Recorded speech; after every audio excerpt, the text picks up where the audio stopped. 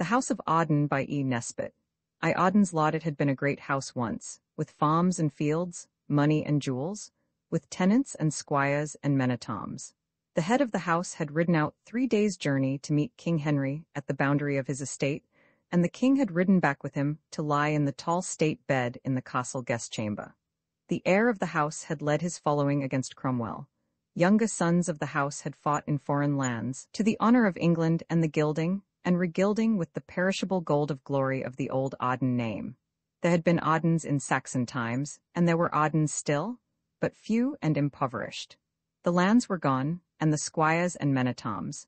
The castle itself was roofless, and its unglazed windows stared blankly across the fields of strangers that stretched right up to the foot of its grey, weather-worn walls. And of the male Ardens there were now known 2 only, an old man and a child. The old man was Lord Arden, the head of the house, and he lived lonely in a little house built of the fallen stones that time and Cromwell's round shot had cast from the castle walls. The child was Edred Arden, and he lived in a house in a clean, windswept town on a cliff. It was a bright-faced house with bow windows and a green balcony that looked out over the sparkling sea. It had 3 neat white steps and a brass knocker, pale and smooth with constant rubbing. It was a pretty house, and it would have been a pleasant house but for one thing, the lodgers. For I cannot conceal from you any longer that Edred Arden lived with his aunt, and that his aunt let lodgings. Letting lodgings is one of the most unpleasant of all possible ways of earning your living, and I advise you to try every other honest way of earning your living before you take to that, because people who go to the seaside and take lodgings seem, somehow, much harder to please than the people who go to hotels. They want ever so much more waiting on, they want so many meals, and at such odd times. They ring the bell almost all day long. They bring in sand from the shore in every fold of their clothes, and it shakes out of them onto the carpets and the sofa cushions, and everything in the house. They hang long streamers of wet seaweed against the pretty roses of the new wallpapers, and their washhand basins are always full of sea anemones and shells. Also, they are noisy. Their boots seem to be always on the stairs, no matter how bad a headache you may have, and when you give them their bill, they always think it is too much, no matter how little it may be. So do not let lodgings if you can help it. Miss Arden could not help it. It happened like this. Edred and his sister were at school. Did I tell you that he had a sister? Well, he had, and her name was Elfrida. Miss Arden lived near the school, so that she could see the children often. She was getting her clothes ready for her wedding, and the gentleman who was going to marry her was coming home from South America, where he had made a fortune. The children's father was coming home from South America, too, with the fortune that he had made, for he and Miss Arden's sweetheart were partners. The children and their aunt talked whenever they met of the glorious time that was coming, and how, when Father and Uncle Jim, they called him Uncle Jim already, came home, they were all going to live in the country and be happy ever after.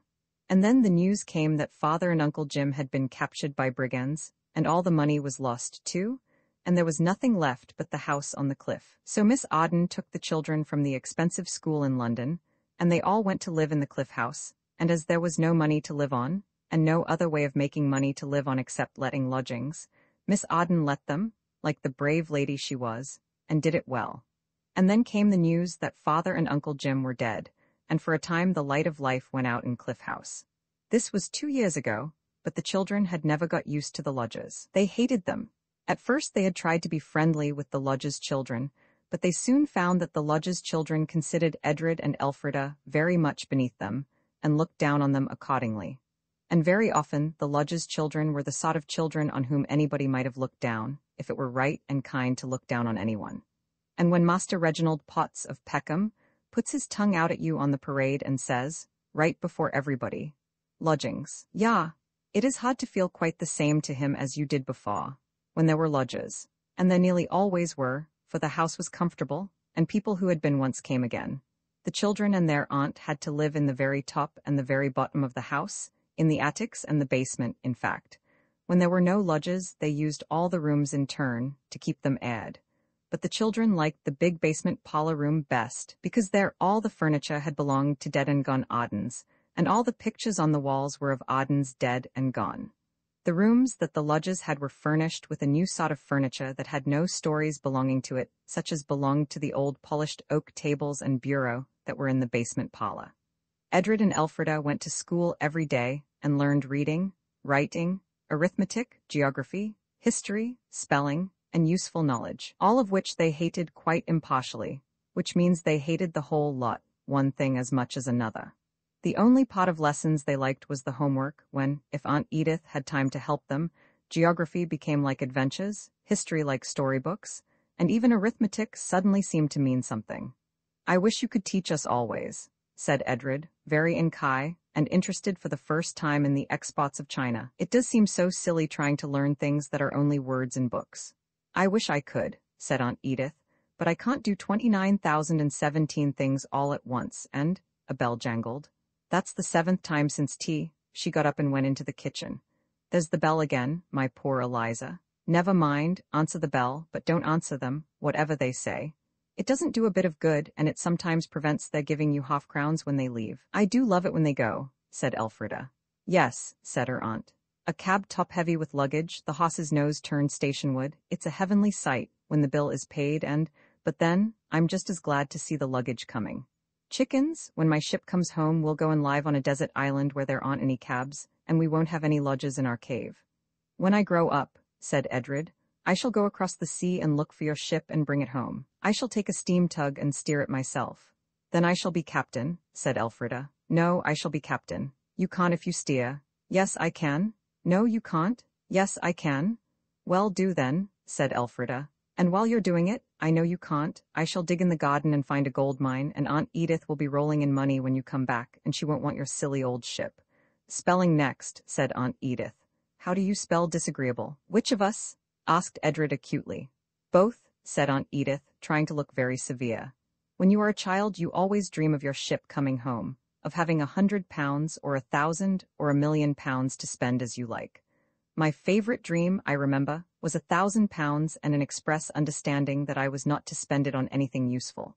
And when you have dreamed of your £1,000,000, or your 1,000, or your 100, you spend happy hour on hour in deciding what presents you will buy for each of the people you are fond of, and in picturing their surprise and delight at your beautiful presents and your wonderful generosity. I think very few of us spend our dream fortunes entirely on ourselves. Of course, we buy ourselves a motor bicycle straight away, and footballs and bats, and dolls with real hair, and real china tea sets, and large boxes of mixed chocolates and Treasure Island, and all the books that Mrs. Ewing ever wrote, but when we have done that we begin to buy things for other people. It is a beautiful dream, but too often, by the time it comes true, up to £100 or 1,000, we forget what we used to mean to do with our money, and spend it all in stocks and shares, and eligible building sites, and fat cigars, and fur coats. If I were young again, I would sit down and write a list of all the kind things I meant to do when my ship came home, and if my ship ever did come home, I would read that list, but the parlor bell is ringing for the 8th time, and the front door bell is ringing too, and the first floor is ringing also, and so is the second floor, and Eliza is trying to answer 4 bells at once, always a most difficult thing to do. The front door bell was rung by the postman. He brought 3 letters. The first was a bill for mending the lid of the cistern, on which Edred had recently lighted a fire, fortified by an impression that wood could not burn if there were water on the other side. A totally false impression, as the charred cistern lid proved. The second was an inquiry whether Miss Arden would take a clergyman in at half the usual price, because he had a very large family which had all just had measles. And the third was the letter, which is really the seed, and beginning, and backbone, and rhyme, and reason of this story. Edred had got the letters from the postman, and he stood and waited while Aunt Edith read them. He collected postmarks, and had not been able to make out by the thick half-light of the hall gas whether any of these were valuable. The third letter had a very odd effect on Aunt Edith. She read it once, and rubbed her hand across her eyes. Then she got up and stood under the chandelier, which wanted new burners badly, and so burned with a very unlighting light, and read it again. Then she read it a 3rd time, and then she said, "Oh, what is it, Auntie?" Elfrida asked anxiously. "Is it the taxes?" It had been the taxes once, and Elfrida had never forgotten. If you don't understand what this means, ask your poorest relations, who are also likely to be your nicest, and if they don't know, ask the washerwoman. "No, it's not the taxes, darling," said Aunt Edith. "On the contrary, I don't know what the contrary or opposite of taxes is, any more than the children did, but I am sure it is something quite nice, and so were they." "Oh, Auntie, I am so glad." they both said, and said it several times before they asked again. What is it? I'm not quite sure, but I think it's a ship come home. Oh, just a quite tiny little bit of a ship, a toy boat, hardly more than that. But I must go up to London tomorrow the first thing, and see if it really is a ship, and if so, what sort of ship it is. Mrs. Blake shall come in, and you'll be good as gold, children, won't you? Yes, oh yes, said the two.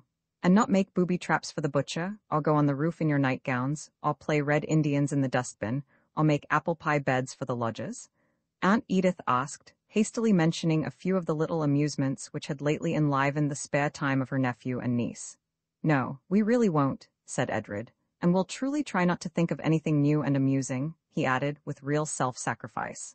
I must go by the 8:30 train. I wish I could think of some way of amusing you, she ended, for she was too kind to say, of keeping you out of mischief for the day, which was what she really thought. I'll bring you something jolly for your birthday, Edred. Wouldn't you like to spend the day with nice Mrs. Hammond? Oh, no, said Edred, and added, on the inspiration of the moment, why mayn't we have a picnic, just Elf and me, on the downs to keep my birthday? It doesn't matter it being the day before, does it? You said we were too little last summer, and we should this, and now it is this, and I have grown 2 inches and Elf's grown 3, so we are 5 inches taller than when you said we weren't big enough. Now you see how useful arithmetic is, said the aunt. Very well, you shall. Only wear your old clothes, and always keep in sight of the road. Yes, you can have a whole holiday. And now to bed. Oh, there's that bell again. Poor, dear Eliza. A Clapham cub belonging to one of the lodges happened to be going up to bed just as Edred and Elfrida came through the baize door that shut off the basement from the rest of the house. He put his tongue out through the banisters at the children of the house and said, Little slavies. The cub thought he could get up the stairs before the two got round the end of the banisters, but he had not counted on the long arm of Elfrida, whose hand shot through the banisters and caught the cub's leg and held on to it till Edred had time to get round. The two boys struggled up the stairs together and then rolled together from top to bottom, where they were picked up and disentangled by their relations. Except for this little incident, going to bed was uneventful. Next morning, Aunt Edith went off by the 8:30 train. The children's school satchels were filled, not with books, but with buns. Instead of exercise books, there were sandwiches, and in the place of Inkai pencil boxes were 2 magnificent boxes of peppermint creams which had cost a whole shilling each, and had been recklessly bought by Aunt Edith in the agitation of the parting hour when they saw her off at the station. They went slowly up the red brick-paved sidewalk that always looks as though it had just been washed, and when they got to the top of the hill, they stopped and looked at each other. It can't be wrong, said Edred. She never told us not to, said Elfrida. I've noticed, said Edred, that when grown-up people say they'll see about anything you want, it never happens. I've noticed that too, said Elfrida. Auntie always said she'd see about taking us there.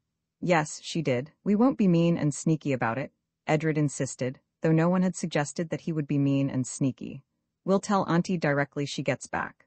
Of course, said Elfrida, rather relieved, for she had not felt at all sure that Edred meant to do this. After all, said Edred, it's our castle. We ought to go and see the cradle of our race, that's what it calls it in Cliffgate and its environs. I say, let's call it a pilgrimage. The satchels will do for packs, and we can get halfpenny walking sticks with that penny of yours. We can put peas in our shoes if you like, he added generously. We should have to go back for them, and I don't expect the split kind count anyhow. And perhaps they'd hurt, said Elfrida doubtfully. And I want my penny for, she stopped, warned by her brother's frown. All right then, she ended, you can have it. Only give me half next time you get a penny, that's only fair. I'm not usually unfair, said Edred coldly. Don't let's be pilgrims. But I should like to, said Elfrida. Edred was obstinate. No, he said, we'll just walk. So they just walked, rather dismally. The town was getting thinner, like the tract of stocking that surrounds a hole. The houses were farther apart and had large gardens. In one of them, a maid was singing to herself as she shook out the mats, a thing which, somehow, maids don't do much in towns. Good luck, says I to my sweetheart, for I will love you true, and all the while we've got to part, my luck shall go with you.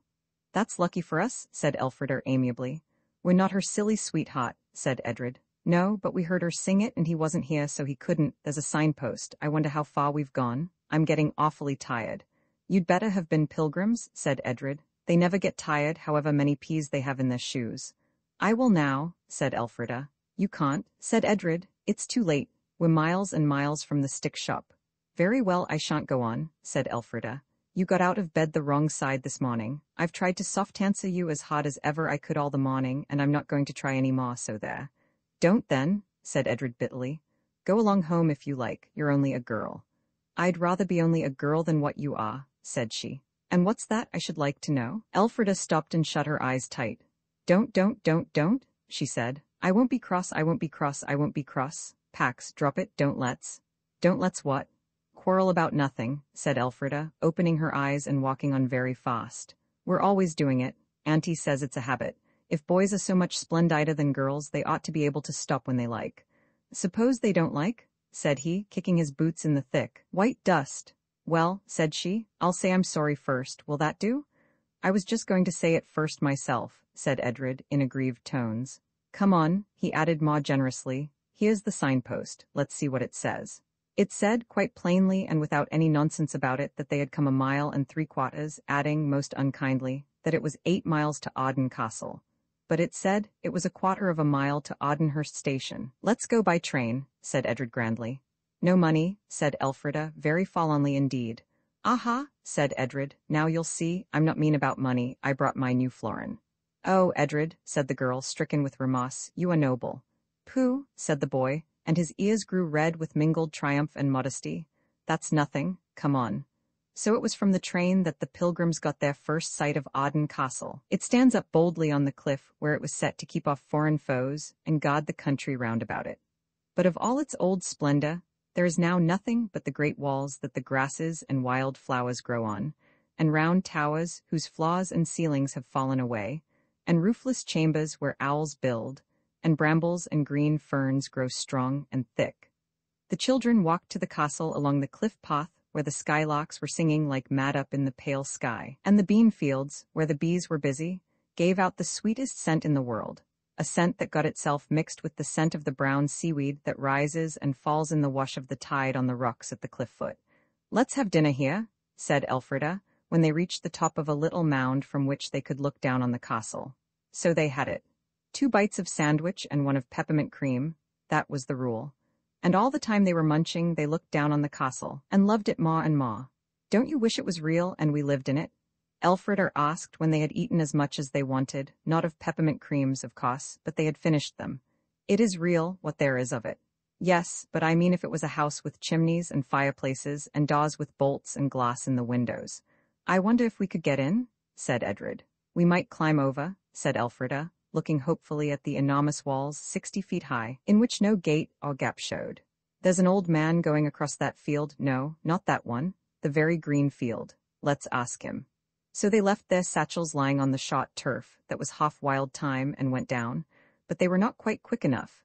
Before they could get to him, the old man had come through the field of young corn, clambered over a stile, and vanished between the high hedges of a deep-sunk lane. So over the stile and down into the lane went the children, and caught up with the old man just as he had clicked his garden gate behind him and had turned to go up the bricked path between beds of woodruff, and anemones, and narcissus, and tulips of all colors. His back was towards them. Now it is very difficult to address a back politely. So you will not be surprised to learn that Edred said, "Hi," and Elfrida said, "Halloa, I say." The old man turned and saw at his gate 2 small figures dressed in what is known as sailor costume. They saw a very wrinkled old face with snowy hair and mutton-chop whiskers of a silvery whiteness. There were very bright twinkling blue eyes in the sun-browned face, and on the clean-shaven mouth a kind, if tight, smile. "Well," said he, "and what do you want?" "We want to know," said Elfrida. "About the castle," said Edred. "Can we get in and look at it?" "I've got the keys," said the old man, and put his hand in at his door and reached them from a nail. "I suppose no one lives there," said Elfrida. "Not now," said the old man, coming back along the garden path. "Lord Arden, he died a fortnight ago come Tuesday, and the place is shut up till the new lord's found." "I wish I was the new lord," said Edred as they followed the old man along the lane. "And how old might you be?" the old man asked. "I'm 10 nearly. It's my birthday tomorrow," said Edred. "How old are you?" "Getting on for 80. I've seen a deal in my time. If you was the young lord, you'd have a chance none of the rest of them ever had, you being the age you are." "What sort of chance?" "Why," said the old man, "don't you know the saying? I thought everyone knowed it hereabouts." "What saying?" "I ain't got the wind for saying and walking too," said the old man, and stopped. "Leastways, not poetry." He drew a deep breath and said, when Arden's laud still lacketh 10 and may not see his 9 again. Let Arden stand as Arden may on Arden knoll at death of day. If he have skill to say the spell he shall find the treasure, and all be well. I say, said both the children. And where's Arden knoll? Edred asked. Up yonder. He pointed to the mound where they had had lunch. Elfrida inquired, what treasure? But that question was not answered, then. If I'm to talk I must set me down, said the old man. Shall we set down here, or set down inside of the castle? Two curiosities struggled, and the stronger won. In the castle, said the children. So it was in the castle, on a pillar fallen from one of the chapel arches, that the old man sat down and waited. When the children had run up and down the grassy enclosure, peeped into the ruined chambers, picked their way along the ruined colonnade, and climbed the steps of the only tower that they could find with steps to climb, then they came and sat beside the old man on the grass that was white with daisies, and said, Now then. Well then, said the old man, you see the Ardens was always great gentry. I've heard say there's always been Ardens here since before William the Conqueror, whoever he was. 1066, said Edred to himself, and they had their ups and downs like other folks, great and small, and once when there was a war or trouble of some sort abroad, there was a lot of money, and jewelry, and silver plate hidden away. That's what it means by treasure. And the men who hid it got killed. Ah, them was unsafe times to be alive in, I tell you, and nobody never knew where the treasure was hid. Did they ever find it? Ain't I telling you? And a wise woman that lived in them old ancient times, they went to her to ask her what to do to find the treasure, and she had a fit directly, what you'd call a historical fit nowadays. She never said nothing worth hearing without she was in a fit, and she made up the saying all in poetry whilst she was in her fit, and that was all they could get out of her. And she never would say what the spell was. Only when she was a-dying, Lady Arden, that was then, was very took up with nursing of her, and before she breathed her lastest she told Lady Arden the spell. He stopped for lack of breath. And what is the spell? Said the children, much more breathless than he. Nobody knows, said he. But where is it? Nobody knows, but I've eared say it's in a book in the library in the house yonder. But it ain't no good, because there's never been a Lord Arden come to his title without he's left his 10 years far behind him. Edred had a queerer feeling in his head than you can imagine. His hands got hot and dry, and then cold and damp. I suppose, he said, you've got to be Lord Arden? It wouldn't do if you were just plain John or James or Edred Arden, because my name's Arden, and I would like to have a try. The old man stooped, caught Edred by the arm, pulled him up, and stood him between his knees. Let's have a look at you, sonny, he said, and had a look. Aye, he said, you're an Arden for sure. To think of me not seeing that. I might have seen your long nose and your chin that sticks out like a spur. I ought to have known it anywhere, but my eyes ain't what they was. If you was Lord Arden, what's your father's name? His christened name, I mean? Edred, the same as mine, but father's dead, said Edred gravely. And your grandfather's name? It wasn't George, was it, George William? Yes, it was, said Edred. How did you know? The old man let go Edred's arms and stood up. Then he touched his forehead and said, I've worked on the land ere man and boy, and I'm proud I've lived to see another Lord Arden take the place of him as is gone. Lock alive, boy, don't gawp like that, he added sharply. You're Lord Arden right enough. I can't be, gasped Edred. Auntie said Lord Arden was a relation of ours, a sort of great-uncle, cousin. That's it, missy, the old man nodded. Lord Arden, christened name James, was first cousin to Mr. George as was your grandfa. His son was Mr. Edred, as is your father. The late Lord not havin' any sons, nor daughters neither for the matter of that. The title comes to your branch of the family. I've heard Snigsworthy, the lawyer's apprentice from Lewis, tell it over 50 times this last 3 weeks. You're Lord Arden, I tell you.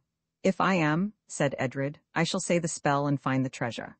You'll have to be quick about it, said Elfrida. You'll be over 10 the day after tomorrow. So I shall, said Edred. When you're Lord Arden, said the old man very seriously, I mean when you grow up to enjoy the title, as please God you may, you remember the poor and needy. Young master, that's what you do. If I find the treasure I will, said Edred. You do it whether or no, said the old man. I must be getting along home. You'd like to play about a bit, eh? Well, bring me the keys when you've done. I can trust you not to hurt your own place that's been in the family all these hundreds of years. I should think you could, said Edred proudly. Goodbye and thank you. Goodbye, my lord, said the old man and went. I say, said Edred, with the big bunch of keys in his hand, if I am Lord Arden? You are, said Elfrida. I am perfectly certain you are, and I suppose I'm Lady Arden. How perfectly ripping. We can shut up those lodging children now anyhow. What's up? Edred was frowning and pulling the velvet covering of moss off the big stone on which he had absently sat down. "Do you think it's burglarish," he said slowly, "to go into your own house without leave?"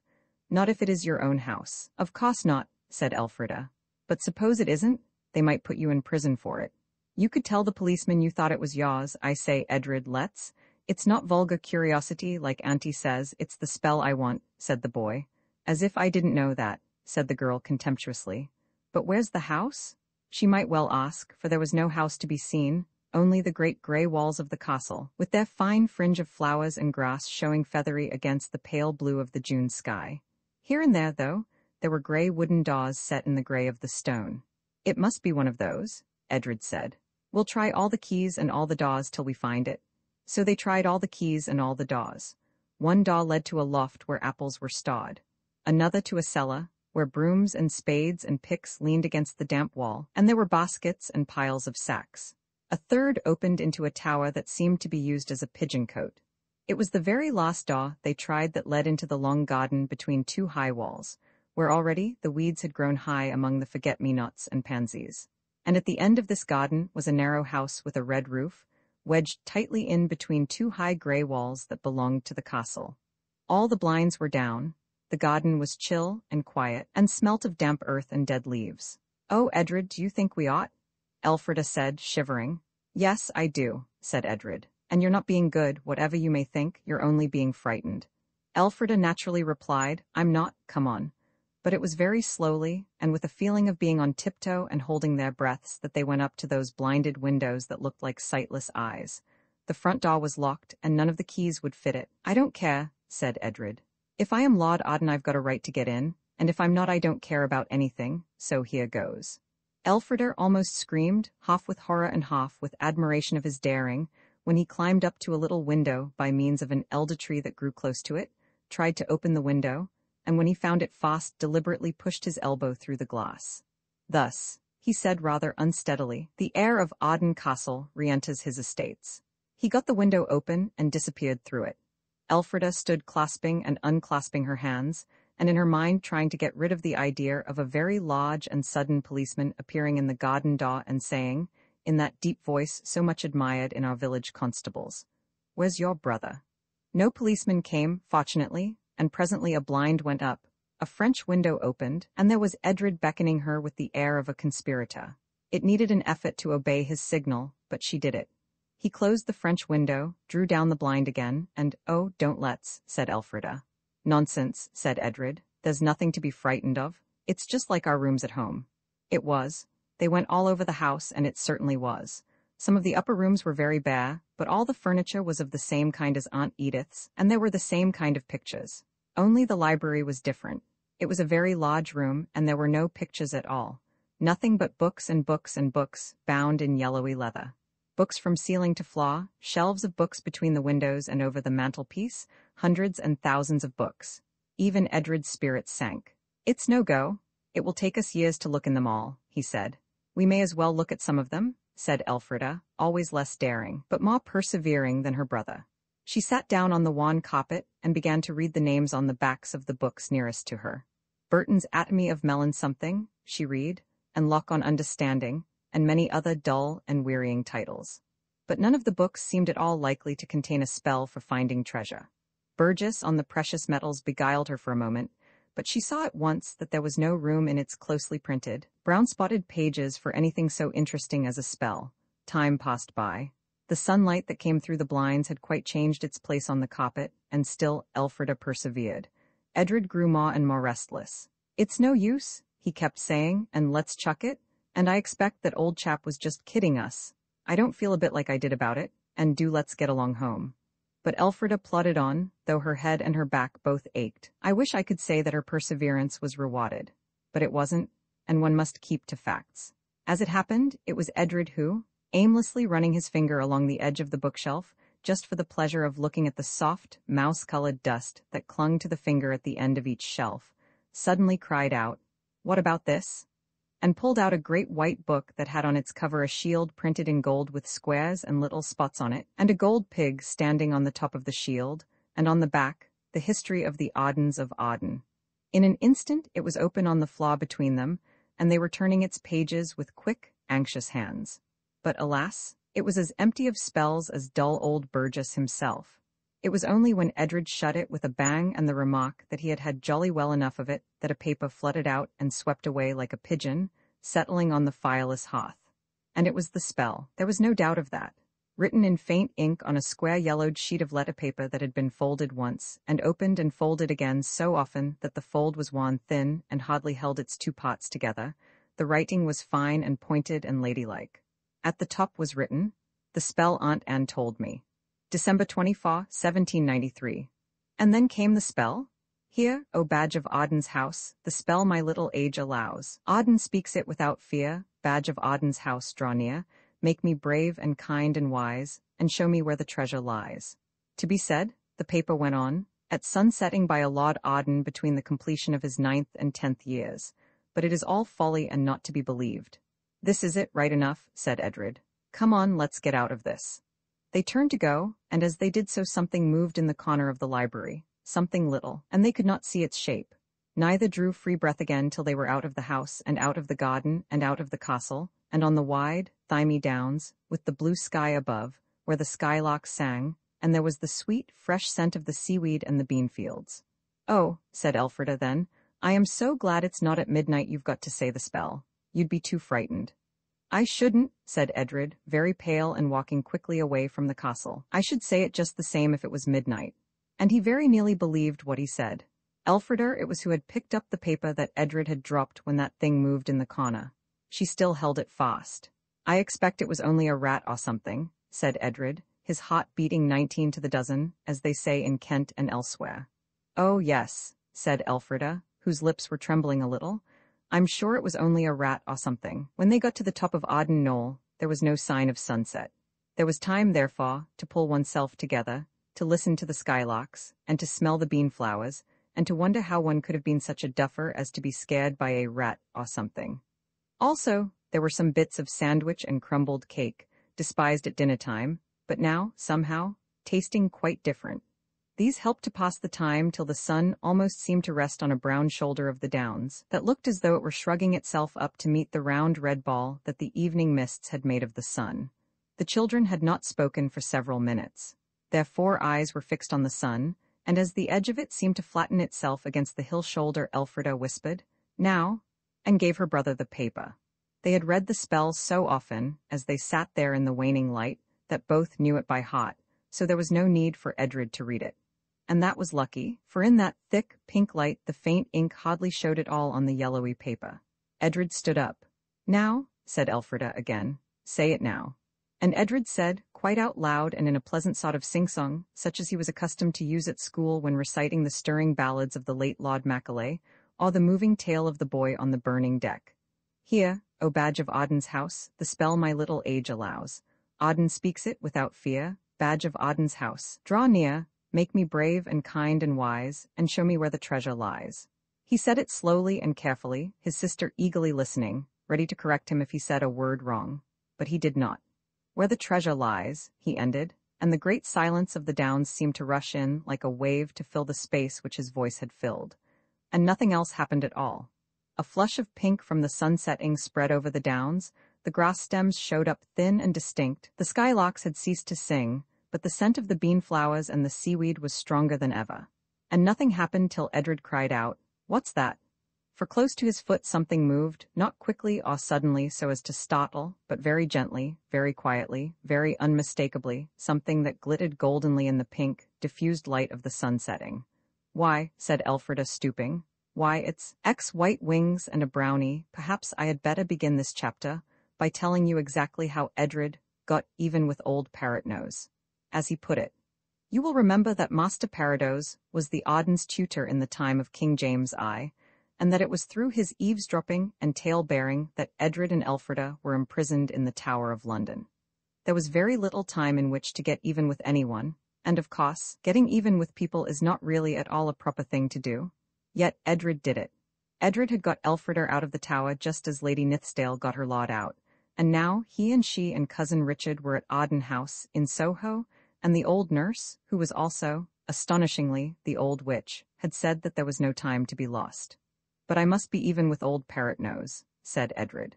He was feeling awfully brave and splendid inside because of the way he had planned and carried out the Nithsdale rescue of Elfrida.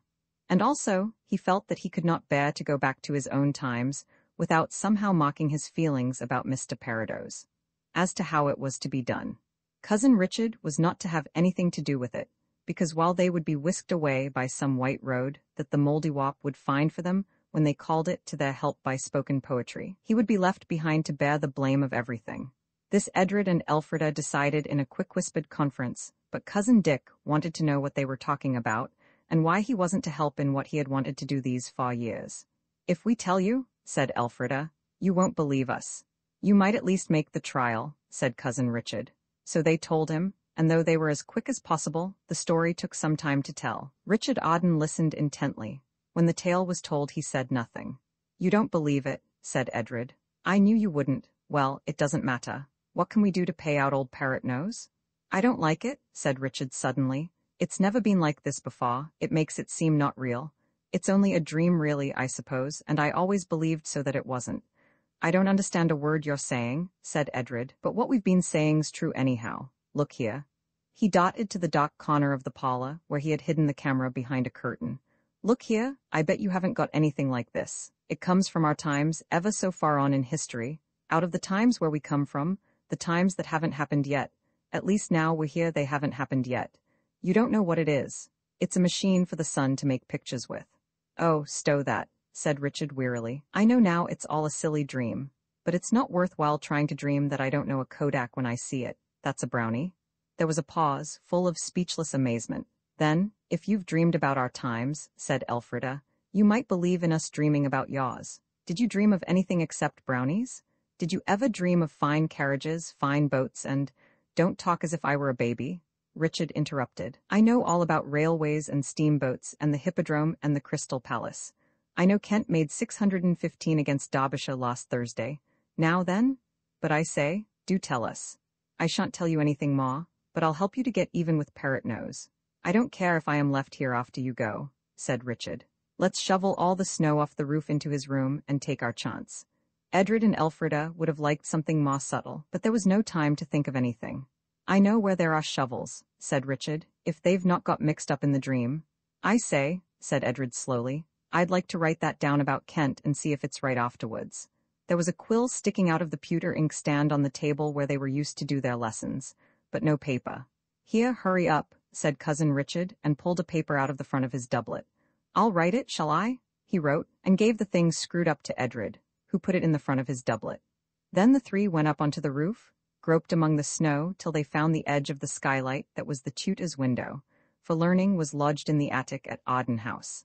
They broke the thick glass with the edges of their spades, and shoveled in the thick, white snow, shoveled all the harder for the shouts and angry words that presently sounded below them. Then, when Mr. Parados came angrily up onto the roof, shivering and stumbling among the snow, they slipped behind the chimney stack, and so got back to the trapdoor before he did, and shut it and bolted it, and said, "Aha!" underneath it, and went away, locking his room door as they passed, and leaving him to stand there on the roof and shout for help from the street below, or else to drop through his broken skylight into the heaped snow in his room. He was quite free, and could do whichever he chose. They never knew which he did choose, and you will never know either. And then Richard was sent to bed by the old witch-nurse and went, and the Mouldiwarp was summoned, and insisted that the only way back to their own times was by jumping off the roof. And of course, Mr. Parados was on the roof, which made all the difference, and the soldiers of the guard were knocking at the front door with the butts of their pistols. "But we can't go onto the roof," said Edred, and explained about Mr. Parados. "Humph," said the Mouldiwarp, "that's terrible unfortunate, that is. Well, the top landing window will have to do, that's all. Where's the other child?" "Gone to bed," said the witch-nurse shortly. "Tee-hee," chuckled the Mouldiwarp. "Some people's too clever by half. Think of you not having found that out, and you a witch too. Tee-hee." And all the time the soldiers were hammering away like mad at the front door. Elfrida caught the Mouldiwarp, and the nurse caught Edred's hand, and the four raced up the stairs to the very top landing, where there was a little window at the very end. The air was keen and cold. The window opened difficultly, and when it was opened the air was much colder than before. "Now then, out with you, ladies first," cried the Mouldiwarp. "You don't really mean," said Elfrida, "you can't mean that we're to jump out into nothing?" I mean you're to jump out right enough, said the Mouldiwarp. What you're to jump into's any pair of shoes, and it's my lookout anyway. It's ours a little too, isn't it? Said Elfrida timidly, and her teeth were chattering. She always said afterwards that it was with cold. Then get along home your way, said the Mouldiwarp, beginning to vanish. Oh, don't go, Elfrida cried, and the pounding on the door downstairs got louder and louder. If I don't then you must, said the Mouldiwarp testily, but it stopped vanishing. Put me down, it said. Put me down and jump, for goodness sake. She put it down. Suddenly the nurse caught Elfrida in her arms and kissed her many times. Farewell, my honey love, she said. All partings are not forever, else I could scarce let thee go. Now climb up, set thy foot here on the beam, now thy knee on the sill. So, jump? Elfrida crouched on the window ledge where the snow lay thick and crisp. It was very, very cold. Have you ever had to jump out of a top-floor window into the dark when it was snowing heavily? If so, you will remember how much courage it needed. Elfrida set her teeth, looking down into black nothing dotted with snowflakes. Then she looked back into a black passage, lighted only by the rushlight the nurse carried. Edred'll be all right, she asked. You're sure he'll jump all right? Of course I shall, said Edred in his new voice. Here, let me go first to show you I'm not a coward. Of course, Elfrida instantly jumped, and next moment Edred jumped too.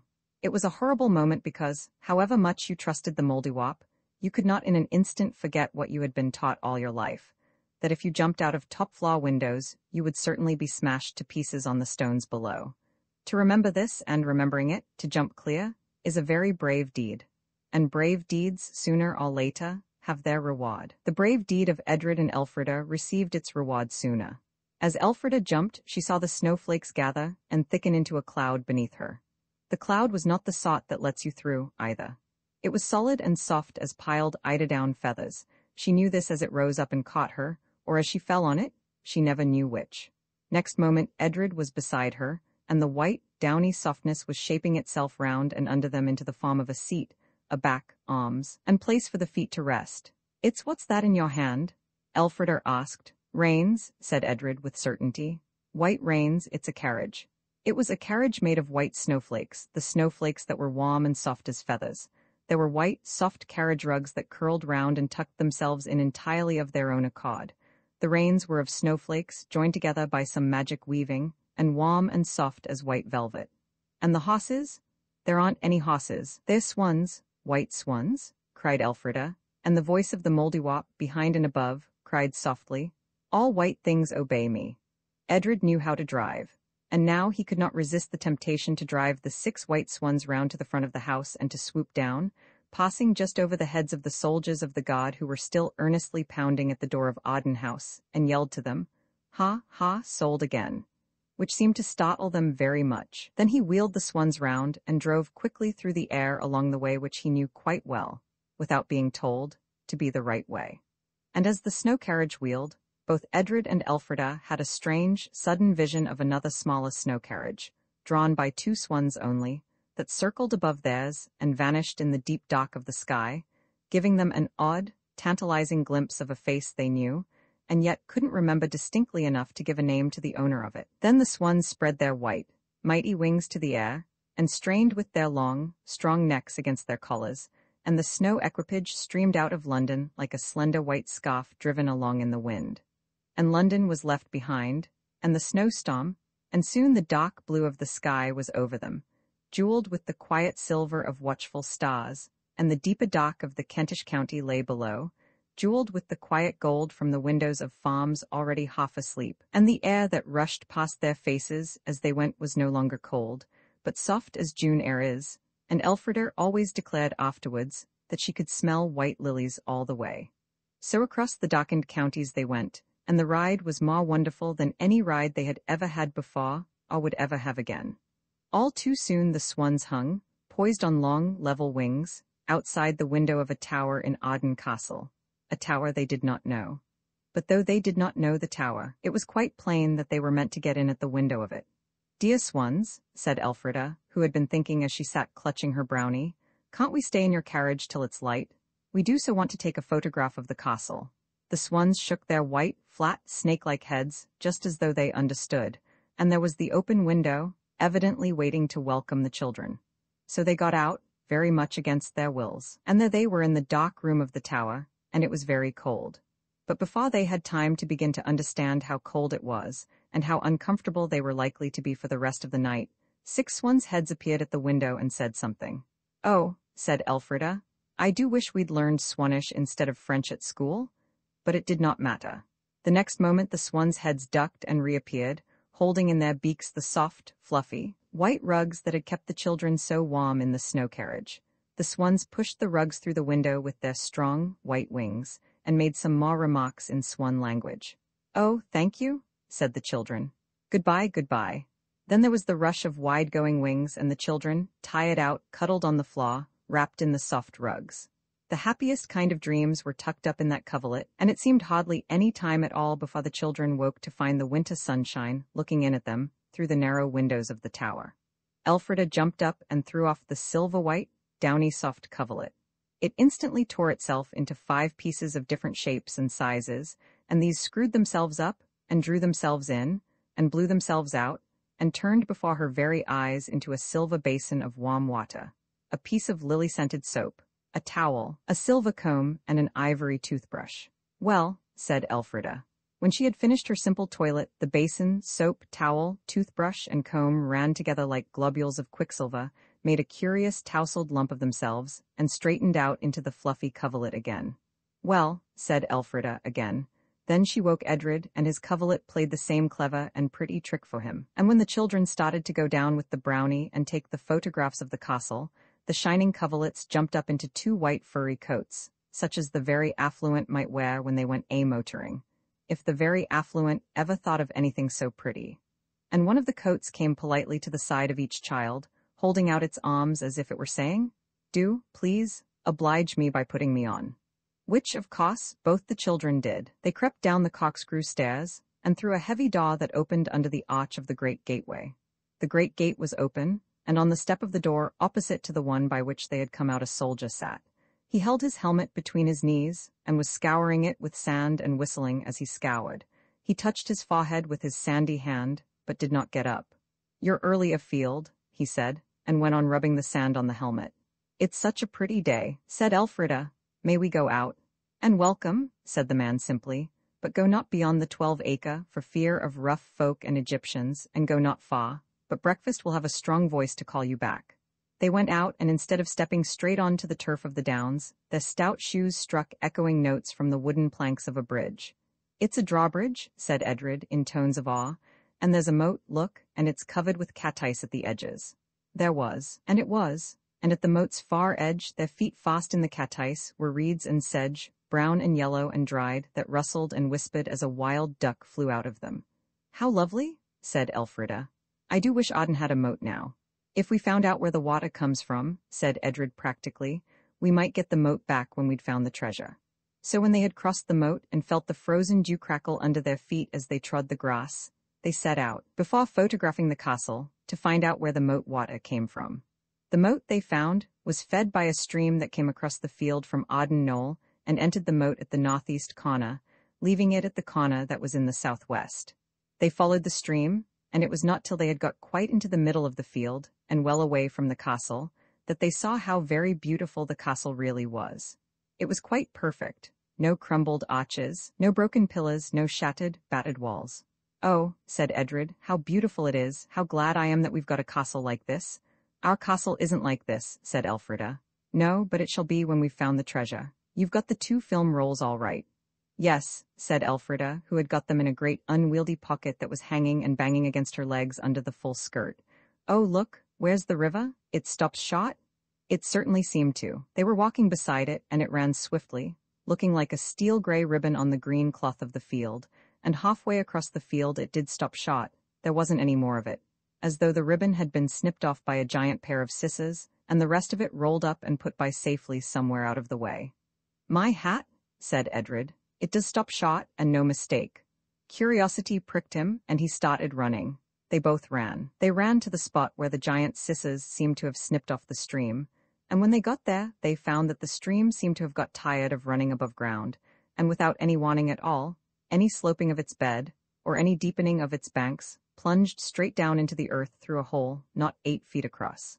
They stood fascinated, watching the water as it shot over the edge of the hole, like a steel band on a driving wheel, smooth and shining, and moving so swiftly that it hardly seemed to move at all. It was Edred who roused himself to say, "I could watch it forever. But we'll have it back, we'll have it back. Come along, let's go and see where it comes from." "Let's photograph this place first," said Elfrida, "so as to know, you know." And the brownie clicked twice. Then they retraced their steps beside the stream and round 2 sides of the moat and across the field to Arden Knoll, and there, oh, wonderful to see, the stream came straight out of the knoll at the pot where it joined on to the rest of the world, came out under a rough, low arch of stone that lay close against the very lip of the water. "So that's where it came from and that's where it goes to," said Elfrida. "I wonder what became of it and why it isn't at Arden now."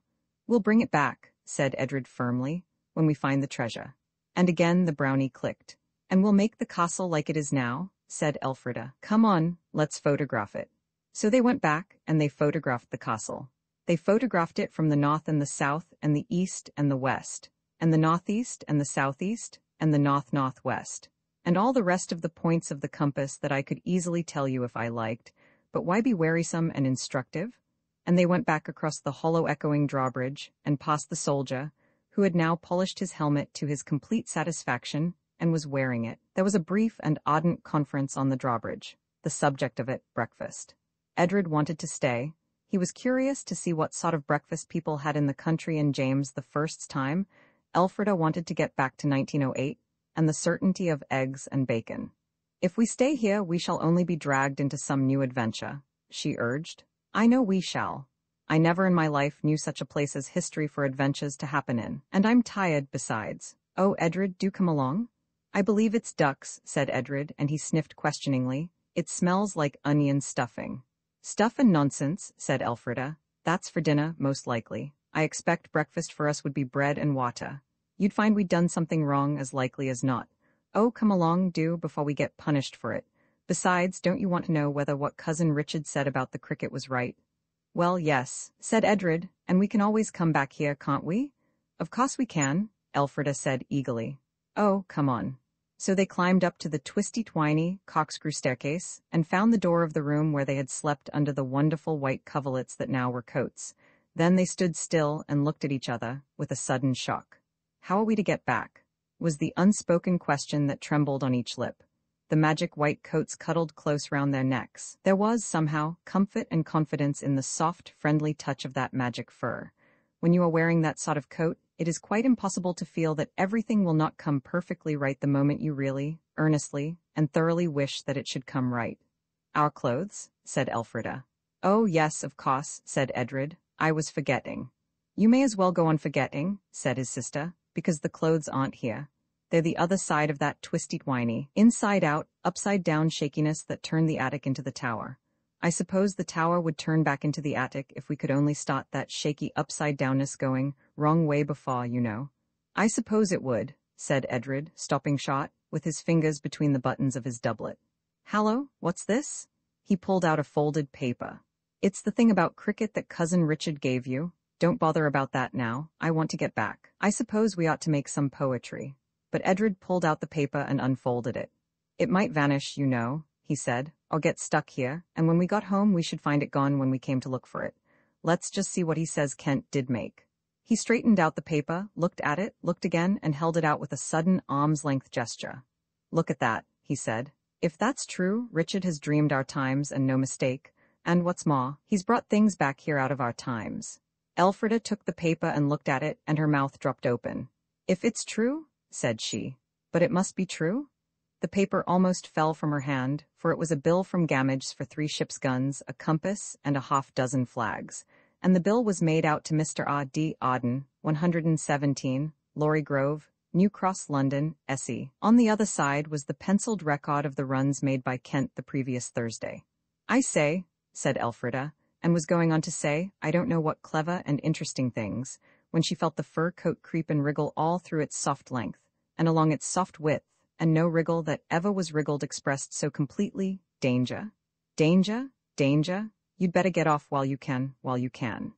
A quite violent ruffling of the fur round the neck of her coat said, as plain as it could speak, "Don't stop to jaw. Go now, now, now. When you say a lady is a true daughter of Eve, you mean that she is inquisitive?" Elfrida was enough Eve's daughter to scurry to the window and look out. A thrill ran right down her backbone and ended in an empty feeling at the ends of her fingers and feet. "Soldiers?" she cried, "and they're after us, I know they are." The fur coat knew it too, if knowledge can be expressed by wriggling. "Oh, and they're pulling up the drawbridge. What for?" said Edred, who had come to the window too. "And I say, doesn't the portcullis look guillotinish when it comes down like that?" Through the window one looked straight down onto the drawbridge, and as the tower stuck out beyond the gate, its side window gave an excellent view of the slowly descending portcullis. "I say," said Elfrida, "my fluffy coat says go, doesn't yours?"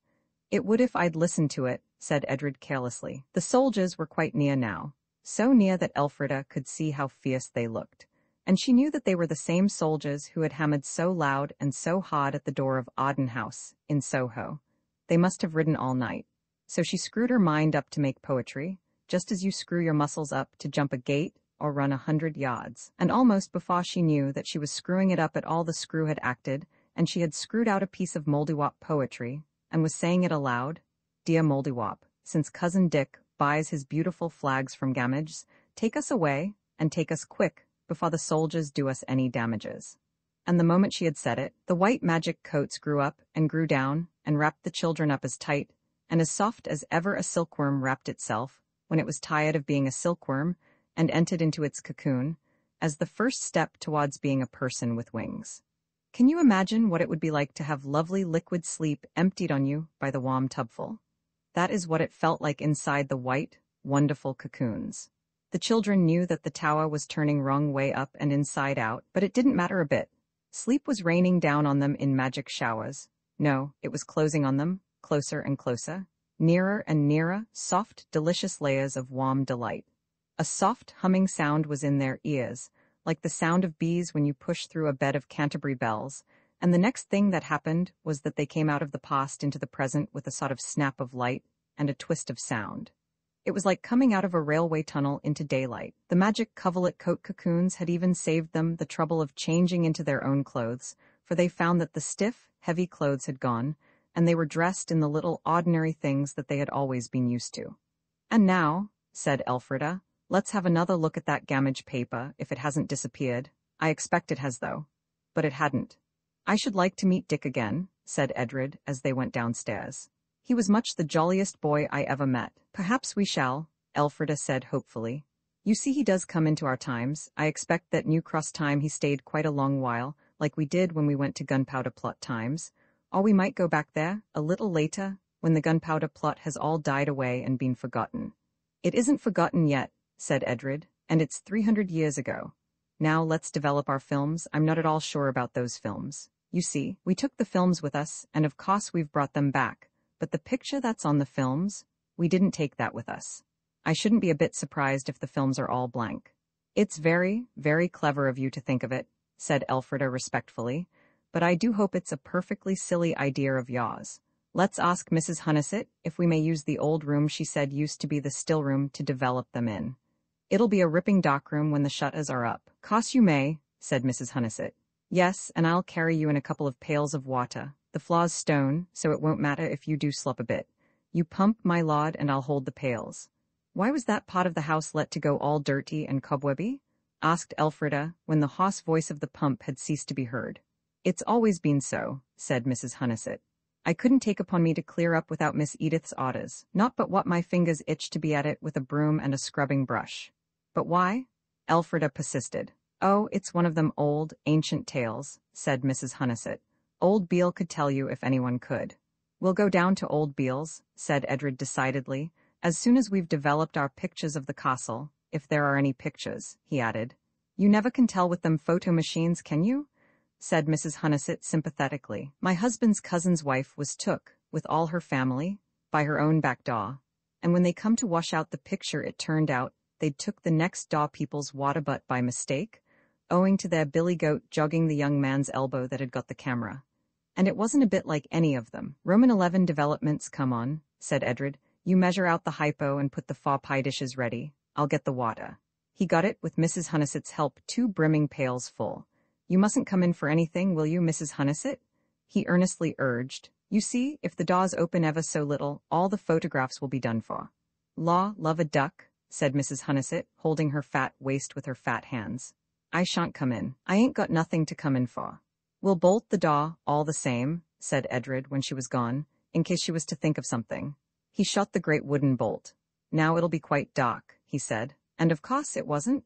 You know the aggravating way rooms have of pretending to be quite dark until you want them to be dark, and then, by no means.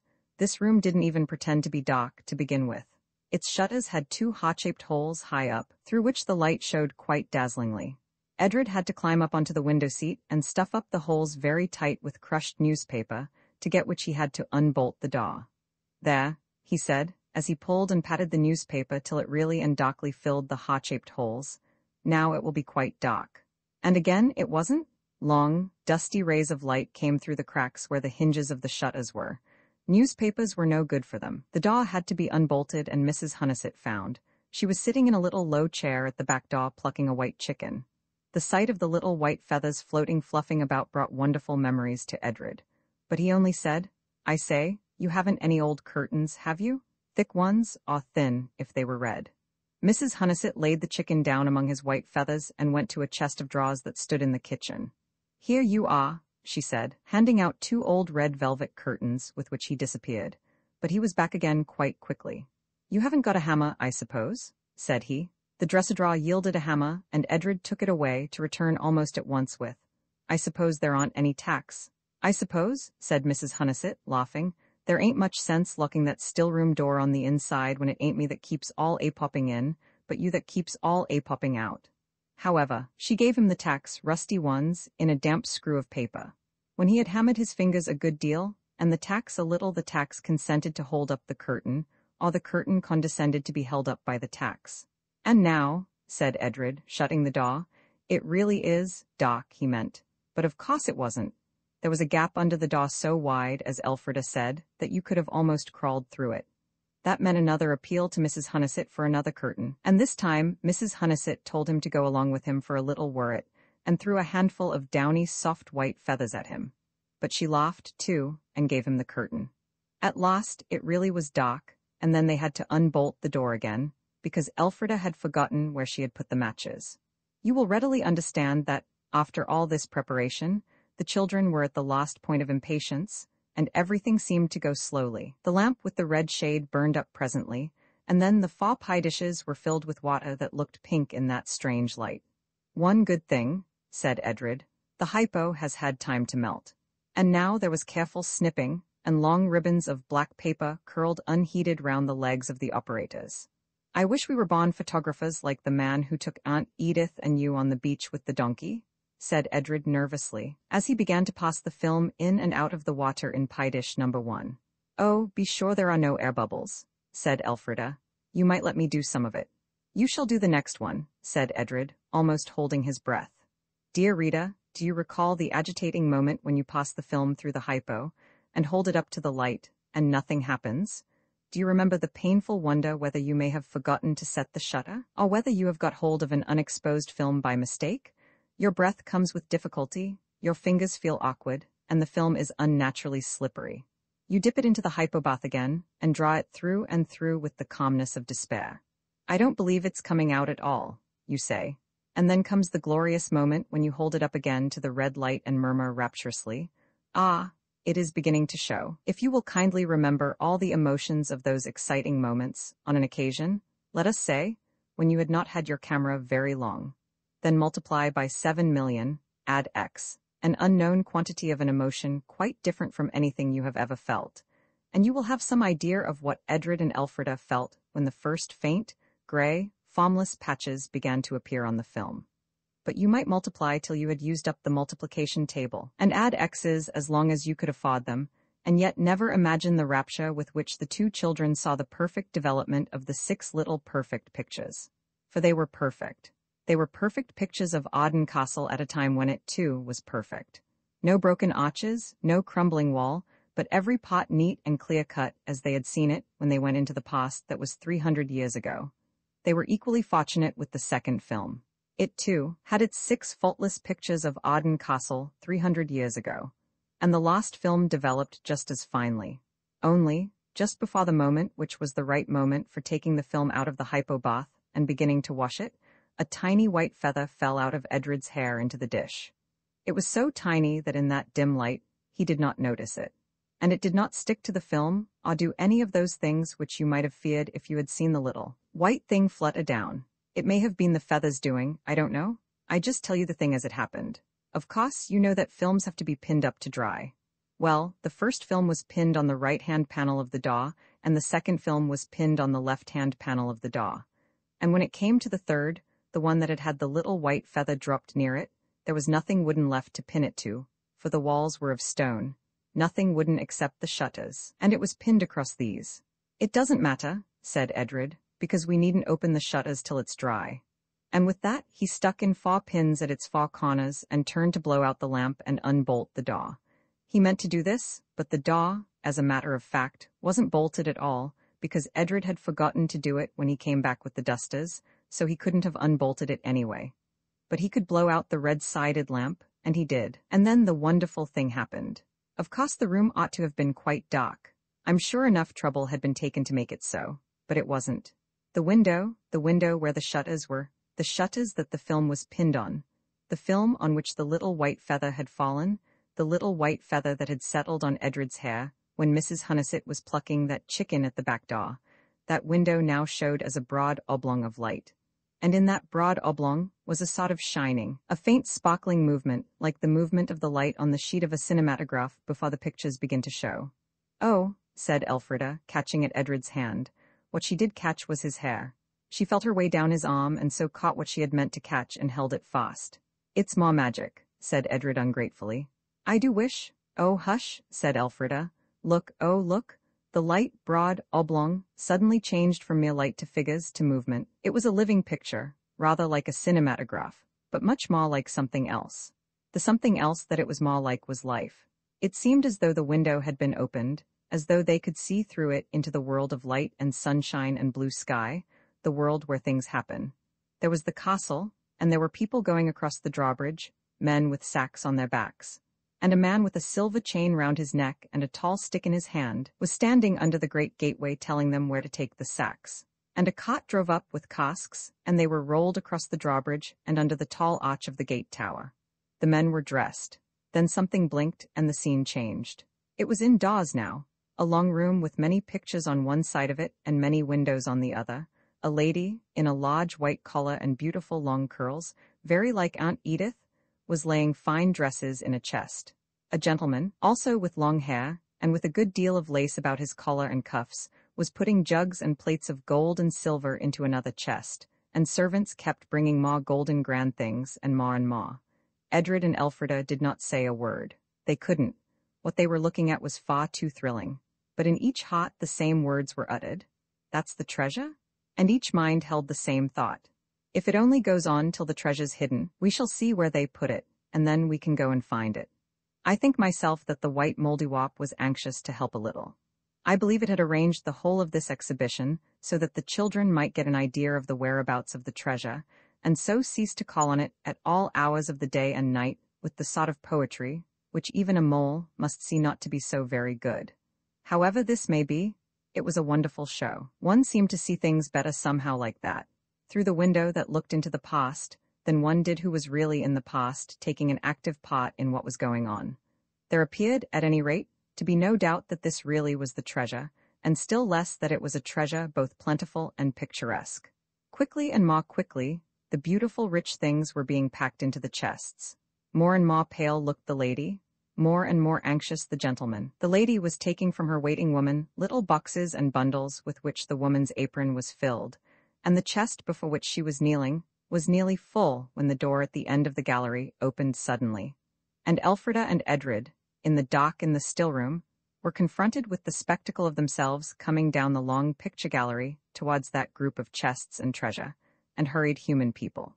They saw themselves in blue silk and lace and black velvet, and they saw on their own faces fear and love, and the wonder what was to happen next. They saw themselves embraced by the grown-ups, who were quite plainly father and mother. They saw themselves speak, and the grown-ups reply. I'd give all my pocket money for a year to hear what they are saying, Edred told himself. That daddy's just like my daddy, Elfrida was telling herself. And just like the daddy in the tower that was so like my own daddy. Then the children in the picture kneeled down, and the daddy in the picture laid his hands on their heads, and the children out of the picture bent their own heads there in the dark still room, for they knew what was happening in the picture. Elfrida even half held out her arms, but it was no good. Again the scene changed. A chest was being carried by 4 men, who strained and staggered under its weight. They were carrying it along a vaulted passage by ropes that passed under the chest and over their shoulders. Every now and then they set it down and stretched, and wiped their faces. And the picture kept on changing so that the children seemed to be going with the men down a flight of stairs into a spacious hall full of men, all talking, and very busy with armor and big boots. And then across the courtyard, full of more men, very busy too, polishing axes and things that looked like spears, cleaning muskets and fitting new flints to pistols and sharpening swords on a big grindstone. Edred would have loved to stay and watch them do these things, but they and their work were gone quite quickly, and the chest and the men who carried it were going under an archway. Here one of the men wanted to rest again, but the others said it was not worthwhile, they were almost there. It was quite plain that they said this, though no sound could be heard. Now we shall really know, said Edred to himself. Elfrida squeezed his hand. That was just what she was thinking too. The men stopped at a door, knocked again, and yet once more. And curiously enough, the children in the still room could hear the sound of the knocking quite plainly, though they had heard nothing else. The men looked at each other across the chest that they had set down. Then one man set his shoulder to the door. There was a scrunching sound and the picture disappeared, went out, and there were the shutters with the film pinned across them, and behind them the door, open, and Mrs. Hunnison telling them that dinner, which was roast rabbit and a boiled hand of pork, would be cold if they didn't make haste and come along. "Oh, Mrs. Hunnison," said Elfrida with deep feeling, "you are too bad, you really are." "I hope I've not spoiled the photos," said Mrs. Hunnison, "but I did knock 3 times and you was that quiet I was afraid something had happened to you, poison yourselves without thinking, or something of that." "It's too bad," said Edred bitterly. "It's much too bad. I don't want any dinner, I don't want anything. Everything's spoiled." "Perhaps," said Mrs. Hunnison patiently, "I might ha' gone on knocking longer, only I thought the door was bolted. You did so keep on a-bolting of it at the beginning, didn't you? So I just got hold of the handle to try, and it come open in my hand. Come along, lovey, don't bear malice now. I didn't go for to do it. And I'll get you some more of whatever it is that's spoiled, and you can take some more photos tomorrow." "You might have known we were all right," said Edred, still furious, but both thought it only fair to say, it wasn't the photographs that were spoiled, and they said it at the same moment. "Then what was it?" said Mrs. Hunnison. "And do come along for goodness sake and eat your dinner while it's hot." It was a different sort of picture," said Elfrida with a gulp, "and it was a pity." "Never mind, love," said Mrs. Hunnison, who was as kind as a grandmother, "and I can't say more than that. There's a lovely surprise coming by and by for good little gels and boys, and the rabbit'll be stone cold if you don't make haste. Leastways, it would have been if I hadn't thought to pop it in the oven when I came to call you, knowing full well what your hands would be like after all that messing about with poison in dishes, and if I was your aunt, I'd forbid it downright.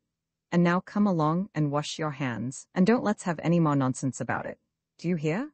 I dare say you noticed that Mrs. Hunnison was quite cross at the end of this speech, and quite coaxing and kind at the beginning. She had just talked herself into being cross. It's quite easy. I dare say you have often done it. It was a silent dinner, the first silent meal since the children had come to Arden Castle. You can judge of Edred's feelings when I tell you that he felt as though the rabbit would choke him, and refused a second helping of gooseberry pie with heartfelt sincerity. Elfrida did not eat so much as usual either. It really was a bit a disappointment, to have been so near seeing where the treasure was, and then, just because they hadn't happened to bolt the door that last time, all was in vain. Mrs. Hunnison thought they were sulking about a silly trifle, and nearly said so when Edred refused the pie. It was at the end of dinner that Elfrida, as she got down from her chair, saw Mrs. Hunnison's face, and saw how different it looked from the kind face that she usually wore. She went over to her very slowly, and very quickly threw her arms round her and kissed her. "I'm sorry we've been so piggy," she said. "It's not your fault that you're not clever enough to know about pictures and things, is it? If Mrs. Hunnison hadn't been a perfect dear, this apology would have been worse than none. But she was a perfect dear, so she laughed and hugged Elfrida, and somehow Edred got caught into the hug and the laugh, and the 3 were friends again. The sky was blue and the sun began to shine, and then the 2 children went down to old Beale's. There were roses in his garden now, and white English flags and lupins and tall foxgloves bordering the little brick path. Old Beale was sitting on a brown Windsor chair, as Edred said, in the sun by his front door. Over his head was a jackdaw in a wicker cage, and Elfrida did not approve of this till she saw the cage door was open, and that the jackdaw was sitting in the cage because he liked it, and not because he must. She had been in prison in the tower, you remember, and people who have been in prison never like to see live things in cages.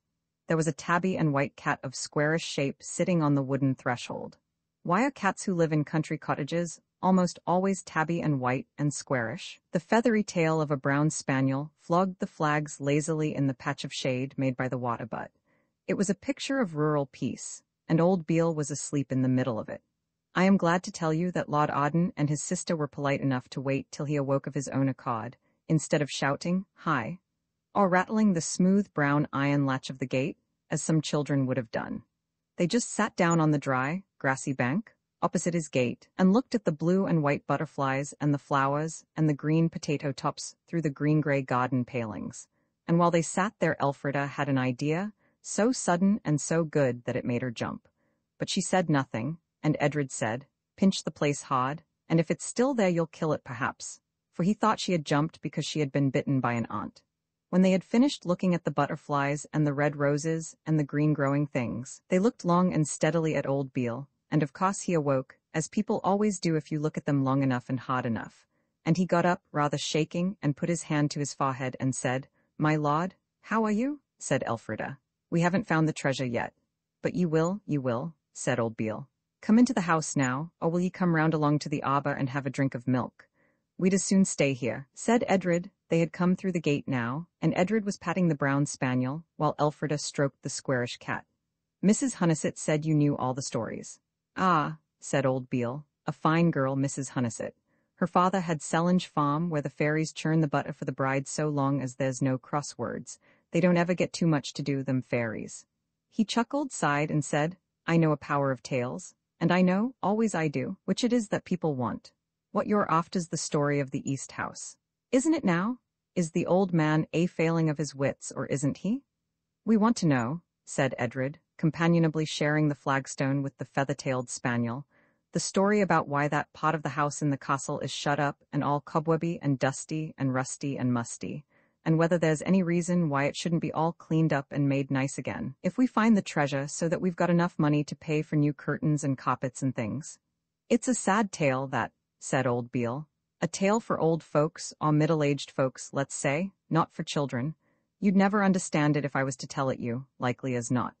"We like grown-up stories," said Elfrida, with dignity, and Edred added, "We can understand anything that grown-ups understand if it's told us properly. I understand all about the laws of gravitation, and why the sun doesn't go round the earth but does the opposite.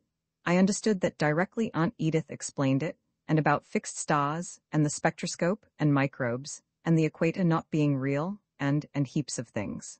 "Ah," said old Beale admiringly, "you'll be busting with book larnin' afore you come to your 21, I lay. I only hope the half of it's true and they're not deceiving of you. A trusting innocent, I never did hold myself with that about the sun not moving. Why, you can see it doing of it with your own naked eyes any day of the week." "You wouldn't deceive anyone," said Elfrida gently. "Do tell us the story." So old Beale began, and he began like this. "It was a long time ago, before my time even it was, but not so long afore, 'cause I can recomember my father talking about it. He was coachman at the castle when it all happened, so, of course, he knew everything there was to know, my mother having been the housekeeper and gone through it all with the family. There was a Miss Elfrida then, same as there is now, only she was old in what you are, missy.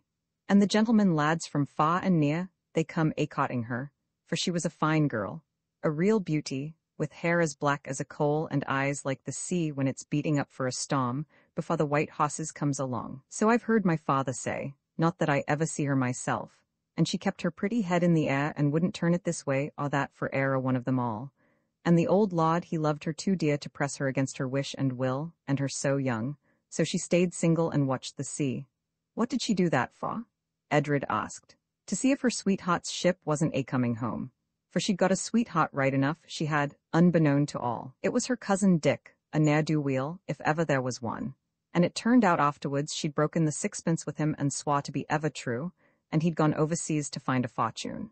And so she watched the sea every day regular, and every day regular he didn't come. But every day, another young chap used to come a-riding, a fine young gentleman and well-to-do, but he was the same kidney as Master Dick, only he'd got a fine fortune, so his wild oats never got a chance to grow strong like Dick's. Poor Dick, said Elfrida. Not so fast, missy, said the old man. Well, her father and mother, they said, have him that's here and loves you, dear, as the saying is, a fruin he was, and his christened name Arnold, and she says no, but they keeps on saying yes, and he keeps on saying do, so they wears her down, telling her Dick was drowned dead for sure, and I don't know what all. And at last she says, very well, then I'll marry you, if you can stand to marry a girl that's got all her heart in the sea along of a dead young chap as she was promised to, and the wedding was set for Christmas. Miss Elfrida, she slept in the room in the east house that looks out towards Arden Knoll, and the servants in the attics, and the old people in the other part of the house. And that night, when all was asleep, I think she heard a tap at her window, and at first she'd think it was the ivy. But no, so presently she'd take heart to go to the window, and there was a face outside that had climbed up by the ivy, and it was her own true love that they'd told her was drowned. How splendid, said Edred. How dreadful for Mr. Fruin, said Elfrida. That's what she thought, miss, and she couldn't face it. So she puts on her riding coat and she gets out of window and down the ivy with him, and off to London. And in the morning, when the bells began to ring for her wedding, and the bridegroom came, there wasn't no bride for him. She left a letter to say she was very sorry, but it had to be, so then they shut up the east house. So that's the story, said Elfrida. Half of it, miss, said old Beale, and he took out a black clay pipe and a screw of tobacco, and very slowly and carefully filled the pipe and lighted it before he went on. They shut up the east house, where she'd been used to sleep, but it was kept swept and dusted, and the old folks was broken-hearted, for never a word come from Miss Elfrida. And if I know anything of the feelings of a parent, they kept on saying to each other, she might ha' trusted us. She might 'a known we'd never 'a denied her nothing. And then one night there was a knock at the door, and there was Miss Elfrida that was Mrs. Dick now, with her baby in her arms. Mr. Dick was dead, sudden an accident, and she'd come home to her father and mother. They couldn't make enough of the poor young thing and her baby. She had her old rooms, and there she lived, and she was getting a bit happier and worshipping of her baby, and the old people worshipping it and her too. And then one night someone comes up the ivy, same as Master Dick did, and takes away, not her, but the baby. How dreadful, breathed Elfrida. Did they get it back? Never, and never a word was ever found out about who took it, or why, or where they took it to. Only a week or two after Mr. Fruin was killed in the hunting field, and as they picked him up he said, Elfrida, tell Elfrida, and he was trying to say what they was to tell her when he died. Some folks hold as 'twas him stole the baby, to be even with her for jilting of him, or else to pretend to find it and get her to marry him out of gratitude. But no one'll ever know. And the baby's mother, she wore away bit by bit to a shadow, and then she died, and after that the east house was shut up for good and all, to fall into rot and ruin like it is now. Don't you cry, missy. I knowed you wouldn't like the story, but you would have it. But don't you cry. It's all long ago, and she and her baby and her young husband's all been happy together in heaven this long time now, I lay. I do like the story, said Elfrida, gulping, but it is sad, isn't it? Thank you for telling it, Edred said, but I don't think it's any good, really, being unhappy about things that are so long ago, and all over and done with. I wish we could go back into the past and find the baby for her, Elfrida whispered, and Edred whispered back. It's the treasure we've got to find. Excuse our whispering, Mr. Beale. Thank you for the story. Oh, and I wanted to ask you who owns the land now, all the land about here, I mean, that used to belong to us Ardens? That Jackson chap, said old Beale, him that made a fortune in the soap boiling. The tallow king, they call him, but he's got too rich for the house he's got. He's bought a bigger place in Yorkshire that used to belong to the Duke of Sanderstead, and the Arden lands are to be sold next year, so I'm told. Oh, said Edred, clasping his hands, if we could only find the treasure and buy back the land. We haven't forgotten what we said the first time. If we found the treasure, we'd make all the cottages comfortable, and new thatch everywhere.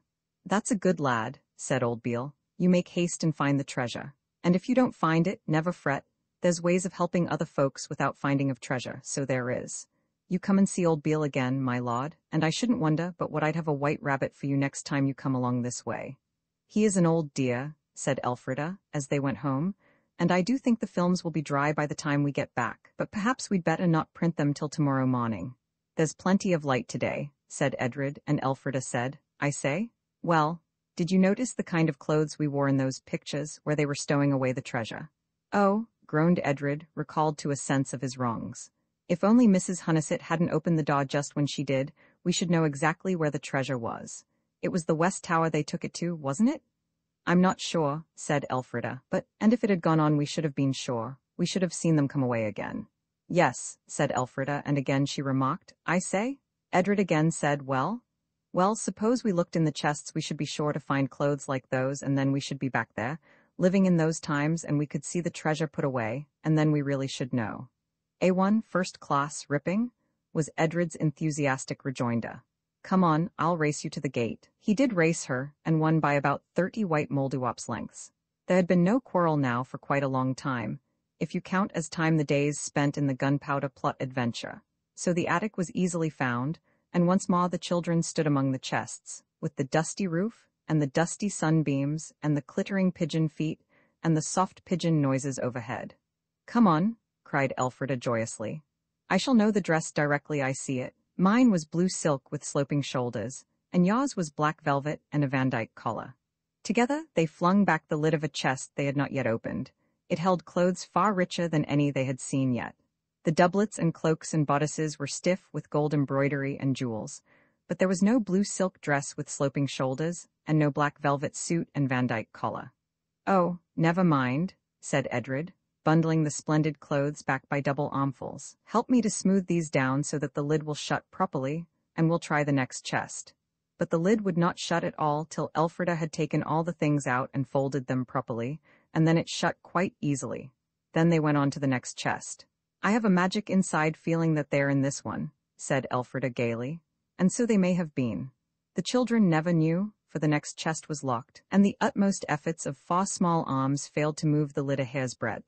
Oh, bother, said Edred, we'll try the next. But the next was locked too, and the next, and the one after that, and the one beyond, and, well, the fact is they were all locked. The children looked at each other in something quite like despair. I feel, said the boy, like a baffled burglar. I feel, said the girl, as if I was just going to understand something. Oh, wait a minute, it's coming. I think, she added very slowly, I think it means if we go anywhere we've got to go wherever it was they wore those glorious stiff gold clothes. That's what the chest's open for. That's what the others are locked for. See? Then let's put them on and go, said Edred. I don't think I want any more Tower of Londons, said Elfrida doubtfully. I don't mind what it is, said Edred. I've found out one thing. We always come safe out of it, whatever it is. And besides, he added, remembering many talks with his good friend Sir Walter Raleigh, an English gentleman must be afraid of nothing save God and his conscience. All right, said Elfrida, laying hands on the chest lid that hid the golden splendor. You might help, she said, but Edred couldn't. He laid hands on the chest, of course, and he pulled and Elfrida pulled, but the chest lid was as fast now as any of the others. Done in the eye, said Edred. It was a very vulgar expression, and I can't think where he picked it up. He that will not when he may, he shall not when he would, said Elfrida, and I do know where she learned that. It was from an old song Mrs. Hunnison used to sing when she blackleaded the stoves. I suppose we must chuck it for today, said Edred, when he had quite hurt his fingers by trying all the chests once more, and had found that every single one was shut tight as wax. Come on, we'll print the photographs. But the films were not dry enough. They never are when you just expect them to be, so they locked the still-room door on the outside and hung the key on a nail high up in the kitchen chimney. Mrs. Hunnison was not in the kitchen at that moment, but she came hurrying in the next. Here you are, my lambs, she said cheerily, and just in time for the surprise. Oh, I'd forgotten the surprise. That makes 2 of it, doesn't it? Said Elfrida. Do tell us what it is. We need a nice surprise to make up for everything, if you only knew. Ah, said Mrs. Hunnison, you mean because of me opening that there door. Well, there is 2 surprises. One's roast chicken. For supper, she added impressively. Then I know the other, said Edred. Aunt Edith's coming. And she was, indeed, at that very moment, as they looked through the window, they saw her blue dress coming over the hill, and joyously tore out to meet her. It was after the roast chicken, when it was nearly dark and almost bedtime, that Aunt Edith said, suddenly, Children, there's something I wanted to tell you. I've hesitated about it a good deal, but I think we oughtn't to have any secrets from each other. Edred and Elfrida exchanged guilty glances. Not real secrets, of course, said Edred hastily, but you don't mind our having magic secrets, do you? Of course not, said Aunt Edith, smiling. And what I'm going to tell you is rather like magic, if it's true. I don't know yet whether it's true or not. Here Aunt Edith put an arm round each of the children as they sat on the broad window seat and swallowed something in her throat and sniffed. Oh, it's not bad news, is it? Elfrida cried. Oh, darling auntie, don't be miserable, and don't say that they've found out that Arden isn't ours, or that Edred isn't really Lord Arden, or something. Would you mind so very much? Said Aunt Edith gently.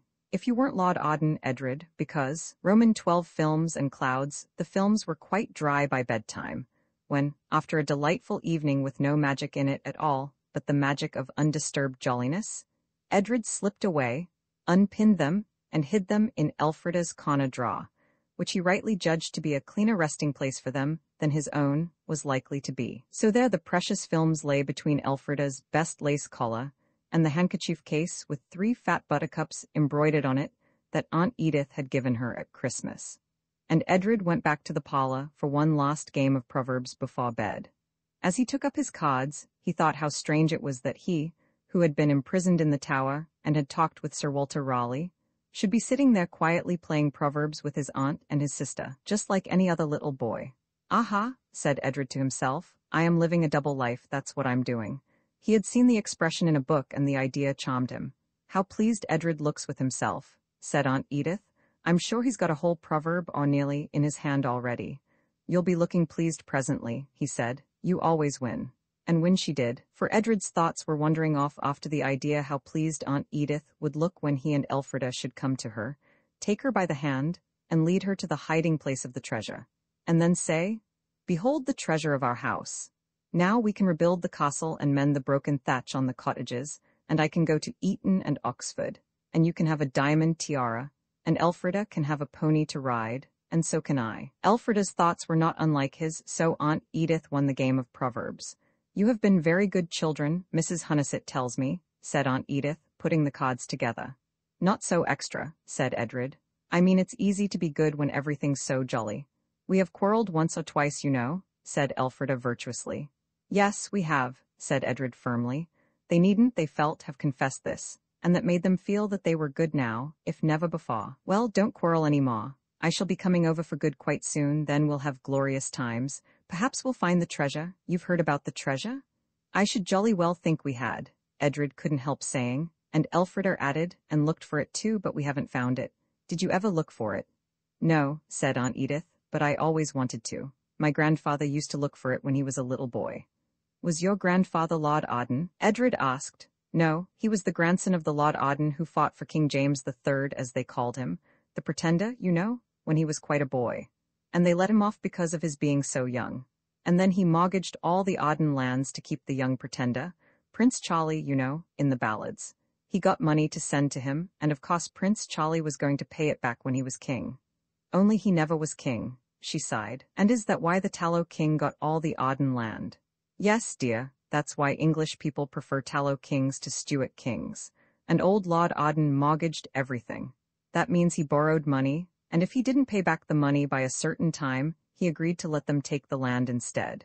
And he couldn't pay, so they took the land, all except a bit in the village and Arden Knoll, that was fixed so that he couldn't part from it. When we get the treasure, we'll buy back the land again, said Edred. The Tallow King's going to sell it. He's got so tallowy that Arden land isn't good enough for him. Old Beale told us. And I say, Auntie, we'll rebuild the castle too, won't we, and mend the holes in the thatch, where the rain comes in people's cottages, I mean. Have you been much into people's cottages? Aunt Edith asked anxiously, with the strange fear of infection which seems a part of a grown-up's nature. Everyone in the village, I think, said Elfrida cheerfully. Old Beale told us we ought to, in case we found the treasure, so as to know what to do. The people are such dears. I believe they like us because we're Ardens. Or is it because Edred's a lord?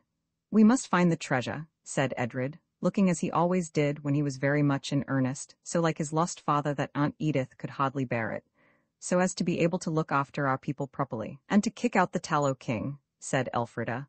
But you won't be discontented if you don't find it, said Aunt Edith. It's only a sort of game, really. No one I ever knew ever found a treasure. And think what we've found already? Arden Castle instead of Sea View Terrace, and the lodges. Good night, chicks. She was gone before they were up in the morning, and the morning's first business was the printing of the photographs. They printed them in the kitchen, because Mrs. Hunnison was turning out the parlor, and besides the kitchen window was wide and sunny, and the old table, scoured again and again till the grain of the wood stood up in ridges, was a nice, big, clear place to stand toning dishes on. They printed on matte paper, because it seemed somehow less common, and more like a picture than the shiny kind.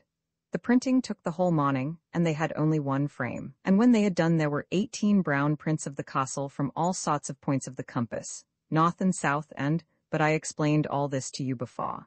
When the prints were dried, which, as you know, is best done by sticking them up on the windows, it became necessary to find a place to put them in. One could not gloat over them forever, though for quite a long time it seemed better to look at them again and again, and to say, "That's how it ought to be, that's the way we'll have it," than to do anything else. Elfrida and Edred took the prints into the parlor, which was now neat as a new pin, and smelt almost too much of beeswax and turpentine, spread them on the polished oval dining table and gloated over them. "You can see every little bit exactly right," said Elfrida.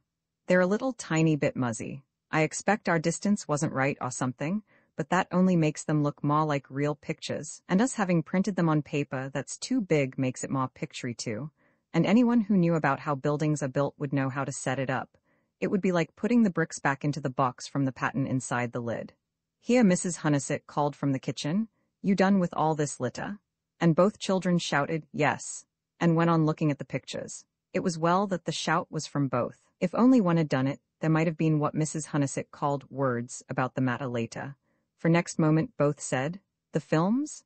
and rushed to the kitchen, just in time to see the kitchen fire enlivened by that peculiar crackling flare which fire and films alone can produce.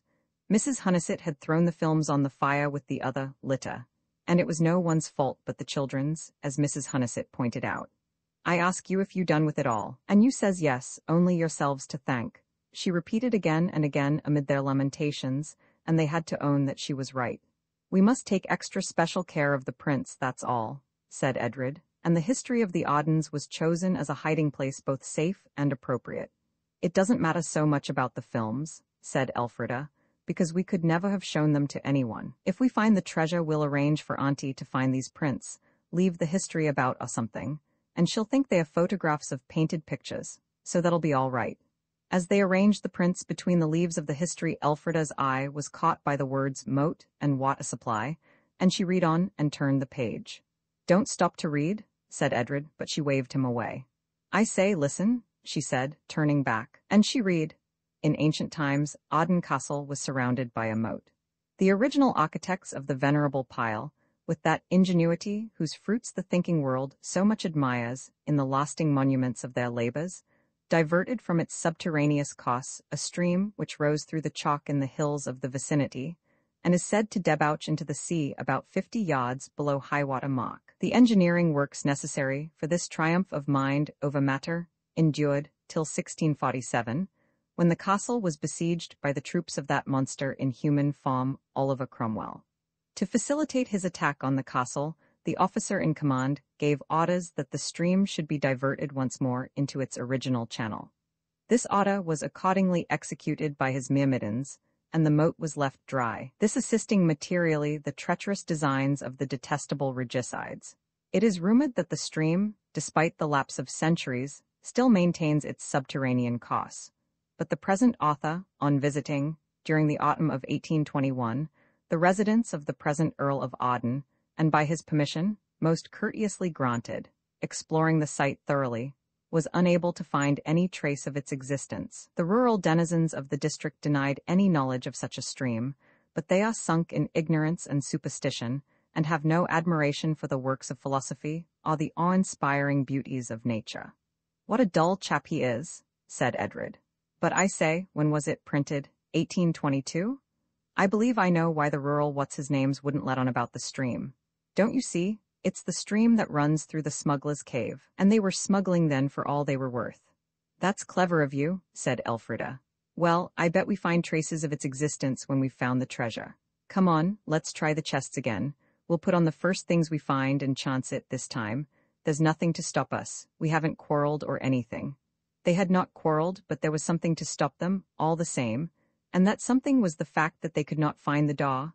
It simply was not there, and we haven't quarreled or anything, said Elfrida, despairing when they had searched the east house again and again, and found no door that would consent to lead them to the wonderful attic where the chests stood in their 2 wonderful rows. She sat down on the top step of the attic stairs, quite regardless of the dust that lay there thick. "It's all up, I can see that," said Edred. "We've muffed it somehow. I wonder whether we oughtn't to have taken those photographs. Do you think perhaps could we have dreamed it all?" "No," said Edred. "There are the prints, at least I suppose they are there. We'll go down and see." Miserably doubting, they went down and saw that the photographs were where they had put them, in between the pages of the history of Arden. "I don't see what we can do. Do you?" said Edred forlornly. It was a miserable ending to the happenings that had succeeded each other in such a lively procession ever since they had been at Arden. It seemed as though a door had been shut in their faces, and not any more, written in very plain letters across the chapter of their adventures. "I wish we could find the witch again," said Elfrida, but she said she couldn't come into these times more than once. "I wonder why," said Edred, kicking his boots miserably against the leg of the table on which he sat. "That Dicky chap must have been here pretty often to have an address at New Cross. I say, suppose we wrote to him. It would be something to do." So they wrote. At least Elfrida did, and they both signed it. This was the letter. "Dear Cousin Richard, you remember meeting us at the gunpowder plot. If you are at these modern times again, we should like to know you and to know how you get into the future. Perhaps we could get into the past the same way, because the way we used to get we can't anymore. Perhaps you could come here next time instead of New Cross. Your affectionate friends at a distance, Miss Elfrida Arden, Lord Edred Arden. P.S. I don't know how lords sign letters because I have not been it long, but you'll know who it is. P.S.S. Remember old Parrot Nose." They walked down to the post with this, and as they went they remembered how they had gone to the George with old Lady Arden's letter in Boney's time, and Edred remarked, listlessly, that it would be rather fun to find the smuggler's cave. So when they had bought a stamp and licked it, and put it on the letter, they went up on the cliff and looked among the furze bushes for the entrance to the smuggler's cave. But they did not find it. Nothing makes you hotter than looking for things that you can't find, and there is no hotter place to look for things than a furze forest on the downs on a sunny summer afternoon. The children were glad to sit down on a clean, smooth, grassy space and look out at the faint blue line of the sea. They had not really enjoyed looking for the smuggler's cave. Vain regrets were busy in each breast. Edred gave voice to them when he said, "Oh, if only we had put those gold clothes on when we had the chance."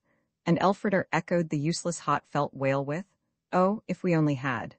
And then they sat in silence and looked at the sea for quite a long time. Now, if you sit perfectly silent for a long time and look at the sea, or the sky, or the running water of a river, something happens to you, a sort of magic. Not the violent magic that makes the kind of adventures that I have been telling you about, but a kind of gentle but very strong inside magic that makes things clear and shows you what things are important and what are not.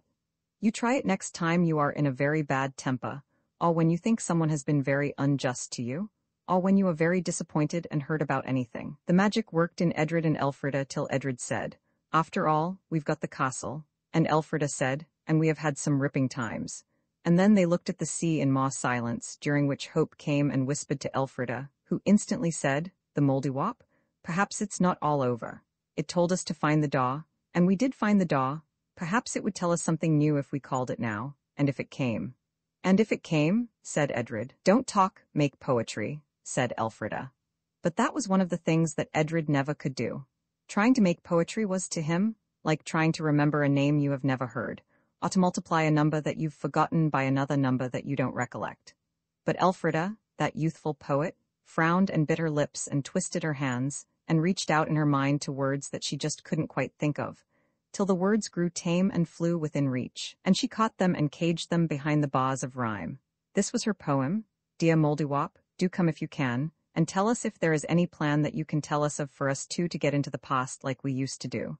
Dear Mouldiwarp, we don't want to worry you, but we are in a frightful hurry." "So you be always," said the white Mouldiwarp, suddenly appearing between them on the yellowy dry grass. Well, well, youth's the season for silliness. What's to do now? I be turble tired of all this. I wish I'd only got to give you the treasure and go my ways.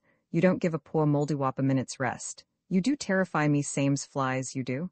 "Is there any other way," said Elfrida, "to get back into the past? We can't find the door now." "'Course you can't," said the mole. "That's a chance gone and gone forever. He that will not when he may, he shall not when he would. Well, tell me where you want to go, and I'll make you a backways working white clock. Anywhere you like, said Edred incautiously.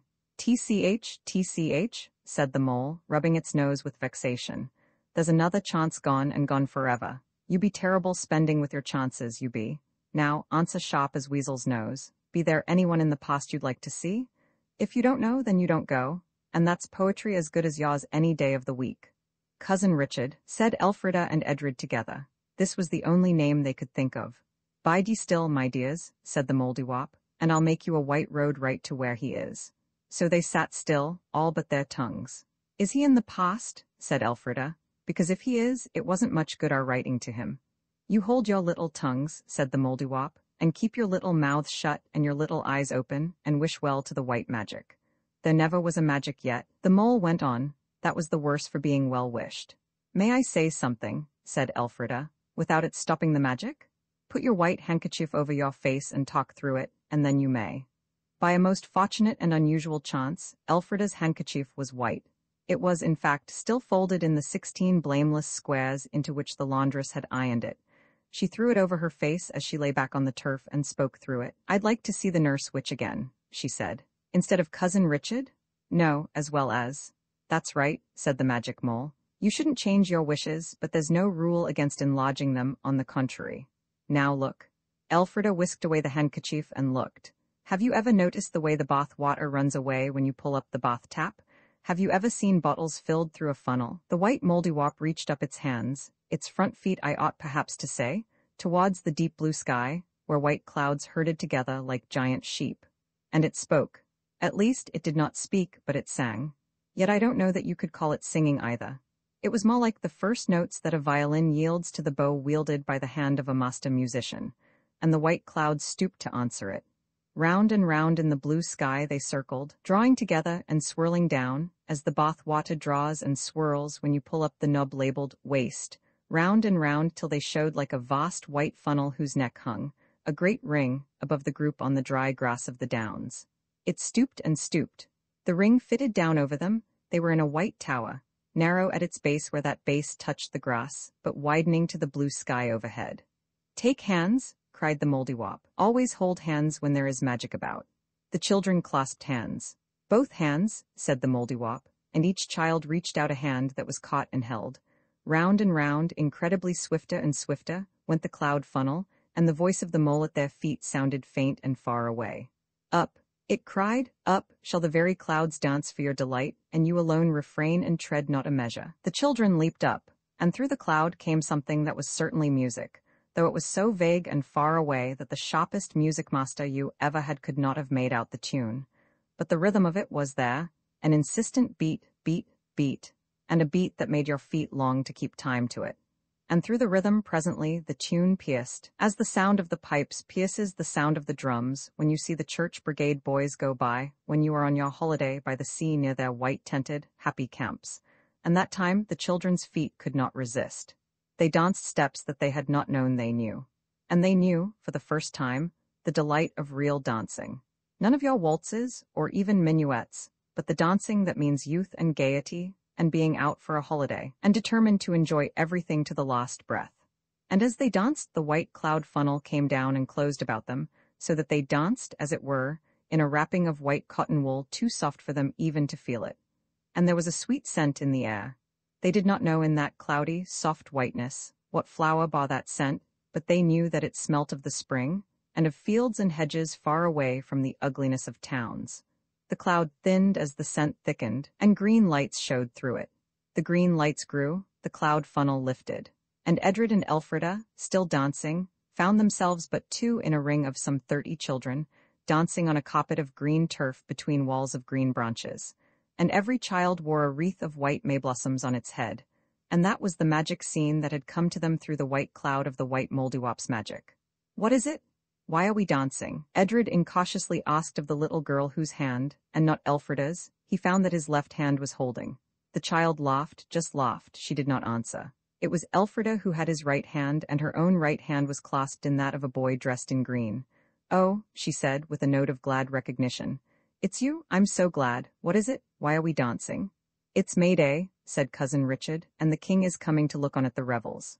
What king? she asked. Who but King Harry, he said. King Harry and his new queen, that but of late was the Lady Anna Boleyn. I say, Dick, said Edred across his sister, I am jolly glad to see you again. Not now, said Dick earnestly. Not a word now, it is not safe, and besides, here comes the king. Roman 13 Mayblossom and Pearls. The king came slowly on a great black horse, riding between the green trees. He himself wore white and green like the maybushes, and so did the gracious lady who rode beside him on a white horse, whose long tail almost swept the ground and whose long mane fluttered in the breeze like a tattered banner. The lady had a fine face, proud and smiling, and as her brave eyes met the king's, even the children could see that, for the time at least, she and the king were all the world to each other. They saw that in the brief moment when, in the whirl of the ringed dance, their eyes were turned the way by which the king came with his queen. I wish I didn't know so much history, gasped Elfrida through the quick music. It's dreadful to know that her head, she broke off in obedience to an imperative twitch of Richard's hand on hers. Don't, he said. I have not to think, and I've heard that history's all lies. Perhaps they'll always be happy like they are now. The only way to enjoy the past is not to think of the future. The past's future, I mean, and I've got something else to say to you presently, he added rather sternly. The ring broke up into an elaborate figure. The children found themselves fingering the colored ribbons that hung from the maple that was the center of their dance, twining, intertwining, handing on the streamers to other small, competent fingers. In and out, a most complicated dance. It was pleasant to find that one's feet knew it, though one's brain could not have foreseen, any more than it could have remembered, how the figures went. There were 2 rings round the maple. The inner ring, where Edred and Elfrida were, of noble children in very fine clothes, and the outer ring, of village children in clothes less fine but quite as pretty. Music from a band of musicians on a raised platform decked with may boughs and swinging cowslip balls inspired the dancers. The king and queen had reined up their horses and watched the play, well pleased. And suddenly the dance ended and the children, formed into line, were saluting the royal onlookers. A fair dance and footed right featly, said the king in a great, jolly voice. Now get you wind, my merry men all, and give us a song for the honor of the May Queen and of my dear lady here. There was whispering and discussion. Then Richard Arden stepped out in front of the group of green-clad noble children.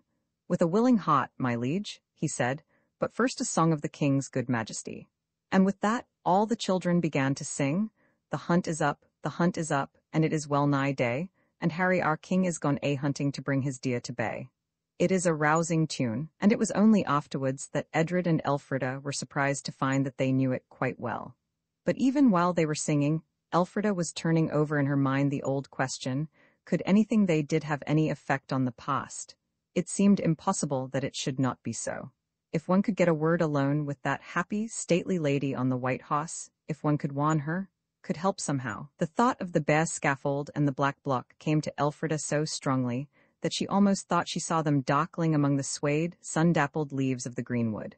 Somebody was pulling at her green skirt, an old woman in a cap that fitted tightly and hid all her hair, an old woman who was saying, "Go to her, go," and pushing her forward. Someone else put a big bunch of wild flowers into her hand, and this person also pushed her forward.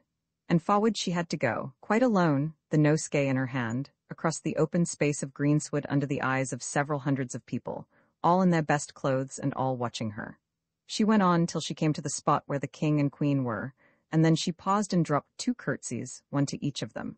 Then, quite without meaning to do it, she found herself saying, "Mayday, Mayday, this is the happy play day. All the woods with flowers are gay, lords and ladies, come and play. Lords and ladies, rich and poor, come to the wild wood's open door. Hinds and yeomen, queen and king, come do honor to the spring, and join us in our merrymaking." And when she had said that, she made 2 more nice little curtsies and handed up the flowers to the queen. "If we had known your majesty's purpose," said a tall, narrow-faced man in a long gown, "your majesties had had another than this rustic welcome." "Our purpose," said the king, "was to surprise you. The Earl of Arden, you say, is hence. His son and daughter are here to do homage to your highness," said the gowned man, and then Elfrida saw that Edred was beside her. "Hither, lad," said the king, and reaching down a hand caught Edred's. "Your foot on mine," said his majesty. "So," and he swung Edred up onto the saddle in front of him. Elfrida drew nearer to the white horse as the queen beckoned her, and the queen stooped low over her saddle to ask her name. Now was the moment that Elfrida had wished for, Now was the chance, if ever, to warn the queen. "Elfrida Arden's my name," she said. "Your Majesty, may I say something?" "Say on," said the queen, raising fine eyebrows but smiling too. "I should like to come quite close and whisper," said Elfrida stoutly. "Thou'rt a bold lass," said the queen, but she stooped still lower. "I want to warn you," said Elfrida, quickly whispering, "and don't not pay attention because I'm only a little girl. I know. You may think I don't know, but I do. I want to warn you." "Already once this morning I have been warned," said the queen. "What croaking voices for May-Day?" "Who warned you, your Majesty?" "An old hag who came to my chamber in spite of my maids, said she had a May charm to keep my looks and my lord's love." "What was the charm?" Elfrida asked eagerly, forgetting to say Majesty again. "It was quite simple," said the queen. "I was to keep my looks and my love so long as I never dropped a kerchief. But if I dropped a kerchief, I should lose more than my looks and my love. She said I should lose my head." The queen laughed low. "Within certain days from the dropping of that kerchief, this head you see here." She laughed again. "Don't, oh don't," said Elfrida.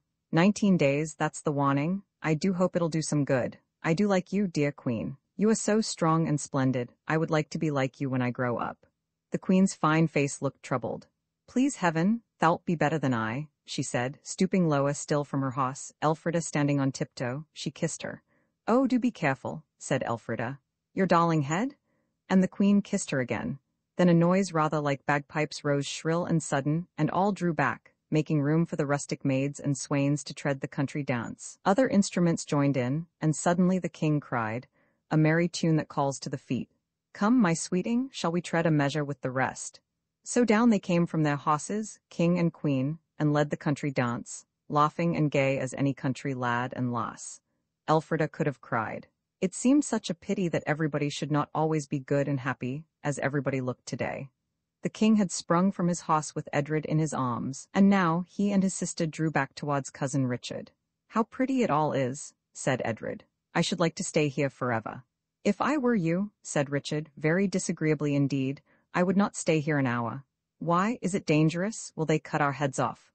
"Not that I know of," said Cousin Richard, still thoroughly disagreeable. "I wasn't thinking about your heads.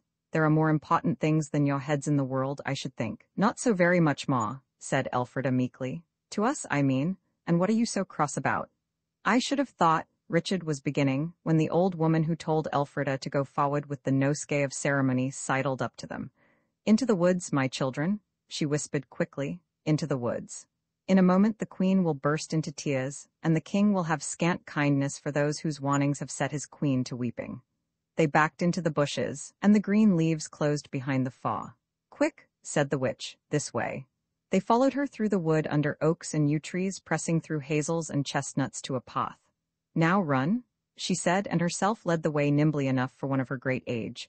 Their run brought them to a thinning of the wood, then out of it, onto the downs, whence they could see Arden Castle and its moat, and the sea. "Now," the old woman said, "mark well the spot where the moat stream rises. It is there that the smuggler's cave was, when Betty Lovell foretold the landing of the French." "Why," said Edred and Elfrida, "you're the witch again? You're Betty Lovell?" "Who else?" said the old woman. "Now, call on the Mouldiwarp and hasten back to your own time. For the king will raise the country against the child who has made his sweeting to shed tears, and she will tell him she keeps nothing from him, and yet she won't tell him about the kerchief. She will, and when she drops it on that other May-Day at Greenwich he will remember. Come, call your Mouldiwarp and haste away." "But we've only just come," said Edred, "and what's Elfrida been up to?" "Oh, bother," said Elfrida. "I want to know what Richard meant about our heads not being important." "Your heads will be most important if you wait here much longer," said the witch sharply. "Come, shall I call the Mouldiwarp, or will you?" "You do," said Elfrida. "I say, Dickie, what did you mean? Do tell us, there's a dear." Betty Lovell was tearing up the shot turf in patches and pulling the lumps of chalk from under it. "Help me," she cried, "or I shan't be in time." So they all helped. "Couldn't Dick go with us if we have to go?" said Elfrida suddenly. "No," said Richard, "I'm not going to sew there." "Why?" Elfrida gasped, tugging at a great piece of chalk. "Because I shan't." "Then tell us what you meant before the Mouldiwarp comes." "You can't," said a little voice, "because it's come now." Everyone sat back on its heels and watched where out of the earth the white Mouldiwarp was squeezing itself between two blocks of chalk into the sunlight. "Why, I hadn't said any poetry," said Elfrida. "I hadn't made the triangle and the arch," said old Betty Lovell. "Well, if ever I did." "I've been here," said the mole, looking round with something astonishingly like a smile of triumph. All the time. Why shouldn't I go where I do please, nows and again? Why should I lose weight on your bidding, eh? It asked a little pettishly. No reason at all, said Elfrida kindly. And now, dear Moldywop, please take us away. A confused sound of shouting mixed with the barking of dogs hurried her words a little. The hunt is up, said the old witch-nurse. I don't hold with hunting, said the Moldywop hastily. Nor yet with dogs. I never could abide dogs, drat the nasty, noisy, toothy things. Here, come inside. Inside where? Said Edred. Inside my house, said the mole. And then, whether they all got smaller or whether the crack in the chalk got bigger they never quite knew, but they found themselves walking that crack one by one.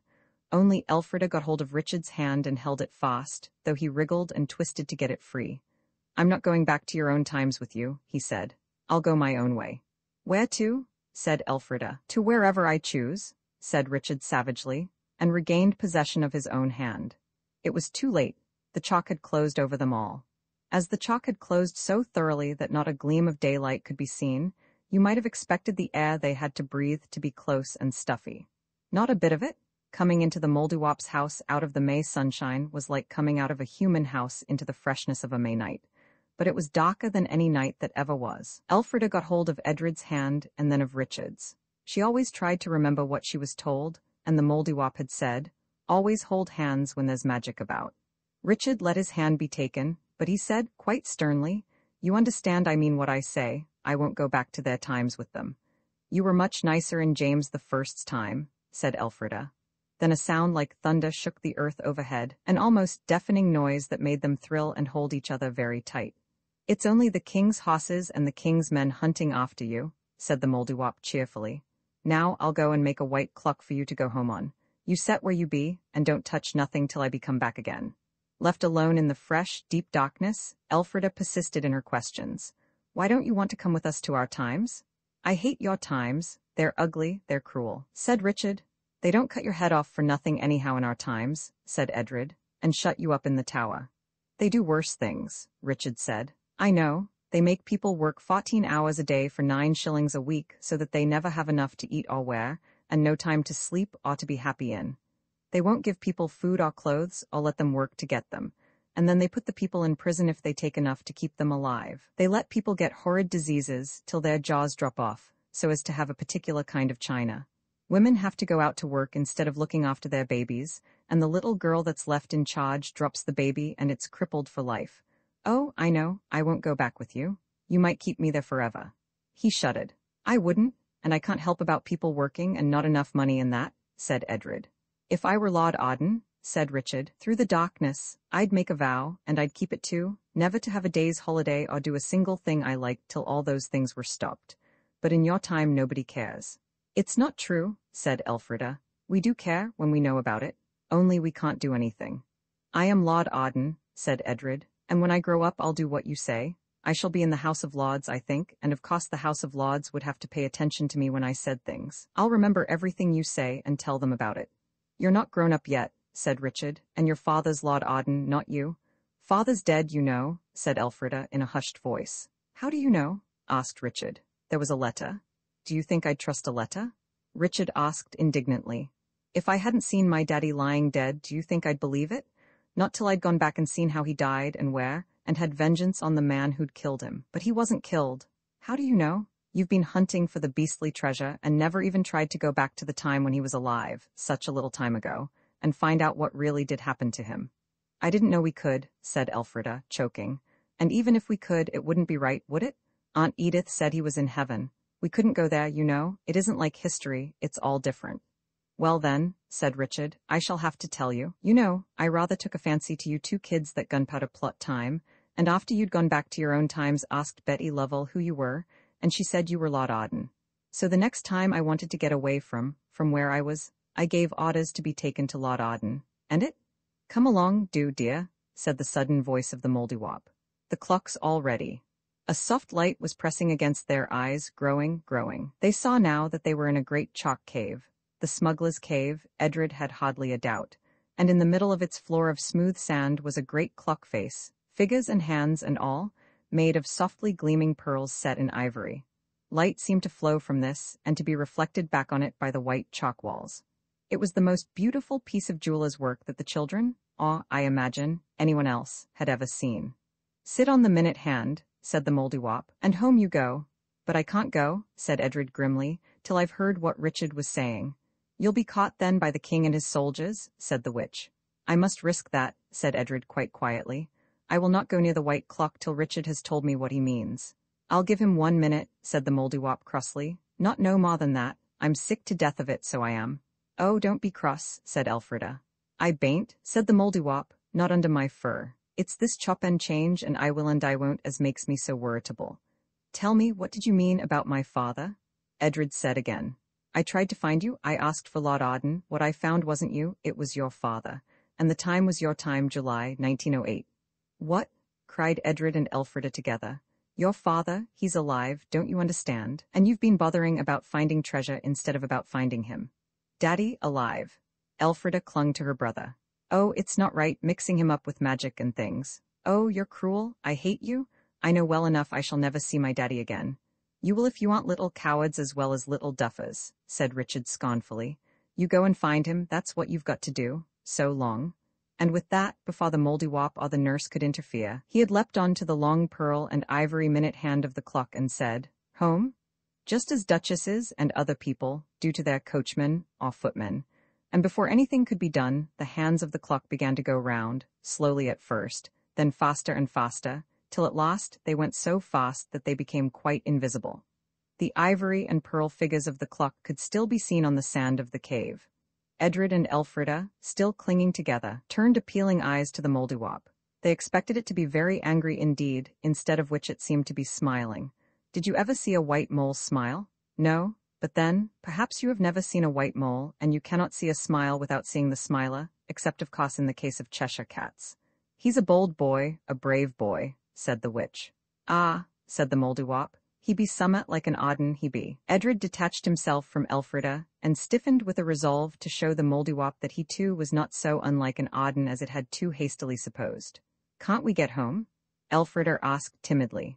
"Can't you make us another white clock or something?" "Waste not, want not," said the mole. "Always wear out your old clocks afore you buys new uns. Soon's he gets off the hand the clock'll stop, then you can get on it and go safe home." "But suppose the king finds us?" said Elfrida. "He shan't," said Betty Lovell.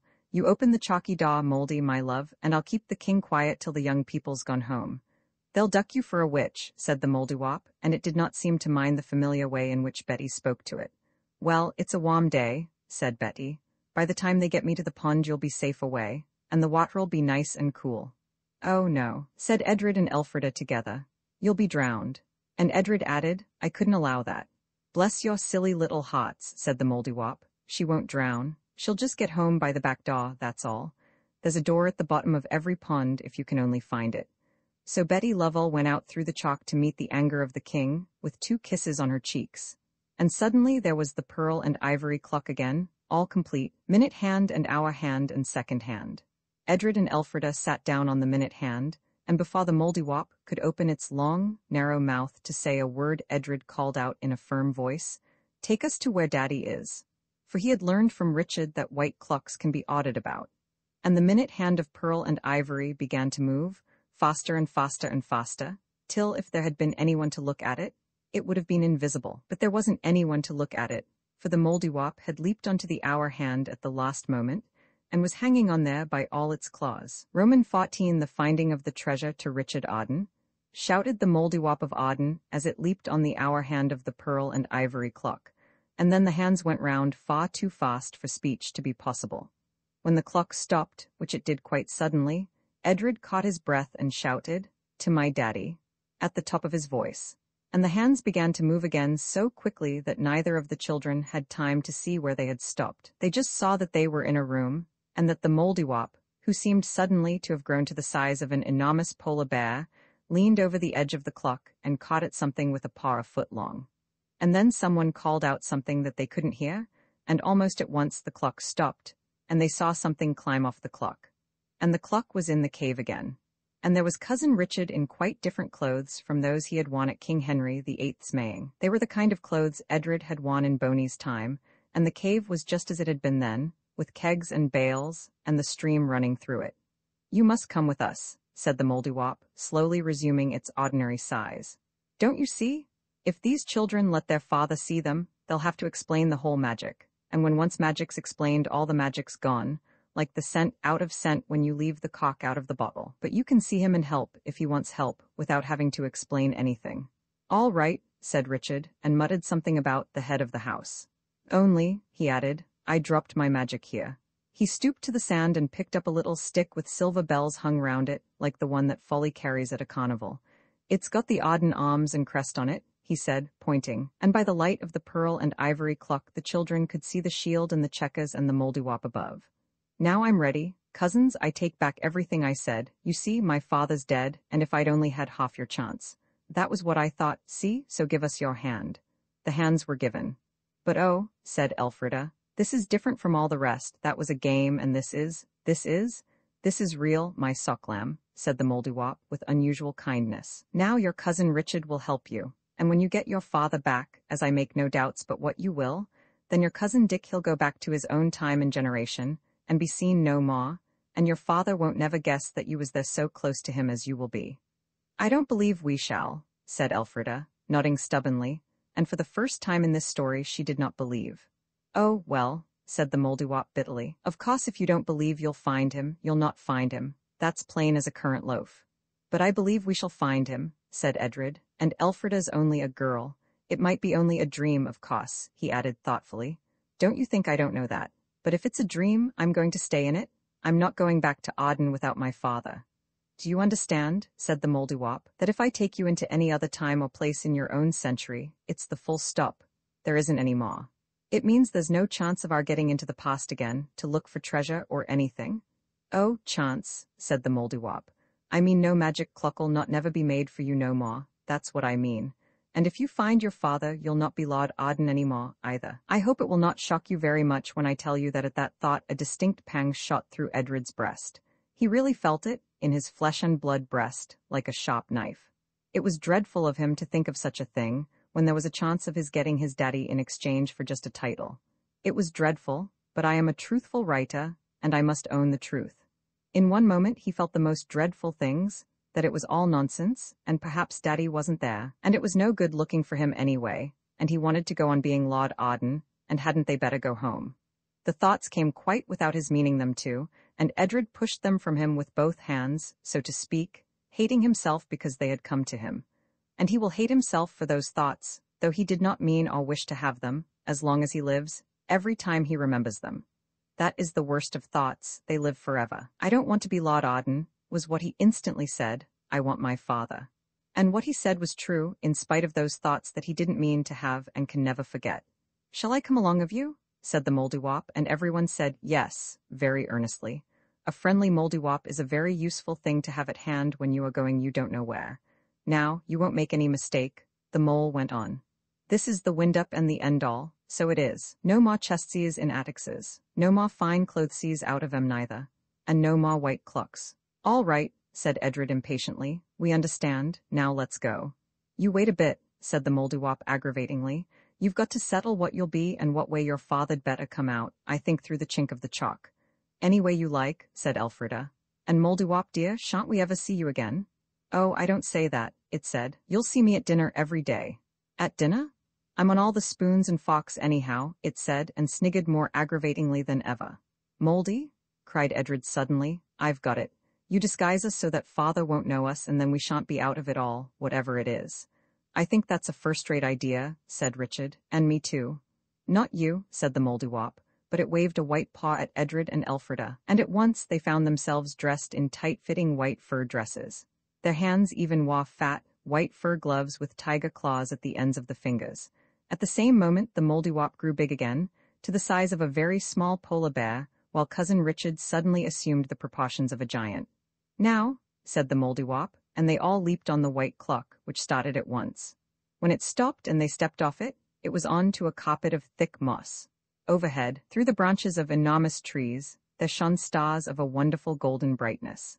The air was warm-scented as if with flowers, and warm to breathe, yet they did not feel that their fur coats were a bit too warm for the weather. The moss was so soft to their feet that Edred and Elfrida wanted to feel it with their hands as well, so down they went on all fours. Then they longed to lie down and roll on it. They longed so much that they had to do it. It was a delicious sensation, rolling in the soft moss. Cousin Richard, still very much too big, stood looking down on them and laughing. They were too busy rolling to look at each other. "This," he said, "is a first-class lock. Now for the cleft in the chalk. Shall I carry you?" he added politely, addressing the Mouldiwarp, who rather surprisingly consented. "Come on," he said to the children, and as he went they followed him. There was something about the moss, or about the fur coats or the fur gloves, that somehow made it seem easier and more natural to follow on all fours, and really their hands were quite as useful to walk on as their feet.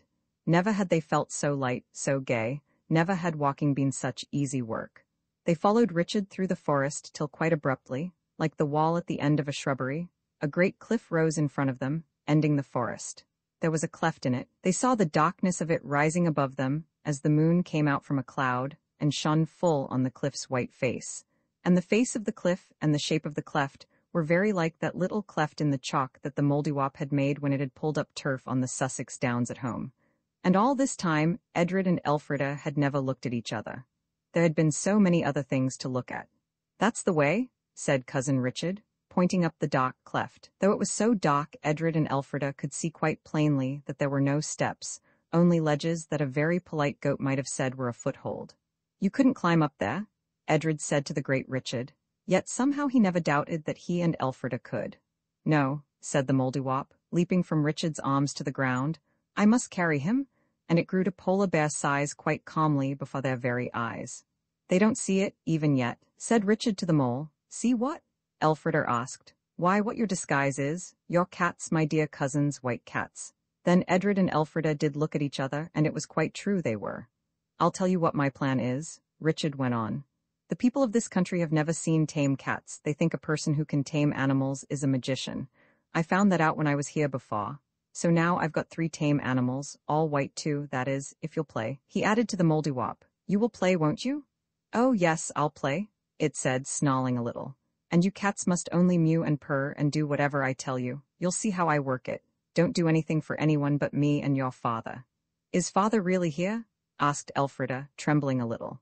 "He's on the other side of the great cliff," said Richard. "The cliff no man can climb, but you can come." He got on the Mouldiwarp's back and put his arms round its polar bear-like neck, and it began to climb. That was a climb. Even the cats, which Edred and Elfrida now could not help seeing that they were, found it as much as they could do to keep their footing on those little, smooth, shelving ledges. If it had not been that they had cat's eyes, and so could see in the dark, they never could have done it. And it was such a long, long climb, too. It seemed as though it would last forever. "I've heard of foreign climbs," said Elfrida, "but I never thought they would be like this. I suppose it is foreign?" "South American," said Richard. "You can look for it on the map when you get home, but you won't find it. Come on." And then when they had climbed to the top of the cliff, they had to go down on the other side. For the cliff rose like a wall between the forest and a wide plain, and by the time they reached that plain the sun was looking down at them over the cliff. The plain was very large and very wonderful, and a towering wall of cliff ran all round it. The plain was all laid out in roads and avenues and fields and parks. Towns and palaces were dotted about it. A tall aqueduct on hundreds of pillars brought water from an arch in the face of the cliff to the middle of the plain, and from these canals ran out to the cliff wall that bounded the plain all round, even and straight, like the spokes of a wheel, and disappeared under low arches of stone, back under the cliff. There were lakes, there were gardens, there were great stone buildings whose roofs shone like gold where the rising sun struck them. In the fields were long-horned cattle and strange, high-shouldered sheep, which Richard said were llamas. "I know," he explained, from seeing them on the postage stamps. They advanced into the plain and sat down under a spreading tree. "We must just wait till we're found," said Richard. He had assumed entire command of the expedition, and Edred and Elfrida, being cats, had to submit, but they did not like it. Presently shepherds coming early to attend to their flocks found a boy in strange clothes, attended by a great white bear and 2 white cats, sitting under a tree. The shepherds did not seem afraid of the bear, only curious and interested. But when the Mouldiwarp had stood up on its hind legs and bowed gravely, and the cats had stood up and lain down and shaken paws and turned somersaults at the word of command, one of the shepherds wrapped his red woolen cloak round him with an air of determination, and, making signs that Richard was to follow, set off with all his might for the nearest town. Quite soon they found themselves in the central square of one of the most beautiful towns in the world. I wish I had time to tell you exactly what it was like, but I have not. I can only say that it was at once clean and grand, splendid and comfortable. There was not a dirty corner nor a sad face from one end of the town to the other. The houses were made of great blocks of stone inlaid wonderfully with gold and silver. Clear streams, or baby canals, ran by the side of every street, and each street had a double row of trees running all along its wide length. There were open, grassy spaces and flower beds set with flowers, some glowing with their natural and lovely colors, and some cunningly fashioned of gold and silver and jewels. There were fountains and miniature waterfalls. The faces of the people were dark, but kind and unwrinkled. There was a market with stalls of pleasant fruits and cakes and bright-colored, soft clothes. There was a great hall in the middle of the town with a garden on its flat roof, and to this hall the shepherd led the party. The big doors of inlaid wood were set wide, and a crowd, all dressed in soft stuffs of beautiful colors, filled the long room inside. The room was open to the sky. A wrinkled awning drawn close at one side showed that the people could have a roof when it suited them. There was a raised stone platform at one end, and on this 3 chairs. The crowd made way for the shepherd and his following, and as they drew near to the raised platform, the 2 white cats, who were Edred and Elfrida, looked up and saw in the middle and biggest chair a splendid, dark-faced man in a kind of fringed turban with 2 long feathers in it, and in the 2 chairs to right and left of him, clothed in beautiful embroidered stuffs, with shining collars of jewels about their necks, Father and Uncle Jim. "Not a word," said Cousin Dick, just in time to restrain the voices of the children who were cats. Their actions he could not restrain. Everyone in that hall saw 2 white cats spring forward and rub themselves against the legs of the man who sat in the right-hand chair. Compelled to silence as they were by the danger of their position, Edred and Elfrida rubbed their white cat bodies against their father's legs in a rapture which I cannot describe, and purred enthusiastically. It was a wonderful relief to be able to purr, since they must not speak. The king, he who sat on the high seat, stood up, looking down on them with wise, kind eyes, and spoke, seeming to ask a question. Quite as wonderfully as any trained bear, and far more gracefully, the white Mouldiwarp danced before the king of that mysterious hidden kingdom. Then Dick whistled, and Edred and Elfrida withdrew themselves from their passionate caresses of the only parts of their father that they could get at, and stood upon their white hind-cat feet. "The minuet," said Edred, in a rapid whisper. Dick whistled a tune that they had never heard, but the tune was right, and now was seen the spectacle of 2 white cats slowly and solemnly going through the figures of that complicated dance, to the music of Dick's clear whistling, turning, bowing, pacing with all the graces that Aunt Edith had taught them when they were Edred and Elfrida and not white cats. When the last bow and curtsy ended the dance, the king himself shouted some word that they were sure meant, "Well done." All the people shouted the same word, and only Father and Uncle Jim shouted, "Bravo." Then the king questioned Dick. No answer. He laid his finger on his lips. Then the king spoke to Father, and he in turn tried questions in English and French and then in other languages. And still Dick kept on laying his finger on his lips, and the white bear shook its head quite sadly, and the white cats purred aloud with their eyes on their father. Richard stooped. "When your father goes out, follow him," he whispered.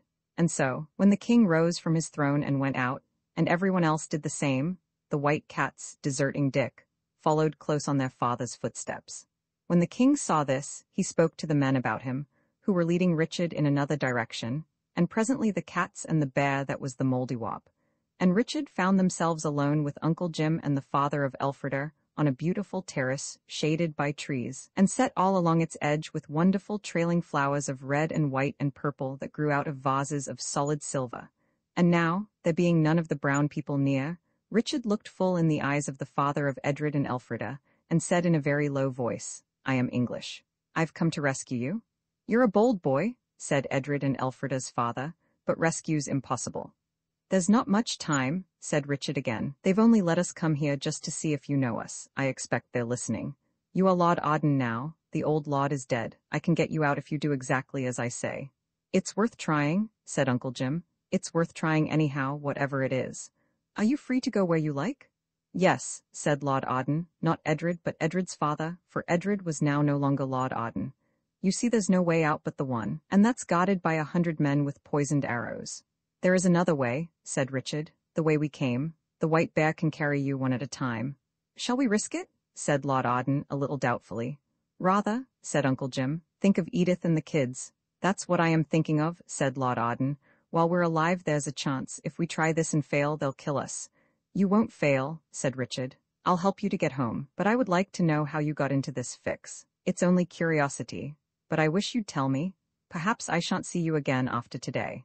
We stumbled on the entrance, the only entrance to the Golden Plain, said Lord Arden, prospecting for gold among these mountains. They have kept us prisoners ever since because they are determined not to let the world know of the existence of the plain. There are always rumors of it, but so far no civilized people have found it. Every king, when he comes to the throne, takes an oath that he will die sooner than allow the plain to be infected by the wicked cruelties of modern civilization. I think so too, said Dick. This is an older civilization than that of the Incas, said Lord Arden, and it is the most beautiful life I have ever dreamed of. If they had trusted me, I would never have betrayed them. If I escape, I will never betray them. If I let in our horrible system of trusts and syndicates, and commercialism and crime, on this golden life, I should know myself to be as great a criminal as though I had thrown a little child to wild beasts. The white cats noticed with wonder and respect that their father addressed Richard exactly as though he had been a grown-up. We managed to send one line to a newspaper to say that we were taken by bandits.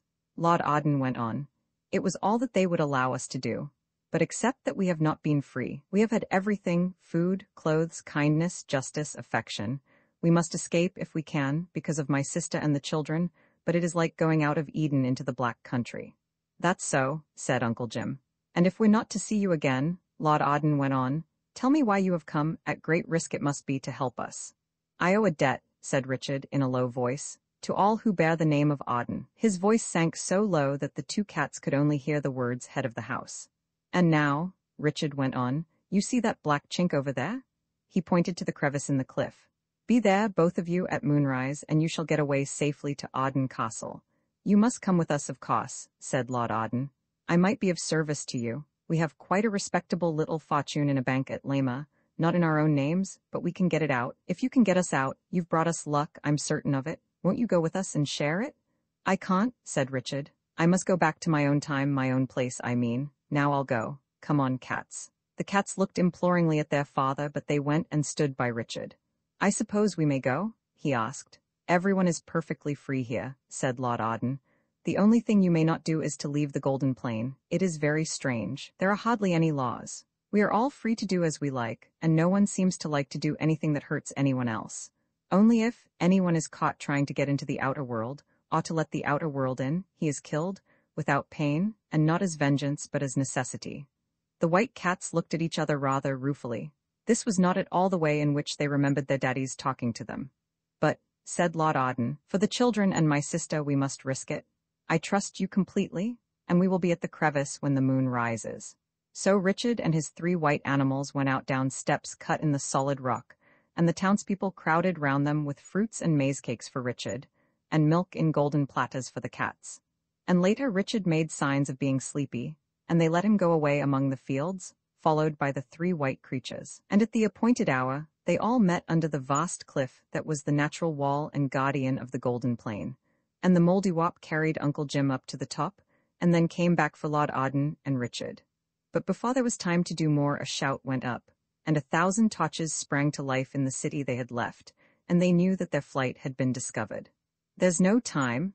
The white bear Mouldiwarp, to the utter astonishment of Lord Arden, opened its long mouth and spoke, and the white cats also opened their mouths and cried, "Oh, Daddy, how awful! What shall we do?" "Hold your silly tongues," said the Mouldiwarp crossly. "You was told not to go gossiping. Here, scratch away out with them white paws of yours." It set the example, scratching at the enormous cliff with those strong, blunt, curved front feet of it, and the cats scratched too with their white, padded gloves that had tiger claws to them. And the rock yielded. There was a white crack, wider, wider, and the swaying, swirling torches came nearer and nearer across the plain. "In with you," cried the Mouldiwarp. "In with you?" "Jim," said Lord Arden. "I'll not go without Jim."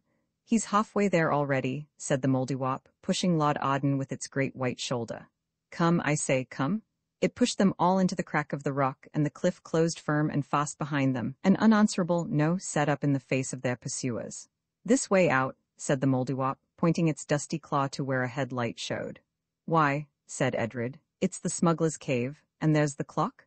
Next moment there it wasn't, for Richard had leapt on it, and he and it had vanished together, the Mouldiwarp clinging to the hour hand at the last moment.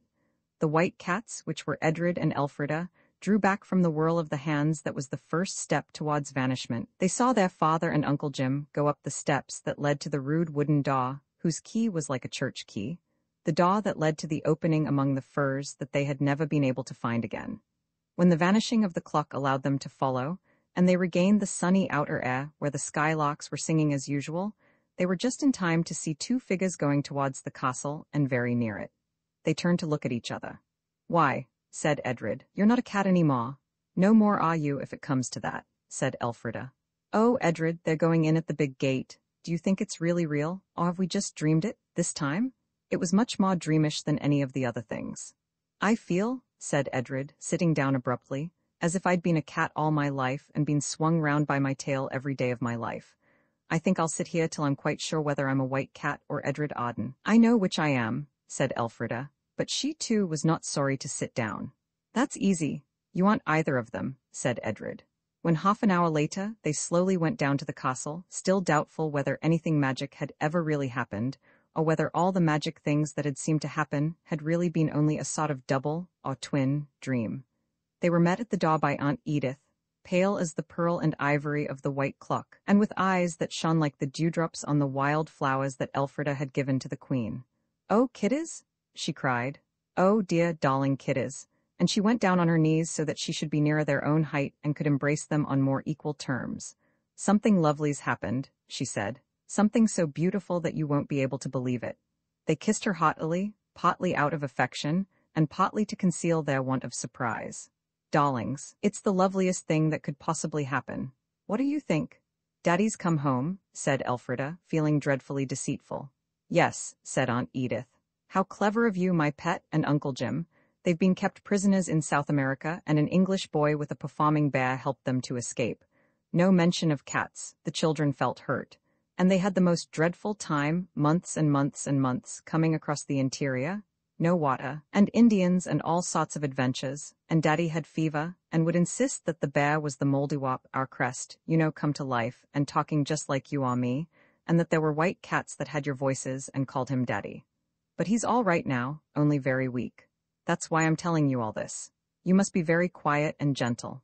Oh, my dears, it's too good to be true, too good to be true." Now, was it the father of Edred and Elfrida who had brain fever and fancied things? Or did they, blameless of fever, and not too guilty of brains, imagine it all? Uncle Jim can tell you exactly how it all happened. There is no magic in his story. Father, I mean Lord Arden, does not talk of what he dreamed when he had brain fever, and Edred and Elfrida do not talk of what happened when they hadn't. At least they do, but only to me. It is all very wonderful and mysterious, as all life is apt to be if you go a little below the crust, and are not content just to read newspapers and go by the tube railway, and buy your clothes ready-made, and think nothing can be true unless it is uninteresting. "I've found the most wonderful photographs of pictures of Arden Castle," said Aunt Edith, later on. "We can restore the castle perfectly from them. I do wish I knew where the original pictures were." "I'm afraid we can't restore the castle," said Lord Arden, laughing. "Our little fortune's enough to keep us going quite comfortably, but it won't rebuild Norman masonry." "I do wish we could have found the buried treasure," said Edred. "We've got treasure enough," said Aunt Edith, looking at Uncle Jim. "As for what Elfrida thinks, well, I wish you could have seen her face when she went into the parlor that evening after Aunt Edith had knelt down to meet them on equal terms and tell them of the treasure of love and joy that had come home to Arden.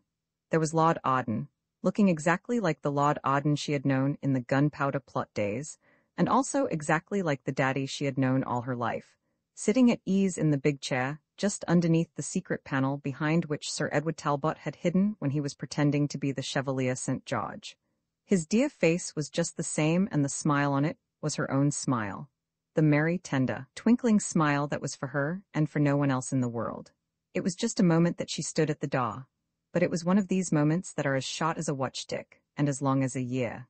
She stood there and asked herself, "Have I dreamed it all? Isn't there really any Mouldiwarp or any treasure?"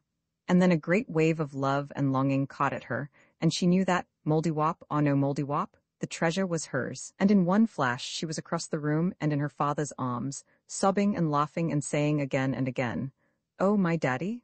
Oh, my daddy, my daddy." Roman 2 the Moldywop, and it was. It was the living image of the little pig-like animal that was stamped in gold above the checkered shield on the cover of the white book in which they had found the spell. And as on the yellowy white of the vellum book cover, so here on the thymy grass of the knoll it shone golden. The children stood perfectly still. They were afraid to move lest they should scare away this little creature which, though golden, was alive and moved about at their feet, turning a restless nose to right and left. "It is," said Elfrida again, very softly so as not to frighten it. "What?" Edred asked, though he knew well enough. "Off the book that we got the spell out of. That was our crest on the top of our coat of arms, like on the old snuff-box that was great-grandpapa's. Well, this is our crest come alive, that's all. Don't you be too clever," said Edred. "It said badge. I don't believe badge is the same thing as crest. A badge is leeks, or roses, or thistles, something you can wear in your cap. I shouldn't like to wear that in my cap." And still the golden thing at their feet moved cautiously and without ceasing. "Why," said Edred suddenly, "it's just a common old mole." "It isn't, it's our own crest that's on the spoons and things. It's our own old family mole that's our crest. How can it be a common mole? It's all golden." And even as she spoke, it left off being golden, for the last bit of sun dipped behind the shoulder of the downs, and in the grey twilight that was left the mole was white. Anyone could see that. "Oh," said Elfrida, but she stuck to her point. "So you see," she went on, "it can't be just a really mole. Really moles are black." "Well," said Edred, "it's very tame, I will say that." "Well," Edred was beginning, but at that same moment the mole also, suddenly and astonishingly, said, "Well?" There was a hushed pause. "Then, did you say that?" Elfrida whispered. "No," said Edred, "you did." "Don't whisper now," said the mole. "'Tain't purty manners, so I tells 'ee." With one accord the two children came to their knees, one on each side of the white mole. "I say," said Edred. "Now don't," said the mole, pointing its nose at him quite as disdainfully as any human being could have pointed a finger. "Don't you go for to pretend you don't know as Moldywops has got tongues in dere heads same's what you've got. But not to talk with," said Elfrida softly. "Don't you tell me," said the Moldywop, bristling a little. "Hasn't no one told you a fairy tale? All us beasts has tongues, and when would dare us uses of en." "When you're where?" said Edred, rather annoyed at being forced to believe in fairy tales, which he had never really liked. "Why, in a fairy tale for sure," said the mole. "Wherever to goodness else on earth do you suppose you be?" "We're here," said Edred, kicking the ground to make it feel more solid and himself more sure of things, "on Arden Knoll." "And ain't that in a fairy tale?" demanded the Moldywop triumphantly. "You do talk so free, you called me and here I be. What do you want?" "Ah, you," said Elfrida, thrilling with surprise and fear, and pleasure and hope and wonder, and a few other things which, taken in the lump, are usually called 1,000 conflicting emotions. "Are you the badge of Arden's house?" "'Course I be," said the mole. "What's left of it, and never did I think to be called one by the Arden boy and gel as didn't know their own silly minds. What do you want, eh?" "We told you in the spell," said Elfrida. "Oh, be that all?" said the mole bitterly. "Nothing else. I'm to make him brave and wise and show him to treasure." "Milksop," it said, so suddenly and fiercely that it almost seemed to spit the words in poor Edred's face. "I'm not," said Edred, turning turkey red. "I got into the house and found the spell anyway." "Yes, and who did all the looking for it?" "She did. Bless you, I was there. I know all about it. If it was showing her the treasure now, there'd be some sense in it." "I think you're very unfair," said Elfrida, as earnestly as though she had been speaking to a grown-up human being. "If he was brave and wise, we shouldn't want you to make him it." "You ain't got nothing to do with it," said the mole crossly. "Yes, she has," said Edred. "I mean to share and share with her, whatever I get, and if you could make me wise I'd teach her everything you taught me, but I don't believe you can, so there." "Do you believe I can talk?" the mole asked, and Edred quite definitely and surprisingly said, "No, I don't. You're a dream, that's all you are," he said, "and I'm dreaming you." "And what do you think?" the mole asked Elfrida, who hesitated. "I think," she said at last, "that it's getting very dark and Aunt Edith will be anxious about us, and will you meet us another day? There isn't time to make us brave and wise tonight." "That there ain't, for sure," said the mole meaningly, "but you might tell us where the treasure is," said Edred. "That comes last, greedy," said the mole. "I've got to make you kind and wise first, and I see I've got my work cut out. Good night." It began to move away. "Oh, don't go," said Elfrida. "We shall never find you again." "Oh, don't, oh, this is dreadful." The mole paused. "I've got to let you find me again. Don't upset yourself," it said bitterly. When you wants me, come up onto the knoll and say a piece of poetry to call me and I'll come, and it started again. But what poetry? Edred asked. Oh, anything. You can pick and choose. Edred thought of the lays of ancient Rome. Only 'tain't no good without you makes it up yourselves, said the Mouldiwarp. Oh, said the two, much disheartened, and 'cause it must be askin' me to kindly come to you. Get along home. Where are you going? Elfrida asked. Home too, of course, it said, and this time it really did go. The two children turned towards the lights of Ardenhurst station in perfect silence. Only as they reached the place where the down-turf ends and the road begins, Edred said, in tones of awe, I say? And Elfrida answered, Yes, isn't it? Then they walked, still without talking, to the station. The lights there, and the voices of porters and passengers, the rattle of signal wires and the ping, ping of train signals, had on them the effect of a wet sponge passed over the face of a sleeper by some already up person. They seemed to awaken from a dream, and the moment they were in the train, which fortunately came quite soon, they began to talk. They talked without stopping till they got to Cliffville station, and then they talked all the way home, and by the time they reached the house with the green balconies and the smooth, pale, polished donoka, they had decided, as children almost always do in cases of magic adventure, that they had better not say anything to anyone. As I am always pointing out, it is extremely difficult to tell your magic experiences to people who not only will not, but cannot believe you. This is one of the drawbacks of really wonderful happenings. Aunt Edith had not come home, but she came as they were washing their hands and faces for supper. She brought with her presents for Edred's birthday, nicer presents and more of them than he had had for 3 years. She bought him a box of wonderfully varied chocolate and a box of tools, a very beautiful bat and a cricket ball and a set of stumps, and a beetle-backed paint box in which all the colors were whole pans, and not half ones, as they usually are in the boxes you get as presents. In this were beautiful paintbrushes, 2 camel's hair ones and a sable with a point as fine. You are a dear, Auntie, he said, with his arms very tight round her waist. He was very happy, and it made him feel more generous than usual. So he said again, You are a dear, and Elfrida can use the paintbox whenever I'm out and the camel's hair brushes, not the sable, of course. Oh, Edred, how jolly of you, said Elfrida, quite touched.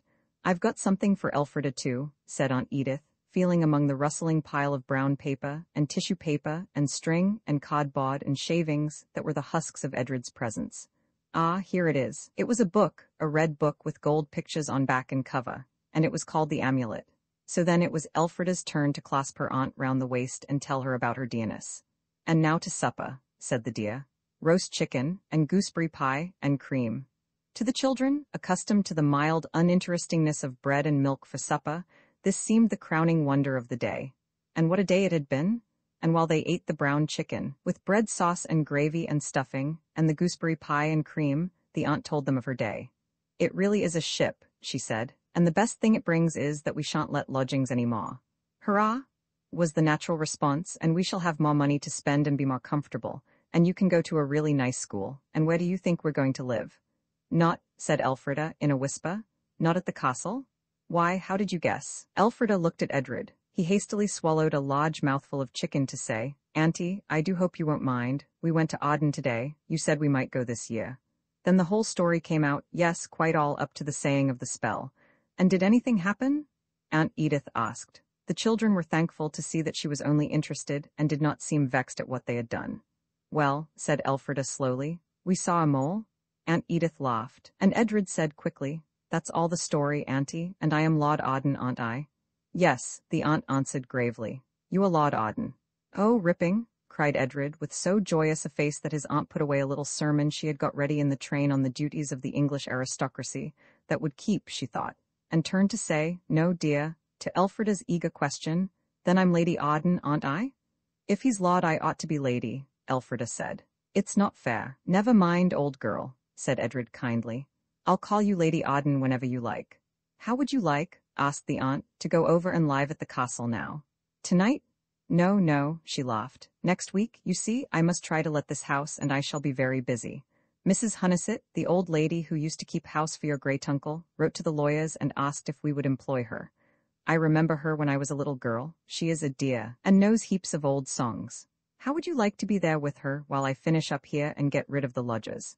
Oh, there's that bell again. I don't think we'll have any bells at the castle, shall we? So that was how it was arranged. The aunts stayed at the bow-windowed house to arrange the new furniture, for the house was to be let furnished, and to pack up the beautiful old things that were real Arden things, and the children went in the carrier's cot, with their clothes and their toys in 2 black boxes, and in their hearts a world of joyous anticipations. Mrs. Hunnison received them with a pretty, old-fashioned curtsy, which melted into an embrace. "You're welcome to your home, my lord," she said, with an arm round each child, "and you too, miss, my dear. Anyone can see your Ardens, both 2 of you. There was always a boy and a girl, a boy and a girl." She had a sweet, patient face with large, pale blue eyes that twinkled when she smiled, and she almost always smiled when she looked at the children. Oh, but it was fine, to unpack one's own box, to lay out one's clothes in long, cedarwood drawers, fronted with curved polished mahogany, to draw back the neat muslin blinds from lattice-paned windows that had always been Arden windows, to look out, as so many Ardens must have done, over land that, as far as one could see, had belonged to one's family in old days. That it no longer belonged hardly mattered at all to the romance of hearts only 10 and 12 years old. Then to go down one's own shallow, polished stairs, where portraits of old Ardens hung on the wall, and to find the cloth laid for dinner in one's own wainscoted parlor, laid for 2. I think it was nice of Edred to say, the moment Mrs. Hunnison had helped them to toad in the hole and left them to eat it, "May I pass you some potatoes, Lady Arden?" Elfrida giggled happily. The parlor was furnished with the kind of furniture they knew and loved. It had a long, low window that showed the long, narrow garden outside. The walls were paneled with wood, browny gray under its polish. "Oh," said Elfrida, "there must be secret panels here." And though Edred said, "Secret fiddlesticks," he in his heart felt that she was right. "After dinner, may we explore?" Elfrida asked, and Mrs. Hunnison, most charming of women, answered heartily, "Why not? It's all his own, bless his dear heart." So they explored. The house was much bigger than they had found it on that wonderful first day when they had acted the part of burglars. There was a door covered with faded green baize. Mrs. Hunnison pointed it out to them with, "Don't you think this is all? There's the other house beyond." And at the other side of that door there was, indeed, the other house. The house they had already seen was neat, orderly, beeswaxed, as Mrs. Hunnison said, till every bit of furniture shone like a mirror or a fond hope. But beyond the baize door there were shadows, there was dust, windows draped in cobwebs, before which hung curtains tattered and faded, drooping from their poles like the old banners that, slowly rotting in great cathedrals, sway in the quiet air where no wind is, stirred, perhaps, by the breath of fame's invisible trumpet to the air of old splendors and glories. The carpets lay in rags on the floors, on the furniture the dust lay thick, and on the boards of corridor and staircase. On the four-post beds in the bedchambers, the hangings hung dusty and rusty. The quilts showed the holes eaten by moths and mice. In one room, a cradle of carved oak still had a coverlet of tattered silk dragging from it. From the great kitchen hearth, where no fire had been this very long time, yet where still the ashes of the lost fire lay gray and white, a chill air came. The place smelt damp and felt. "Do you think it's haunted?" Elfrida asked. "Rot," was her brother's brief reply, and they went on.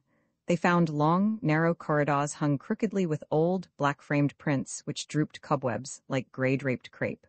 They found rooms with floors of gray, uneven oak, and fireplaces in whose grates lay old soot and the broken nests of starlings hatched very long ago. Edred's handkerchief, always a rag of all work, rubbed a space in one of the windows, and they looked out over the swelling downs. This part of the house was not built within the castle, that was plain. When they had opened every door and looked at every roomful of decayed splendor, they went out and round. Then they saw that this was a wing built right out of the castle, a wing with squarish windows, with carved dripstones. All the windows were yellow as parchment, with the inner veil laid on them by time and the spider. The ivy grew thick round the windows, almost hiding some of them altogether. "Oh," cried Elfrida, throwing herself down on the turf, "it's too good to be true, I can't believe it." "What I can't believe," said Edred, doing likewise, "is that precious mole." "But we saw it," said Elfrida. "You can't help believing things when you've seen them."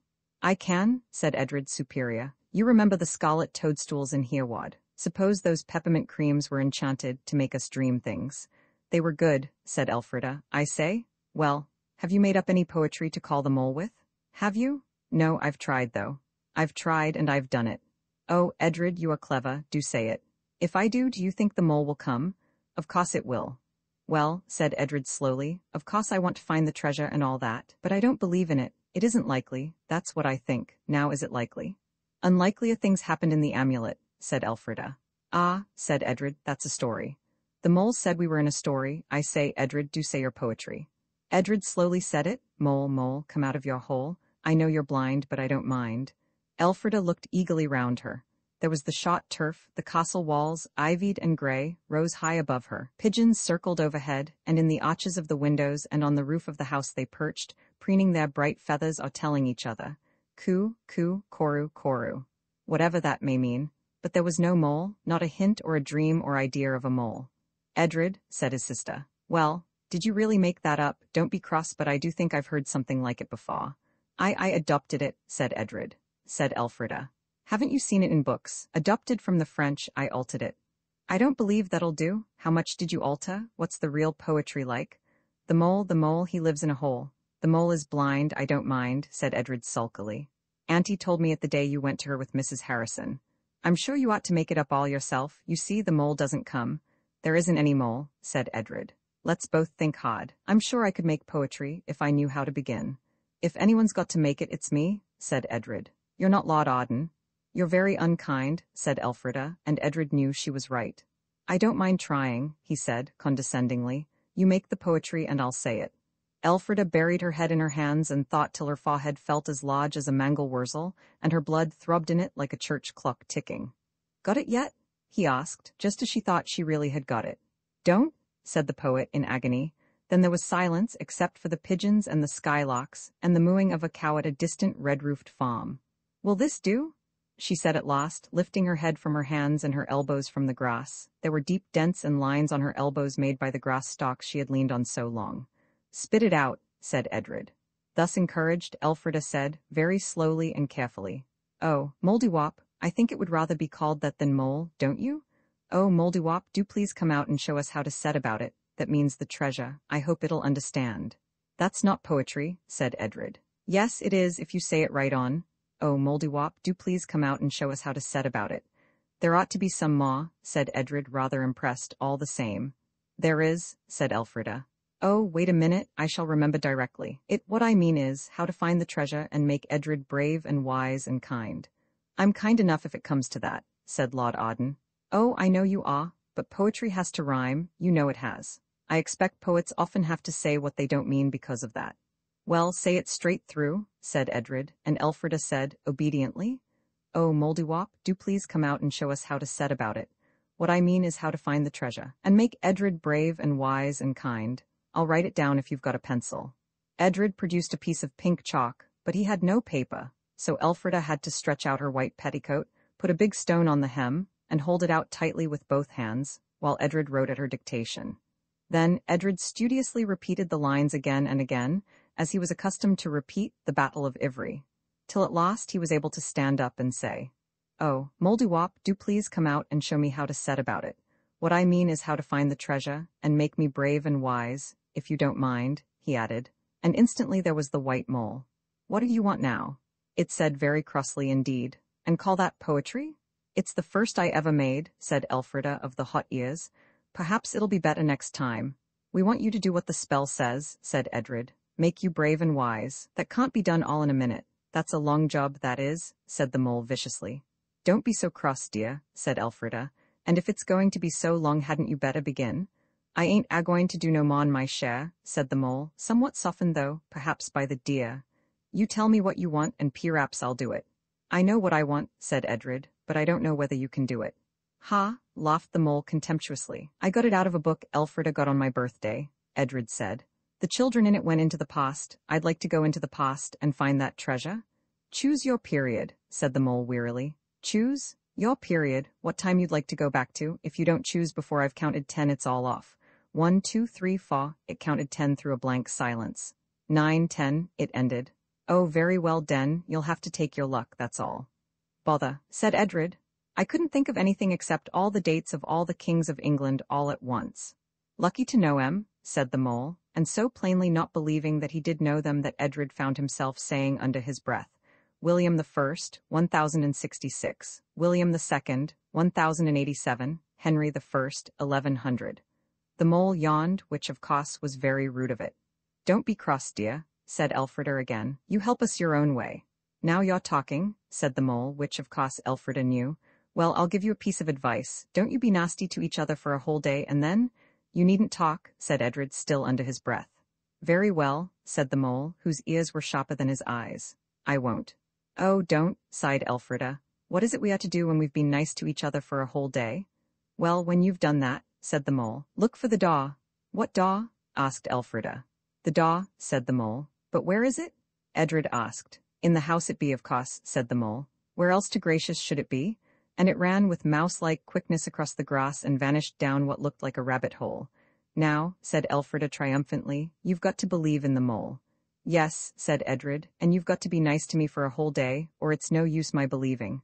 Aren't I generally nice? The girl pleaded, and her lips trembled. Yes, said her brother. Yes, Lady Arden, and now I'm going to be nice too, and where shall we look for the daw? This problem occupied them till tea time. After tea they decided to paint with the new paint box and the beautiful new brushes. Elfrida wanted to paint Mr. Miller's illustrations in the amulet, and Edred wanted to paint them too. This could not be, as you will see if you have the book. Edred contended that they were his paints. Elfrida reminded him that it was her book. The heated discussion that followed ended quite suddenly and breathlessly. I wouldn't be a selfish pig, said Edred. No, ma, would I, said Elfrida. Oh, Edred, is this being nice to each other for 24 hours? Oh, said Edred. Yes, well, all right, never mind, we'll begin again tomorrow. But it is much more difficult than you would think to be really nice to your brother or sister for a whole day. 3 days passed before the two Ardens could succeed in this seemingly so simple thing. The days were not dull ones at all. There were beautiful things in them that I wish I had time to tell you about, such as climbings and discoveries and books with pictures, and a bureau with a secret drawer. It had nothing in it but a farthing and a bit of red tape. Secret drawers never have, but it was a very nice secret drawer for all that. And at last a day came when each held its temper with a strong bit. They began by being very polite to each other, and presently it grew to seem like a game. Let's call each other Lord and Lady Arden all the time, and pretend that we are no relation, said Elfrida. And really that helped tremendously. It is wonderful how much more polite you can be to outsiders than you can to your relations, who are, when all's said and done, the people you really love. As the time went on they grew more and more careful. It was like building a house of cards. As hour after hour of blameless politeness was added to the score, they grew almost breathlessly anxious. If after all this some natural annoyance should spoil everything? I do hope, said Edred towards tea-time, that you won't go and do anything tiresome. Oh dear, I do hope I shan't, said Elfrida. And this was just like them both. After tea they decided to read, so as to lessen the chances of failure. They both wanted the same book, Treasure Island it was, and for a moment the niceness of both hung in the balance. Then, with one accord, each said, No, you have it, and the matter ended in each taking a quite different book that it didn't particularly want to read. At bedtime, Edred lighted Elfrida's candle for her, and she picked up the matches for him when he dropped them. Bless their hearts, said Mrs. Honeysett in the passage. They parted with the heartfelt remark, We've done it this time. Now, of course, in the 3 days when they had not succeeded in being nice to each other they had looked for the daw, but as the mole had not said where it was, nor what kind of a daw, their search had not been fruitful. Most of the rooms had several daws, and as there were a good many rooms, the daws numbered 57, counting cupboards. And among these there was none that seemed worthy to rank above all others as the daw. Many of the daws in the old part of the house looked as though they might be the one, but since there were many no one could be sure. How shall we know? Edred asked next morning, through his egg and toast. I suppose it's like when people fall in love, said Elfrida through hers. You see the daw and you know at once that it is the only princess in the world for you. I mean daw, of course, she added. And then, when breakfast was over, they stood up and looked at each other. Now, they said together, We'll look at every single daw. Perhaps there'll be magic writing on the daw come out in the night like mushrooms, said the girl. More likely that mole was kidding us, said the boy. Oh no, said the girl, and we must look at them on both sides, everyone. Oh, I do wonder what's inside the daw, don't you?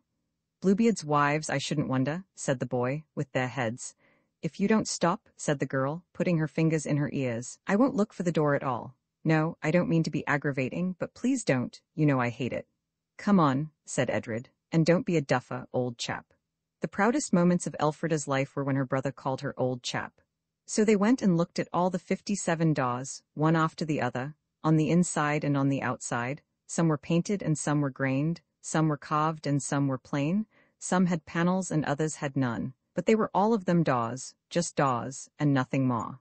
Each was just a daw, and none of them had any claim at all to be spoken of as the daw, and when they had looked at all the 57 on the inside and on the outside, there was nothing for it but to look again.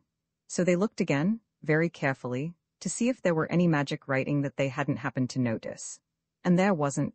So then they began to tap the walls to try and discover a daw with a secret spring, and that was no good either. "There isn't any old daw," said Edred. "I told you that mole was pulling our leg." "I'm sure there is," said Elfrida, sniffing a little from prolonged anxiety. "Look here, let's play it like the willing game. I'll be blindfolded and you hold my hand and we'll meet to find the daw." "I don't believe in the willing game," said Edred disagreeably. "No more do I," said Elfrida, "but we must do something, you know. It's no good sitting down and saying there isn't any daw." "There isn't, all the same," said Edred. "Well, come on." So Elfrida was blindfolded with her best silk scarf, the blue one with the hemstitched ends, and Edred took her hands. And at once, this happened in the library where they had found the spell, Elfrida began to walk in a steady and purposeful way. She crossed the hall and went through the green baize door into the other house, went along its corridor and up its dusty stairs, up and up and up.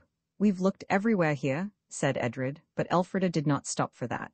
"I know I'm going straight to it," she said. "Oh, do try to believe a little or we shall never find anything," and went on along the corridor, where the spiders had draped the picture frames with their grey crepe curtains. There were many daws in this corridor, and Elfrida stopped suddenly at one of them, a daw just like the others. "This," she said, putting her hand out till it rested on the panel, all spread out like a pink starfish. "This is the daw." She felt for the handle, turned it, and went in, still pulling at Edred's hand and with the blue scarf still on her eyes. Edred followed. "I say," he said, and then she pulled off the scarf. The door closed itself very softly behind them. They were in a long attic room close under the roof, a room that they had certainly, in all their explorings, never found before. There were no windows. The roof sloped down at the sides almost to the floor. There was no ceiling. Old worm-eaten roof beams showed the tiles between, and old tie beams crossed it so that as you stared up, it looked like a great ladder with the rungs very far apart. Here and there through the chinks of the tiles, a golden dusty light filtered in, and outside was the tick, tick of moving pigeon feet, the rustling of pigeon feathers, the corucoo of pigeon voices. The long room was almost bare. Only along each side, close under the roof, was a row of chests, and no two chests were alike. "Oh," said Edred, "I'm kind and wise now, I feel it inside me, so now we've got the treasure. We'll rebuild the castle." He got to the nearest chest and pushed at the lid, but Elfrida had to push too before he could get the heavy thing up. And when it was up, alas, there was no treasure in the chest, only folded clothes. So then they tried the next chest, and in all the chests there was no treasure at all, only clothes. Clothes and more clothes again. "Well, never mind," said Elfrida, trying to speak comfortably. "They'll be splendid for dressing up in." "That's all very well," said Edred, "but I want the treasure." "Perhaps," said Elfrida, with some want of tact, "perhaps you're not good and wise yet. Not quite, I mean," she hastened to add. "Let's take the things out and look at them. Perhaps the treasure's in the pockets." But it wasn't, not a bit of it, not even a threepenny bit. The clothes in the first chest were full riding cloaks and long boots, short-waisted dresses and embroidered scarves, tight breeches and coats with bright buttons. There were very interesting waistcoats and odd-shaped hats. One, a little green one, looked as though it would fit Edred.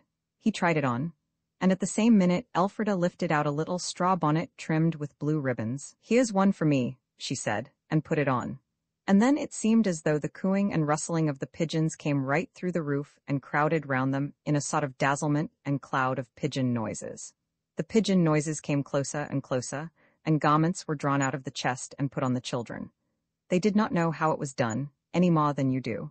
But it seemed, somehow, that the pigeon noises were like hands that helped, and presently there the two children stood in clothing such as they had never worn. Elfrida had a short-waisted dress of green-sprigged cotton, with a long and skimpy skirt. Her square-toed brown shoes were gone, and her feet wore flimsy sandals. Her arms were bare, and a muslin handkerchief was folded across her chest. Edred wore very white trousers that came right up under his arms, a blue coat with brass buttons, and a sort of frilly tucker round his neck. "I say," they both said, when the pigeon noises had taken themselves away, and they were face to face in the long, empty room. "That was funny," Edred added. Let's go down and show Mrs. Hunniset. But when they got out of the door, they saw that Mrs. Hunniset, or someone else, must have been very busy while they were on the other side of it, for the floor of the gallery was neatly swept and polished. A strip of carpet, worn, but clean, ran along it, and prints hung straight and square on the cleanly, whitewashed walls, and there was not a cobweb to be seen anywhere. The children opened the gallery doors as they went along, and every room was neat and clean, no dust, no tattered curtains, only perfect neatness and a sort of rather bare comfort showed in all the rooms. Mrs. Hunniset was in none of them. There were no workmen about, yet the baize door was gone, and in its stead was a door of old wood, very shaky and crooked. The children ran down the passage to the parlor and burst open the door, looking for Mrs. Hunniset.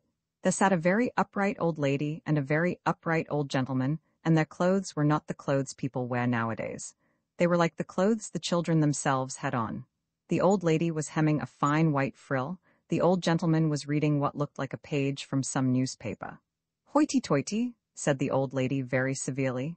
"We forget our manners, I think. Make your curtsy, miss." Elfrida made one as well as she could. "To teach you respect for your elders," said the old gentleman. "You had best get by heart one of Dr. Watts's divine and moral songs. I leave you to see to it, my lady." He laid down the sheet and went out, very straight and dignified, and without quite knowing how it happened the children found themselves sitting on two little stools in a room that was, and was not, the parlor in which they had had that hopeful eggy breakfast, each holding a marbled side of Dr. Watts's hymns. "You will commit to memory the whole of the one commencing. Happy the child whose youngest years receive instruction well, and you will be deprived of pudding with your dinners," remarked the old lady. "I say," murmured Edred. "Oh, hush," said Elfrida, as the old lady carried her cambric frills to the window seat. "But I won't stand it," whispered Edred. "I'll tell Aunt Edith, and who's she anyhow?" He glowered at the old lady across the speckless carpet. "Oh, don't you understand?" Elfrida whispered back. "We've got turned into somebody else, and she's our grandmamma." I don't know how it was that Elfrida saw this and Edred didn't. Perhaps because she was a girl, perhaps because she was 2 years older than he. They looked hopelessly at the bright sunlight outside, and then at the dull, small print of the marble-backed book. "Edred," said the old lady, "hand me the paper." She pointed at the sheet on the brightly polished table. He got up and carried it across to her, and as he did so, he glanced at it and saw the Times, June 16, 1807, and then he knew, as well as Elfrida did, exactly where he was, and when. Roman 3 in Boney's Times, Edred crept back to his stool, and took his corner of the marble-backed book of Dr. Watts with fingers that trembled. If you are inclined to despise him, consider that it was his first real adventure. Even in ordinary life, and in the time he naturally lived in, nothing particularly thrilling had ever happened to him until he became Lord Arden and explored Arden Castle. And now, he and Elfrida had not only discovered a disused house and a wonderful garret with chests in it, but had been clothed by mysterious pigeon noises in clothes belonging to another age. But you will say, pigeon noises can't clothe you in anything, whatever it belongs to. Well, that was just what Edred told himself at the time, and yet it was certain that they did. This sort of thing it was that made the whole business so mysterious. Further, he and his sister had managed somehow to go back 100 years. He knew this quite well, though he had no evidence but that one sheet of newspaper. He felt it, as they say, in his bones. I don't know how it was, perhaps the air felt 100 years younger. Shepherds and country people can tell the hour of night by the feel of the air, so perhaps very sensitive people can tell the century by much the same means. These, of course, would be the people to whom adventures in times past or present would be likely to happen. We must always consider what is likely, especially when we are reading stories about unusual things. "I say," Edred whispered presently, "we've got back to 1807. That paper says so." "I know," Elfrida whispered. So she must have had more of that like shepherds telling the time of night feeling than even her brother. "I wish I could remember what was happening in history in 1807, said Elfrida, "but we never get past Edward Roman 4. We always have to go back to the Saxons because of the new girls." "But we are not in history. We're at Arden," Edred said. "We are in history. It'll be awful not even knowing who's king," said Elfrida. And then the stiff old lady looked up over very large spectacles with thick silver rims and said, "Silence." Presently she laid down the Times and got ink and paper, no envelopes, and began to write. She was finishing a letter. The large sheet was almost covered on one side. When she had covered it quite, she turned it round and began to write across it. She used a white goose quill pen.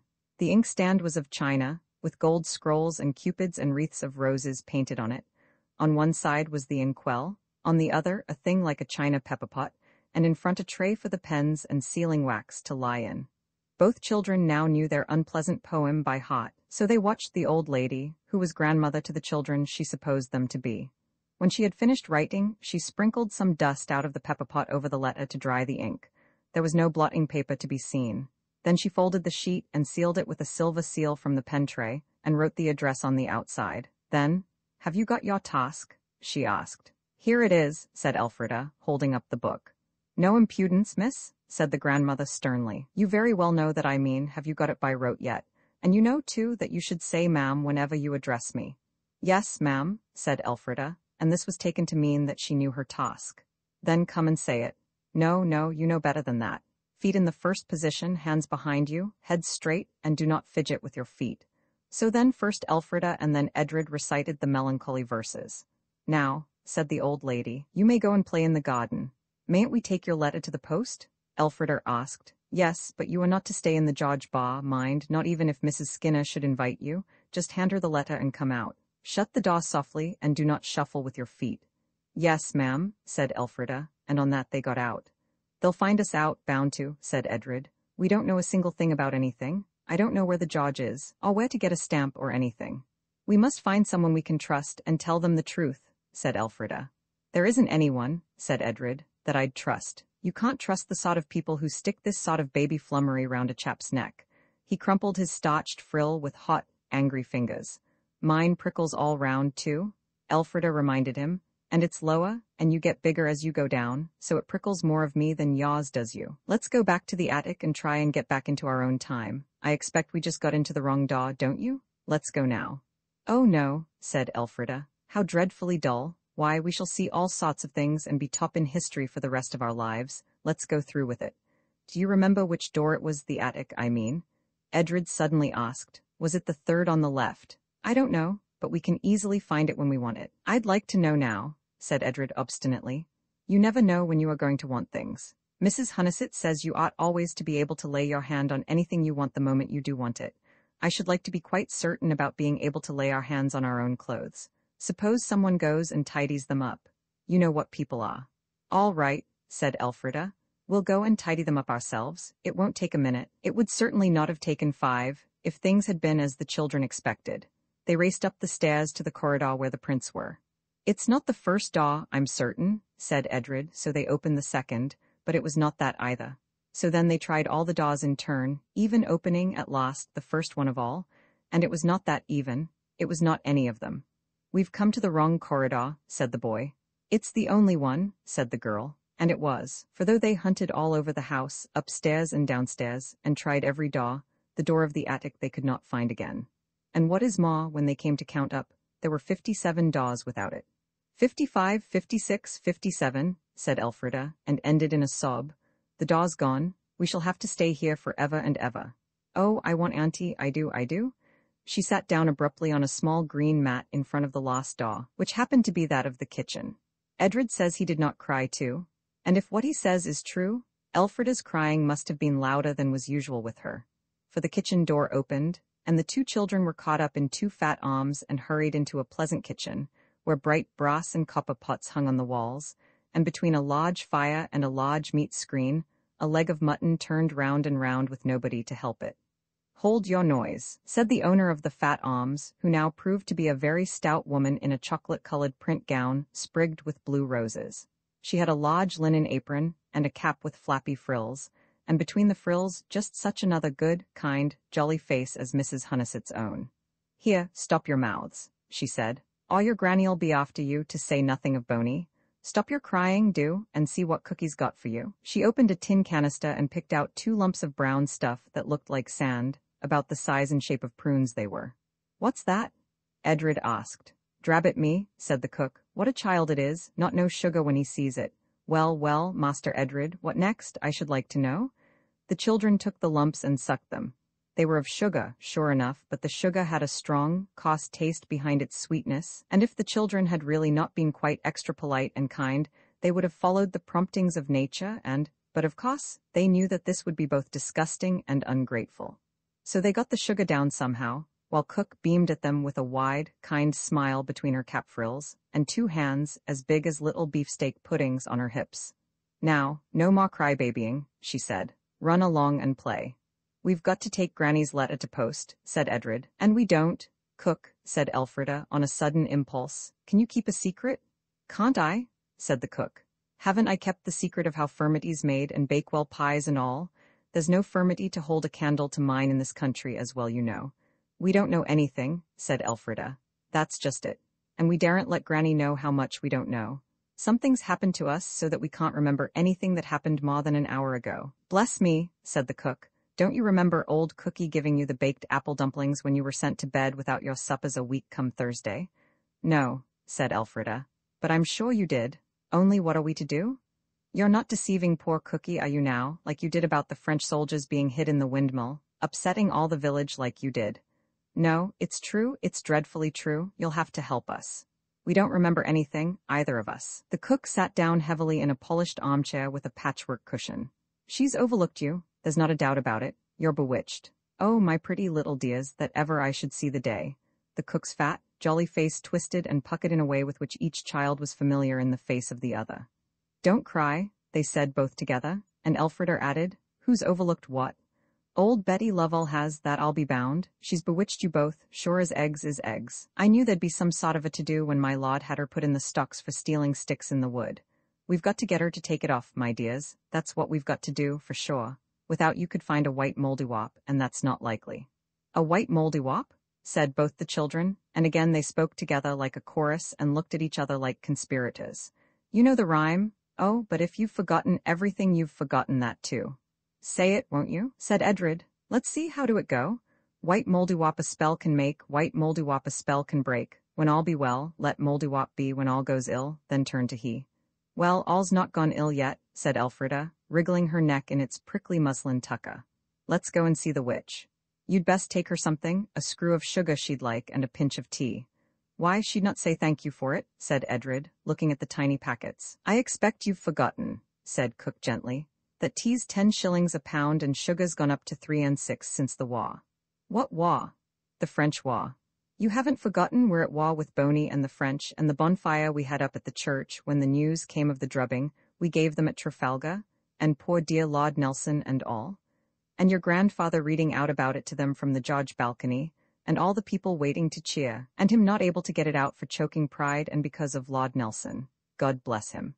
And the people couldn't get their cheers out neither, for the same cause, and everyone blowing their noses and shaking each other's hands like as if it was a mad funeral." "How splendid," said Elfrida, "but we don't remember it." "Naw, you don't remember how you killed all the white butterflies last year, because you said they were Frenchies in their white coats, and the birching you got, for cruelty to dumb animals, his lordship said. You howled for an hour together after it, so you did." "I'm glad we've forgotten that anyhow," said Edred. "Gracious," said the cook. "Half after 11, and my eggs not so much as broke for my pudding. Off you go with your letter. Don't you tell anyone else about you forgetting. And then you come home along by Daring's spinney, and go see old Betty. Speak pretty to her and give her the tea and sugar, and keep your feet crossed under your chair if she asks you to sit down. And I'll give you an old knife blade apiece to put in your pockets. She can't do nothing if you've got steel on you. And get her to take it off, the ill-wishing, I mean. And don't let her know you've got steel. They don't like to think you've been beforehand with them." So the children went down across the fields to the George, and the bean flowers smelt as sweet, and the skylarks sang as clearly, and the sun and the sky were just as golden and blue as they had been last week. And last week was really 100 years on in the future. And yet it was last week too, from where they were. Time is a very confusing thing, as the children remarked to each other more than once. They found the George halfway up Arden village, a stately, great house shaped like an E, with many windows and a great porch with a balcony over it. They gave their letter to a lady in a round cap who sat sewing in a pleasant room where there were many bottles and kegs, and rows of bright pewter ale pots, and little fat mugs to measure other things with, and pewter plates on a brown dresser. There were greyhounds, too, all sprawling, legs and shoulders and tails entangled together like a bunch of dead eels, before the widest hearth the children had ever seen. They hurried away the moment they had given the letter. A coach, top-heavy with luggage, had drawn up in front of the porch, and as they went out they saw the ostlers leading away the 6 smoking horses. Edred felt that he must see the stables, so they followed, and the stables were as big as the house, and there were hosses going in and hosses going out, and hay and straw, and ostlers with buckets and ostlers with harness, and stalls and loose boxes beyond counting, and bustle and hurry beyond words. "However many hosses have you got?" said Elfrida, addressing a man who had not joined in the kindly chorus of Hulloa, little uns, that greeted the children, so she judged him to be a newcomer, as he was. 52, said the man. "What for?" Elfrida asked. "Why, for the coaches and the post-chaise and the king's messengers, for sure," the man answered. "How else does all get about the country and get to hear the newsies if it wasn't for the stable the George keeps?" And then the children remembered that this was the time before railways and telegrams and telephones. It is always difficult to remember exactly where one is when one happens to get into a century that is not one's own. Edred would have liked to stay all day watching the busyness of everyone and the beautifulness of the hosses, but Elfrida dragged him away. They had to find the witch, she reminded him, and in a dreadful tumble-down cottage, with big holes in its roof of rotten thatch. They did find her. She was exactly like the pictures of witches in story books, only she had not a broomstick or a high-pointed hat. She had instead a dirty cap that had once been white, and a rusty gown that had once been black, and a streaky shawl that might once, perhaps, have been scarlet. But nobody could be sure of that now. There was a black cat sitting on a very dirty wooden settle, and the old woman herself sat on a rickety three-legged stool, her wrinkled face bent over a speckled hen which she was nursing in her lap and holding gently in her yellow, wrinkled hands. As soon as Edred caught sight of her through the crooked doorway, he stopped. "I'm not going in," he said. "What's the good? We know jolly well she hasn't bewitched us. And if we go cheeking her she may, and then we shall be in a nice hole." "There's the tea and sugar," said Elfrida. "You just give it her and come away. I'll wait for you by the stile." So Elfrida went into the cottage alone and said good morning in rather a frightened way. "I've brought you some tea and sugar," she said, and stood waiting for the thank you, without which it would not be polite to say good morning and to go away. The thank you never came. Instead, the witch stopped stroking the hen and said, "What for? I've not done you no harm." "No," said Elfrida, "I'm sure you wouldn't." "Then what have you brought it for?" Just for you," said Elfrida. "I thought you'd like it. It's just a love gift, you know." This was Aunt Edith's way of calling a present that didn't come just because it was your birthday or Christmas, or you had had a tooth out. "A love gift," said the old woman slowly. After all this long time, Elfrida did not understand, how should she? It's almost impossible for even the most grown-up and clever of us to know how women used to be treated. And not so very long ago either, if they were once suspected of being witches. It generally began by the old woman's being cleverer than her neighbors, having more wit to find out what was the matter with sick people, and more still to cure them. Then her extra cleverness would help her to foretell storms and gales and frosts, and to find water by the divining rod. A very mysterious business.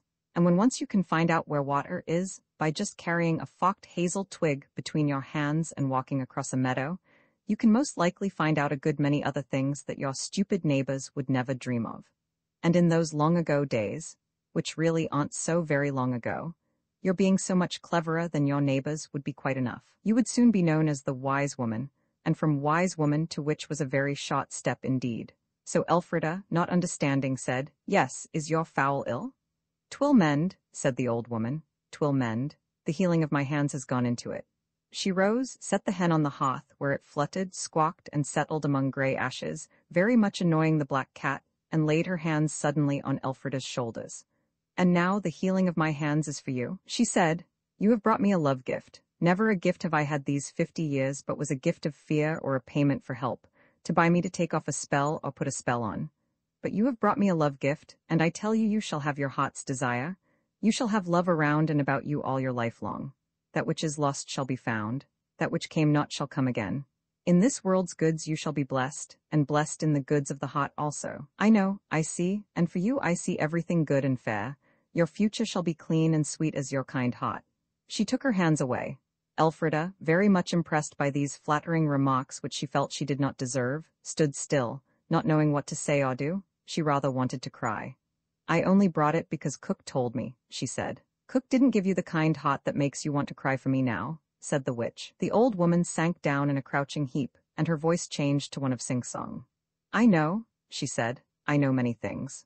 All alone the livelong day and the deathlong night I have learned to see. As cats see through the dark, I see through the days that have been and shall be. I know that you are not here, that you are not now. You will return whence you came, and this time that is not yours shall bear no trace of you. And my blessing shall be with you in your own time and your own place, because you brought a love gift to the poor old wise woman of Arden. Is there anything I can do for you? Elfrida asked, very sorry indeed, for the old woman's voice was very pitiful. Kiss me, said the old woman. Kiss me with your little child's mouth that has come back 100 years to do it. Elfrida did not wish to kiss the wrinkled, grey face, but her heart wished her to be kind, and she obeyed her heart. Ah, said the wise woman, now I see. Oh, never have I had such a vision. None of them all has ever been like this. I see great globes of light like the sun in the streets of the city, where now are only little oil lamps and guttering lanterns. I see iron roads, with fiery dragons drawing the coaches, and rich and poor, riding up and down on them. Men shall speak in England, and their voice be heard in France.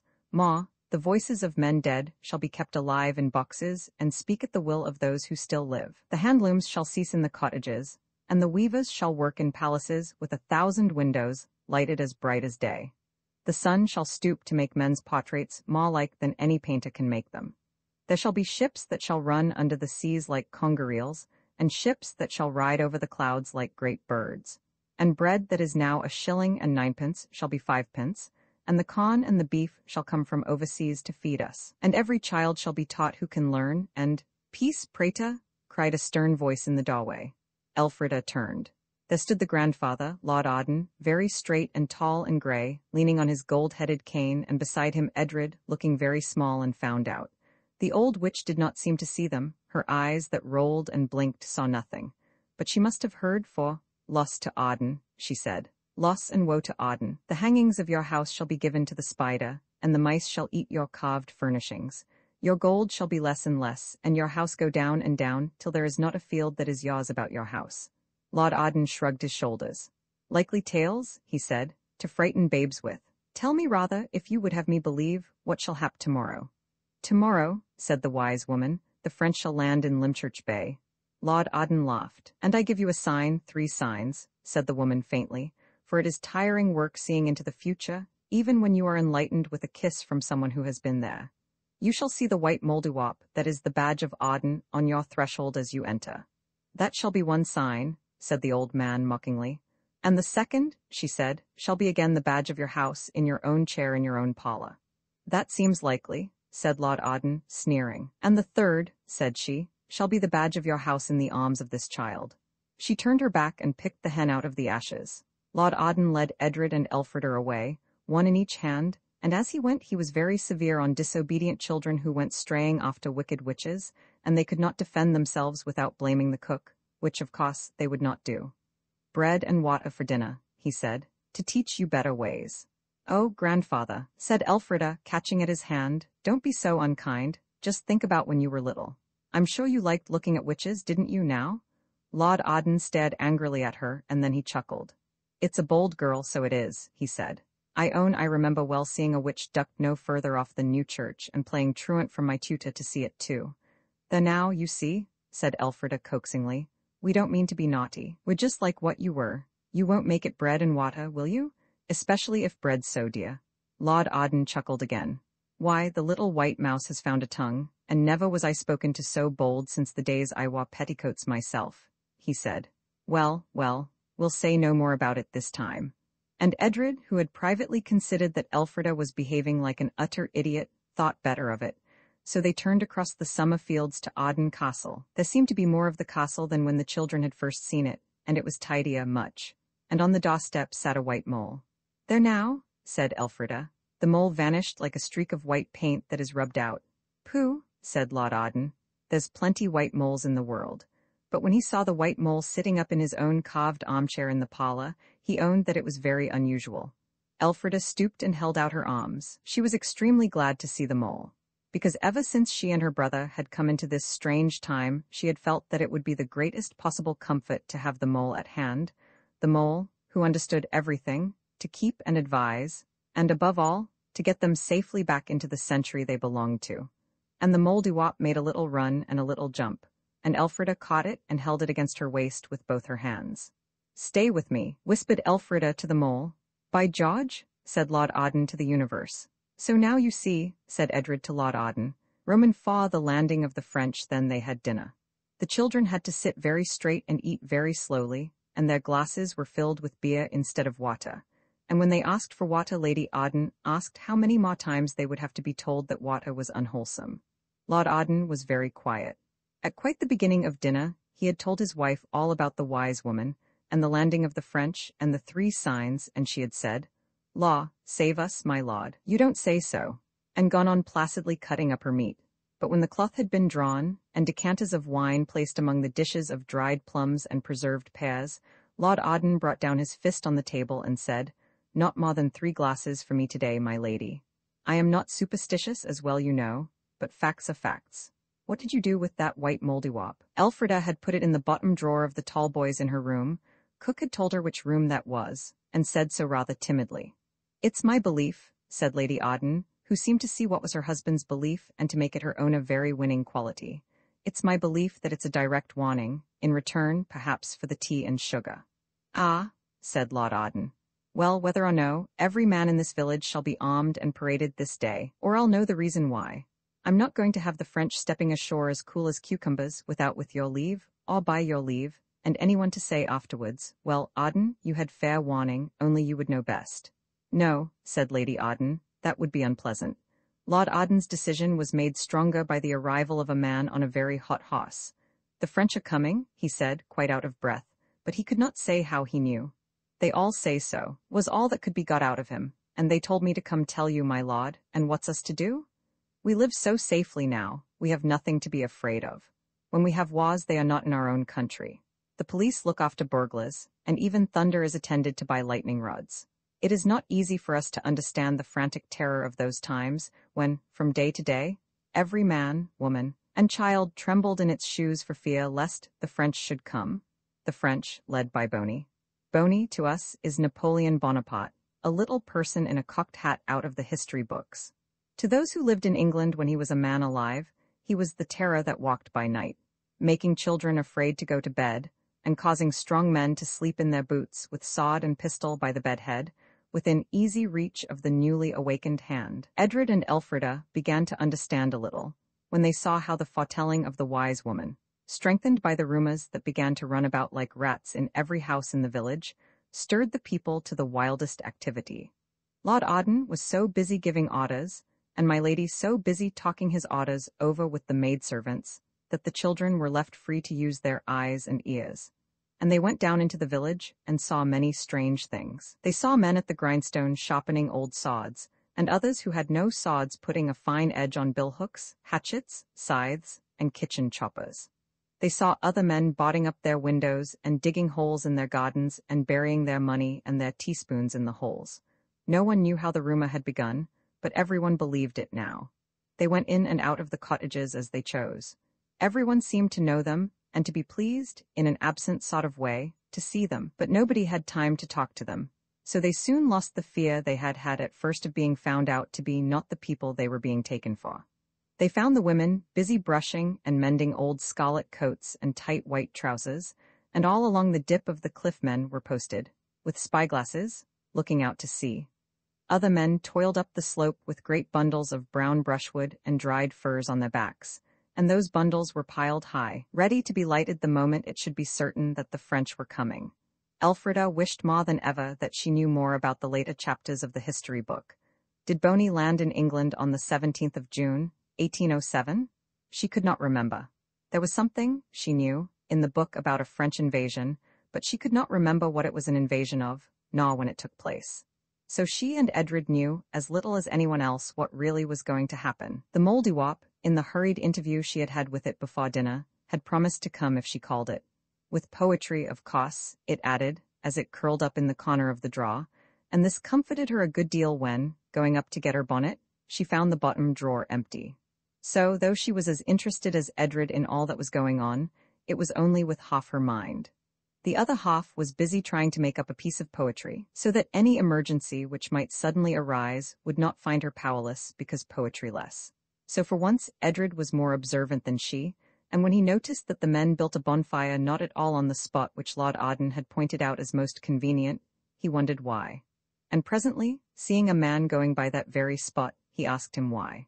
To his surprise, the man at once poked him in the ribs with a very hard finger and said, "Ah, you're a little wag, you are. But you're a little gentleman, too, and so's the little lady, bless her. You never gave us away to the preventives for all you found out." "Of course," said Elfrida cautiously, "we should never give anyone away. Want to come along down now?" the man asked. He was a brown-faced, sturdy, sailor-looking man with a short pigtail sticking out from the back of his head like the china handle of a Japanese teapot.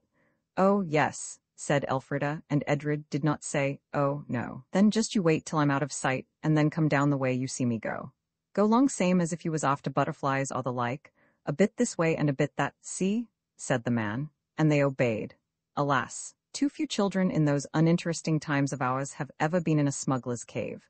To Edred and to Elfrida, it was as great a novelty as it would be to you or to me. When they came up with the brown man, he was crouching in the middle of a patch of furze. "Jump they outside bushes," he said. And they jumped and wound their way among the furze bushes by little narrow rabbit paths till they stood by his side. Then he lifted a great heap of furze and bramble that looked as if it had lived and died exactly where it was. And there was a hole, with steps going down. It was dark below, but Elfrida did not hesitate to do as she was told and to go forward. And if Edred hesitated, it was only for a minute. The children went down some half a dozen steps. Then the brown man came into the hole too, and drew the furze after him. And he lighted a lantern. There was a tallow candle in it, and it smelt very nasty indeed. But what a smells, even those of hot tallow and hot iron, compared with the splendid exploring of a smuggler's cave? It was everything the children had ever dreamed of. And more. There was the slow descent with the yellowness of the lantern flame casting golden lights and inky shadows on the smooth whiteness of the passage's chalk walls. There were steps. There was a rude heavy door, fastened by a great lock and a key to open it, as big as a church key. And when the door had creaked open, there was the great cave. It was so high that you could not see the roof, only darkness. Out of an opening in the chalk at the upper end, a stream of water fell, slid along a smooth channel down the middle of the cave, and ran along down a steep incline, rather like a small railway cutting, and disappeared under a low arch. "So there'd always be water if you had to stand a siege," said Edred. On both sides of the great cave, barrels and bales were heaped on a sanded floor. There were a table and benches cut out of solid chalk, and an irregular opening partly blocked by a mass of fallen cliff, through which you saw the mysterious Twilit Sea, with stars coming out over it. You saw this, and you felt, quite suddenly, too, a wild wind that pressed itself against you like a wrestler trying a fall, and whistled in your ears and drove you back to the big cave, out of breath and panting. "There'll be half a gale tonight," said the smuggler, for such, no doubt, he was. "Do you think the French will land tomorrow in Limchurch Bay?" Edred asked. By the light of the lantern, the smuggler solemnly winked. "You two can keep a secret, I know," he said. "The French won't land. It's us what'll land, and we'll land here and not in Bay.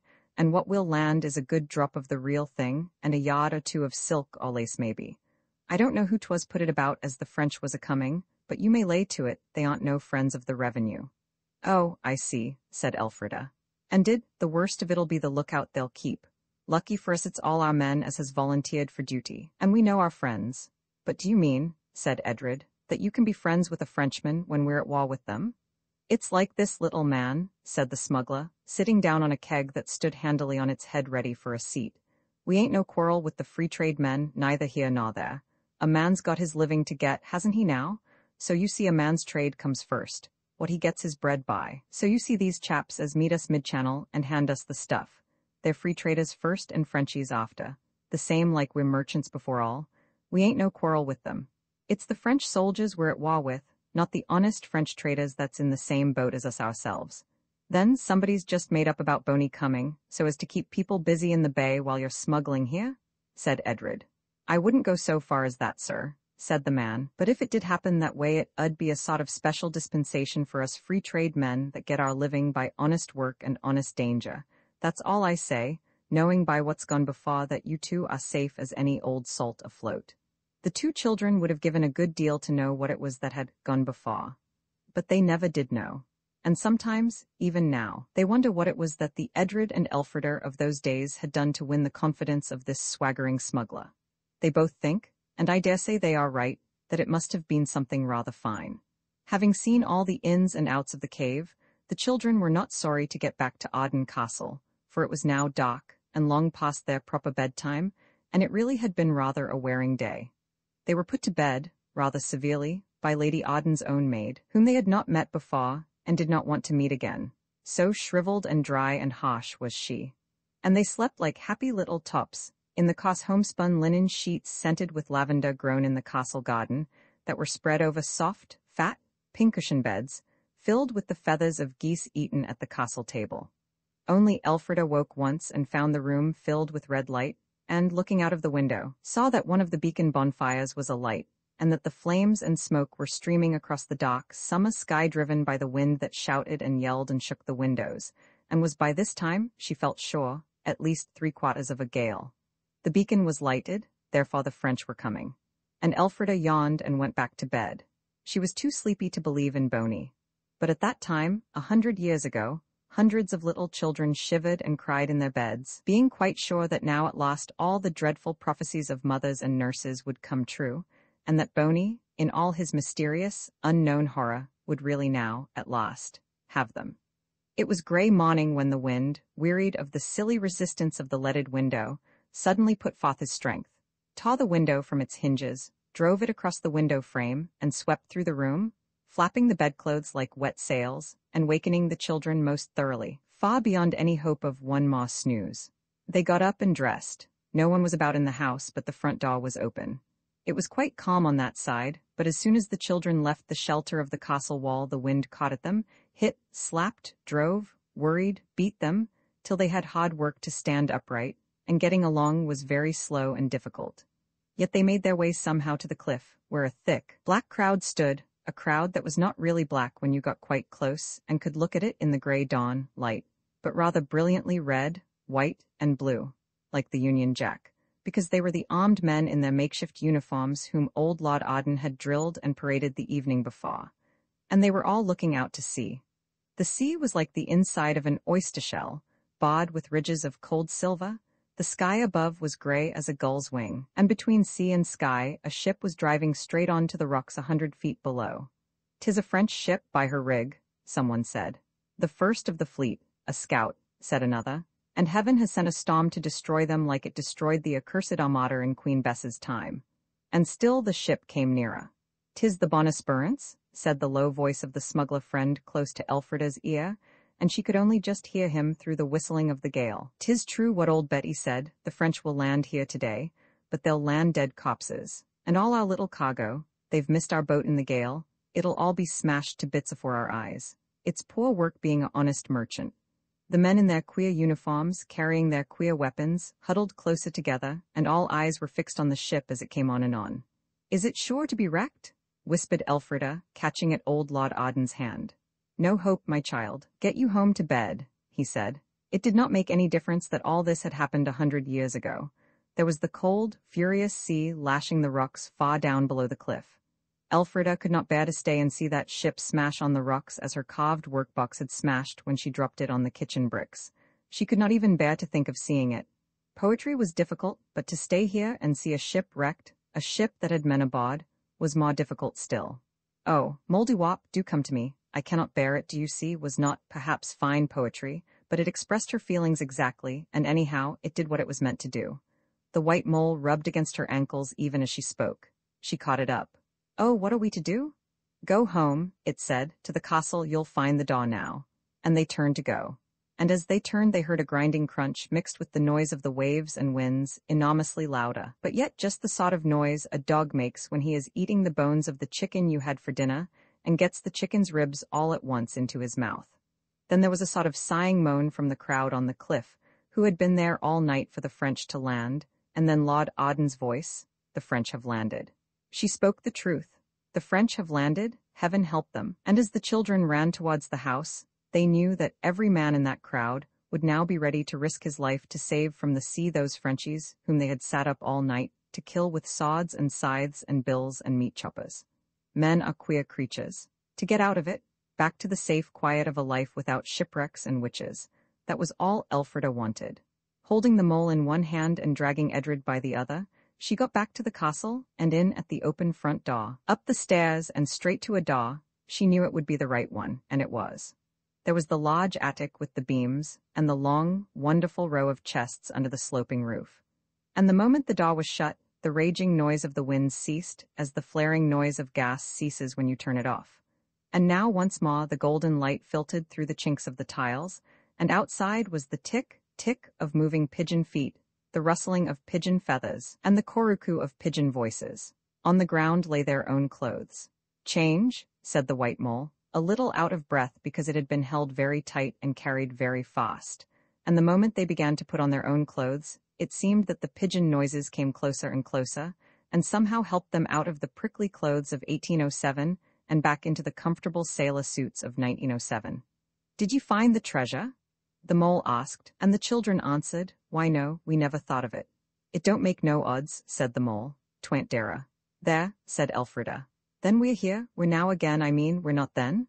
"Oh, you're now, sure enough," said the mole. "And won't you catch it? Dame Hunnisit's been raising the countryside out o' ye. Next time you go gallivantin' into old ancient days, you'd best set the clock back. Young folks don't know everything. Get along down and take your scolding. What must be must. If you can't get crumb, you must put up with crust. Goodbye." It ran under one of the chests, and Edred and Elfrida were left looking at each other in the attic between the rows of chests. "Do you like adventures?" said Edred slowly. "Yes," said Elfrida firmly. "And so do you. Come along down. V the highwayman and the They both meant what they said. "And yet, of course, it is nonsense to promise that you will never do anything again, because, of course, you must do something, if it's only simple subtraction or eating poached eggs and sausages. You will, of course, understand that what they meant was that they would never again do anything to cause Mrs. Hunnisit a moment's uneasiness, and in order to make this possible, the first thing to do was, of course, to find out how to set the clock back." Slowly munching sausage and feeling, as she always did when she ate slowly, that she was doing something very virtuous and ought to have a prize or a medal for it, Elfrida asked her mind to be kind enough to get some poetry ready by the time she had finished breakfast. And sure enough, her mind, in its own secret backyard, as it were, did get something ready. And while this was happening, Elfrida, in what corresponded to her mind's front garden, was wishing that she had been born a poet. Like the one who did the piece about the favorite goldfish drowned in a tub of cats, she said pensively.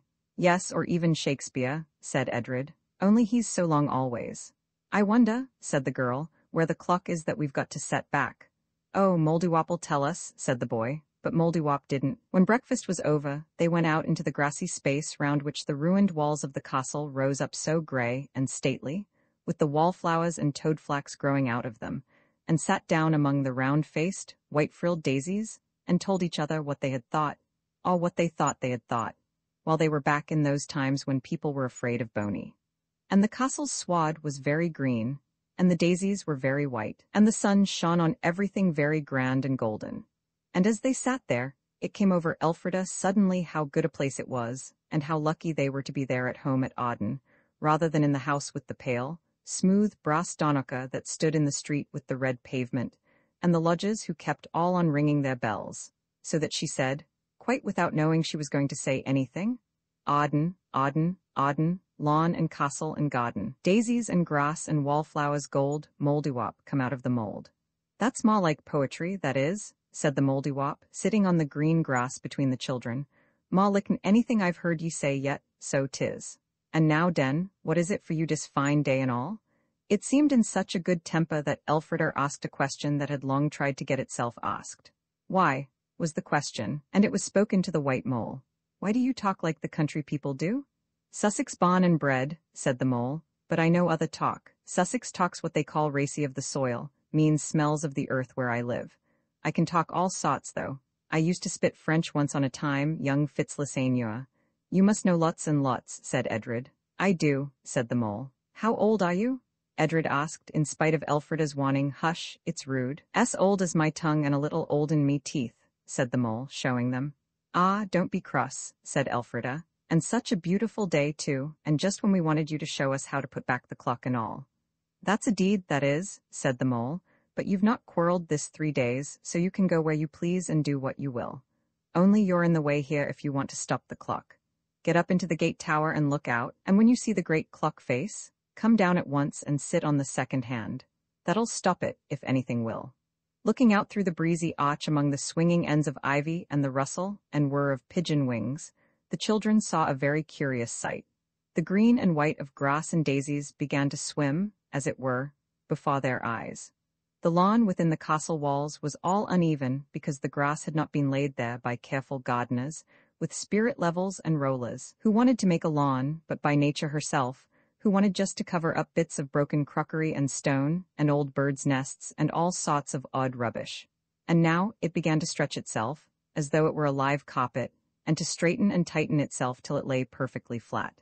And the grass seemed to be getting greener in places, and in other places there were patches of white thicker and purer than before. "Look, look!" cried Edred. "Look, the daisies are walking about."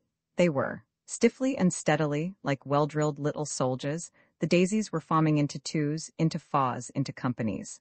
Looking down from the window of the gate tower, it was like watching thousands of little white beads sort themselves out from among green ones. "What are they going to do?" Edred asked, but naturally Elfrida was not able to answer. The daisies marched very steadily, like little people who knew their business very well. They massed themselves together in regiments, in armies. On certain parts of the smooth grass certain companies of them stopped and stayed. "They're making a sort of pattern," said Edred. "Look, there's a big ring all round, a sort of pattern." "I should think they were," cried Elfrida. "Look, look, it's the clock." It was. On the pure green face of the lawn was an enormous circle marked by a thick line of closely packed white daisies. Within it were the figures that are on the face of a clock, all 12 of them. The hands were of white daisies, too, both the minute hand and the hand that marks the hours, and between the VI and the center was a smaller circle, also white and of daisies, round which they could see a second hand move. A white second hand formed of daisies wheeling with a precision that would have made the haughtiest general in the land shed tears of pure admiration. With one accord the two children blundered down the dark, dusty, cobwebby, twisty stairs of the gate tower and rushed across the lawn. In the very center of the clock face sat the Mouldiwarp, looking conscious and a little conceited. "How did you do it?" Elfrida gasped. "The daisies did it. Poor little things. They can't invent it all, but they do carry out other people's ideas quite nicely. All the white things have to obey me, of course," it added carelessly. "And this is the clock?" The Mouldiwarp giggled. "My child, what presumption. The clock is much too big for you to see ever, all at once. The sun's the center of it.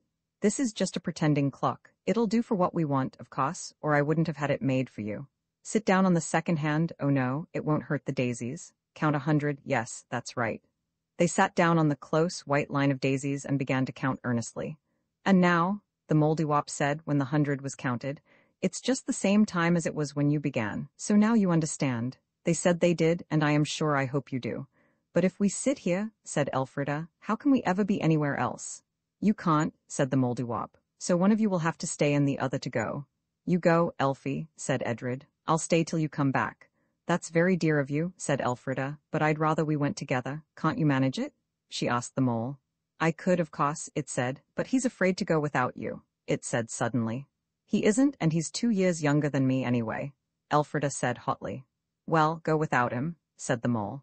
"You understand perfectly, don't you, that when he has stopped the clock your going is the same as your not going, and your being here is the same as not being, and what I mean," it added, hastily returning to Sussex talk, "you needn't be so turble put out. He won't know you've gone nor yet 'e won't believe you've come back. Be off with 'e, my gel." Elfrida hesitated. Then, "Oh, Edred," she said, "I have had such a time. Did it seem very long? I know it was horrid of me, but it was so interesting I couldn't come back before." "Nonsense," said Edred. "Well, go if you like, I don't mind." "I've been, I tell you," said Elfrida, dragging him off the second hand of the daisy clock, whose soldiers instantly resumed their wheeling march. "So now you see," said the mole. "Tell you what, next time you want to stop de clock we'll just wheel de bearer onto it. Now you go along and play. You've had enough Arden magic for this air first day, so you ave, bless your hearts and all." And they went. That was how Edred perceived the adventure of the highwayman and the but I will not anticipate. The way the adventure seemed to Elfrida was rather different. After the mole said, "My gel," she hesitated, and then went slowly towards the castle where the red roof of the house showed between the old, ivy-grown gray buttresses. She looked back to see Edred and the Mouldiwarp close together on the face of the wonderful green and white clock. They were very still. She made her mind up, ran indoors and up the stairs and straight to the door. She found it at once, shut the door, and opened the second chest to the right. "You change your clothes and the times change too, change, that is what you've got to do." "Koru, koru, koru, koru," said the pigeons or the silence or Elfrida. "I wonder," she said, slipping on a quilted green satin petticoat with pink rosebuds embroidered on it. Whether Shakespeare began being a poet like that. Just little odd lines coming into his head without him meaning them to. And her mind, as she put on a pink and white brocaded dress, was busy with such words as our great poet, Miss Elfrida Arden, or Miss Arden, the female Milton of nowadays. She tied a white, soft little cap with pink ribbons under her chin and ran to open the door. She was not a bit afraid. It was like going into a dream. Nothing would be real there. Yet as she ran through the attic door, and the lace of her sleeve caught on a big rusty nail and tore with a harsh hissing noise, she felt very sorry. In a thing that was only a dream, that lace felt very real, and was very beautiful. But she had only half the first half of a thought to give to the lace. For the door opened, not on the quiet corridor with the old prince at Arden Castle, but on a quite strange panelled room, full of a most extraordinary disorder of stuffs. Feathers, dresses, cloaks, bonnet boxes, parcels, rolls, packets, lace, scarves, hats, gloves, and finery of all sorts. There were a good many people there. Serving maids, she knew they were serving maids, a gentleman in knee breeches showing some fine china on a lacquered tray, and in the middle a very pretty, languishing-looking young lady with whom Elfrida at once fell deeply in love. All the women wore enormous crinolines, or hoops. "What? Hid in the closet all the while, cousin?" said the young lady. "Oh, but it's the slyest chit. Come, see how the new scarf becomes thy bet. Is it not vastly modish?" "Yes," said Elfrida, not knowing in the least what to say. Everything gave a sort of tremble and twist, like the glass bits in a kaleidoscope give just before they settle into a pattern. Then, as with the bits of glass, everything was settled, and Elfrida, instead of feeling that she was looking at a picture, felt that she was alive, with live people. Some extraordinary accident had fixed in Elfrida's mind the fact that Queen Anne began to reign in 1702. I don't know how it was. These accidents do sometimes occur, and she knew that in Queen Anne's day ladies wore hoops. Also, since they had gone back 100 years to Boney's time, perhaps this second venture had taken her back 200 years. "If so, please," she said very quickly, "is this 1707, and is Queen Anne dead?" "Heaven forbid," said everyone in the room, and Bet added, "La child, don't delay us with your prattle. The coach will be here at 10, and we must lie at Tonbridge tonight."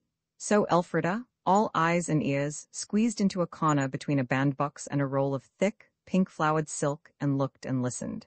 Bet, she gathered, was her cousin, and Arden too. She and Bet and the maids and an escort of she couldn't quite make out how many men, were to go down to Arden together. The many men were because of the Arden jewels that had been reset in the newest mode, and the collar of pearls and other presents Uncle Arden had given to Bet. And the highwaymen, who, she learned, were growing so bold that they would attack a coach in St. Paul's churchyard in broad daylight. Bet, it seemed, had undertaken commissions for all her girl friends near Arden, and had put off most of them till the last moment. She had carefully spent her own pin money during her stay in town, and was now hastily spending theirs. The room was crowded with tradesmen and women actually pushing each other to get near the lady who had money to spend. One woman with a basket of china was offering it in exchange for old clothes or shoes, just as old women do now at back doors. And Cousin Bet's maid had a very good bargain, she considered, in a china teapot and 2 dishes, in exchange for a wan, blue lutestring dress and a hooped petticoat of violet quilted satin. Then there was a hasty meal of cakes and hot chocolate, and, Elfrida being wrapped up in long-skirted coat and scarves almost beyond bearing, it was announced that the coach was at the door. It was a very tight fit when at last they were all packed into the carriage, for though the carriage was large, there was a great deal to fill it up. What with Cousin Bet and her great hoops and the maids, and the bandboxes and packages of different sizes and shapes, and the horrid little pet dog that yapped and yawed, and tried to bite everyone, from the footman to Elfrida. The streets were narrow and very dirty, and smelt very nasty in the hot June sun. And it was very hot and stuffy inside the carriage, and more bumpety than you would think possible. More bumpety even than a wagon going across a furrowed cornfield. Elfrida felt rather headachy, as you do when you go out in a small boat, and everyone says it is not at all rough. By the time the carriage got to Lewisham, Elfrida's bones were quite sore, and she felt as though she had been beaten. There were no springs to the carriage, and it reminded her of a bathing machine more than anything else. You know the way it bumps on the shingly part of the shaw when they are drawing you up at the beach, and you tumble about and can't go undressing, and all your things slide off the seats. The maids were cross and looked it. Cousin Bet had danced till nigh midnight, and been up with the lock. So she said, and having said it, went to sleep in a corner of the carriage looking crosser than the maids. Elfrida began to feel that empty, uninterested sensation which makes you wish you hadn't come. The carriage plunged and rattled on through the green country, the wheels bounding in and out of the most dreadful ruts. More than once the wheel got into a rut so deep that it took all the men to heave it out again. Cousin Bet woke up to say that it was vastly annoying, and instantly went to sleep again. Elfrida, being the smallest person in the carriage except Amour, the dog, was constantly being thrown into somebody's lap, to the annoyance of both parties. It was very much the most uncomfortable ride she had ever had. She thought of the smooth, swift rush of the train. Even the carrier's cot was luxury compared to this. The roads aren't like roads at all, she told herself. They're like plowed fields with celery trenches in them. She had a friend, a market gardener, so she knew. Long before the carriage drew up in front of the Bull, at Tonbridge, Elfrida felt that if she only had a piece of poetry ready she would say it, and ask the Mouldiwarp to take her back to her own times, where, at any rate, carriages had springs and roads were roads, and when the carriage did stop she was so stiff she could hardly stand. "Come along in," said a stout, pleasant-faced lady in a frilled cap. "Come in, my poppet. There's a fine supper, though it's me says it, and a bed that you won't beat in Kent for soft and clean. You may lay to that." There was a great bustle of shouting ostlers and stablemen. The horses were taken out before the travellers were free of the carriage. Supper was laid in a big, low, upper room, with shining furniture and windows at both ends, one set looking on the road where the sign of the Bull creaked and swung, and the other looking on a very neat green garden, with clipped box hedges and yew arbors. Getting all the luggage into the house seemed likely to be a long business. Elfrida saw that she would not be missed, and she slipped down the twisty cornery backstairs and through the back kitchen into the green garden. It was pleasant to stretch one's legs, and not to be cramped and buffeted and shaken, but she walked down the grass path rather demurely, for she was very stiff indeed.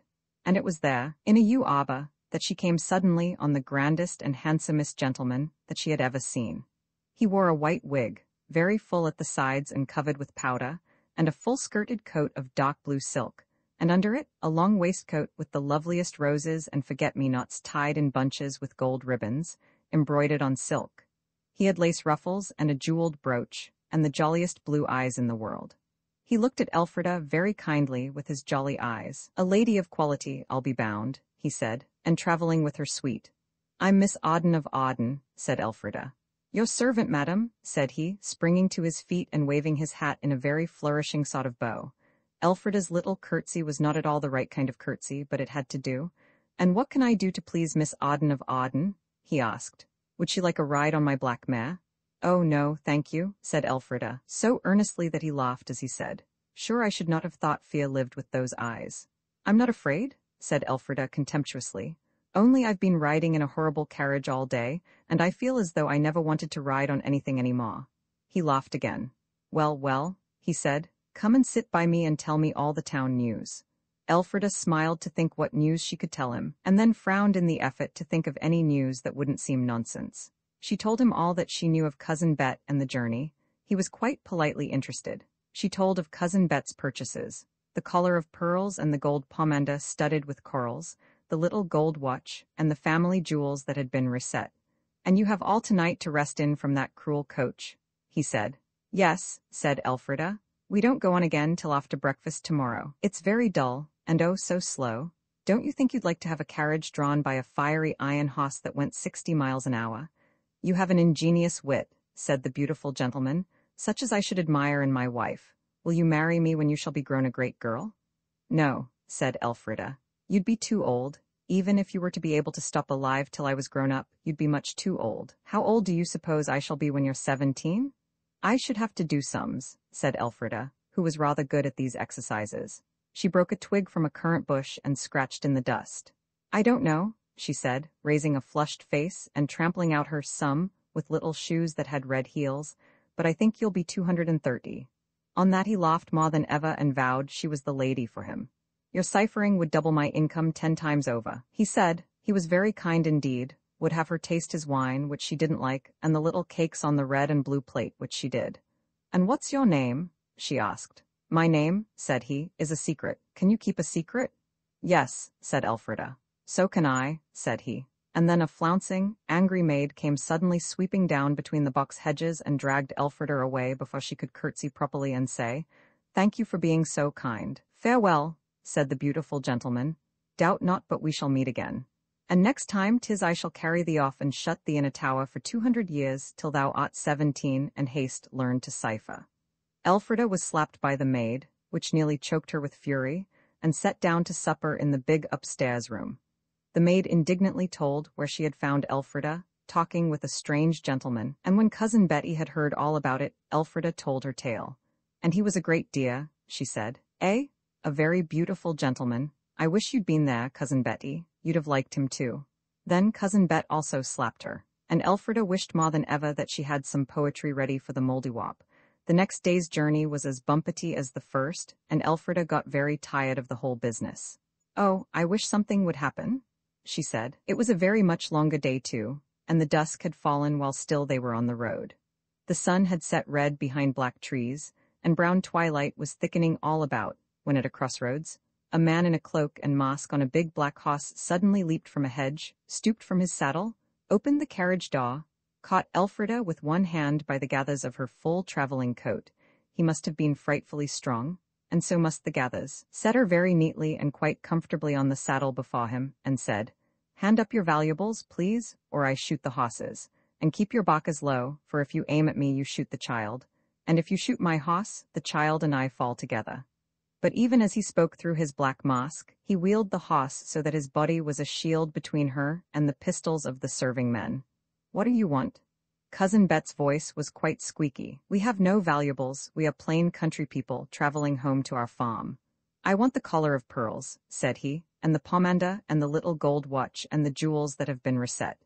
Then Elfrida knew who he was. "Oh," she cried, "you a mean?" "Trade's trade," said he, but he held her quite gently and kindly.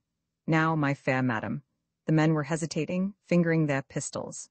The horses, frightened by the sudden check, were dancing and prancing all across the road. The maidservants were shouting that it was true. He had the child, and better lose a few jewels than all their lives, and Cousin Bet was sobbing and wailing inside the dock coach. Well, the jewels were handed out. That was how it ended, handed out slowly and grudgingly, and the hand that reached for them through the dusk was very white, Cousin Bet said afterwards. Elfrida, held by the highwayman's arm, kept very still. Suddenly he stooped and whispered in her ear, "Are you afraid that I shall do you any harm?" "No," whispered Elfrida, and to this day she does not know why she was not afraid. Then, said he, "Oh, the brave little lady," and on that suddenly set spurs to his horse leapt the low hedge and reined up sharply. "Go on home, my brave fellows," he shouted, "and keep your mouths shut on this night's work. I shall be at Arden before you." "The child?" shrieked the maids. "Oh, the child," and even Cousin Bet interrupted her hysterics, now quite strong and overwhelming, to say, "The child? Shall I order supper for you at Arden?" He shouted back mockingly, and rode on across country, with Elfrida, breathlessly frightened and consciously brave, leaning back against his shoulder. It is a very wonderful feeling, riding on a great strong, dark horse through a deepening night in a strange country, held fast by an arm you can trust, and with the muscles of a horse's great shoulder rippling against your legs as they hang helplessly down. Elfrida ceased to think of Mouldiwarps or try to be a poet, and quite soon they were at the top of Arden Hill, and the lights of the castle gleamed and blinked below them. "Now, sweetheart," said the highwayman, "I shall set you down in sight of the door and wait till the door opens. You can tell them all that has chanced, save this that I tell you now. You will see me again. They will not know me, but you will. Keep a still tongue till tomorrow, and I swear Miss Arden shall have all her jewels again, and you shall have a gold locket to put your true love's hair in when you're 17 and I'm 230, and leave the parlor window open, and when I tap, come to it. Is it a bargain? Then you're not really a highwayman."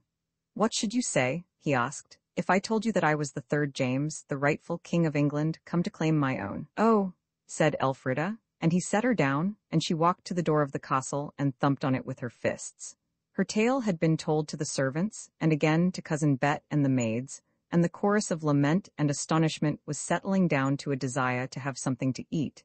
Anyhow, the servants had gone to the kitchen to hurry the supper.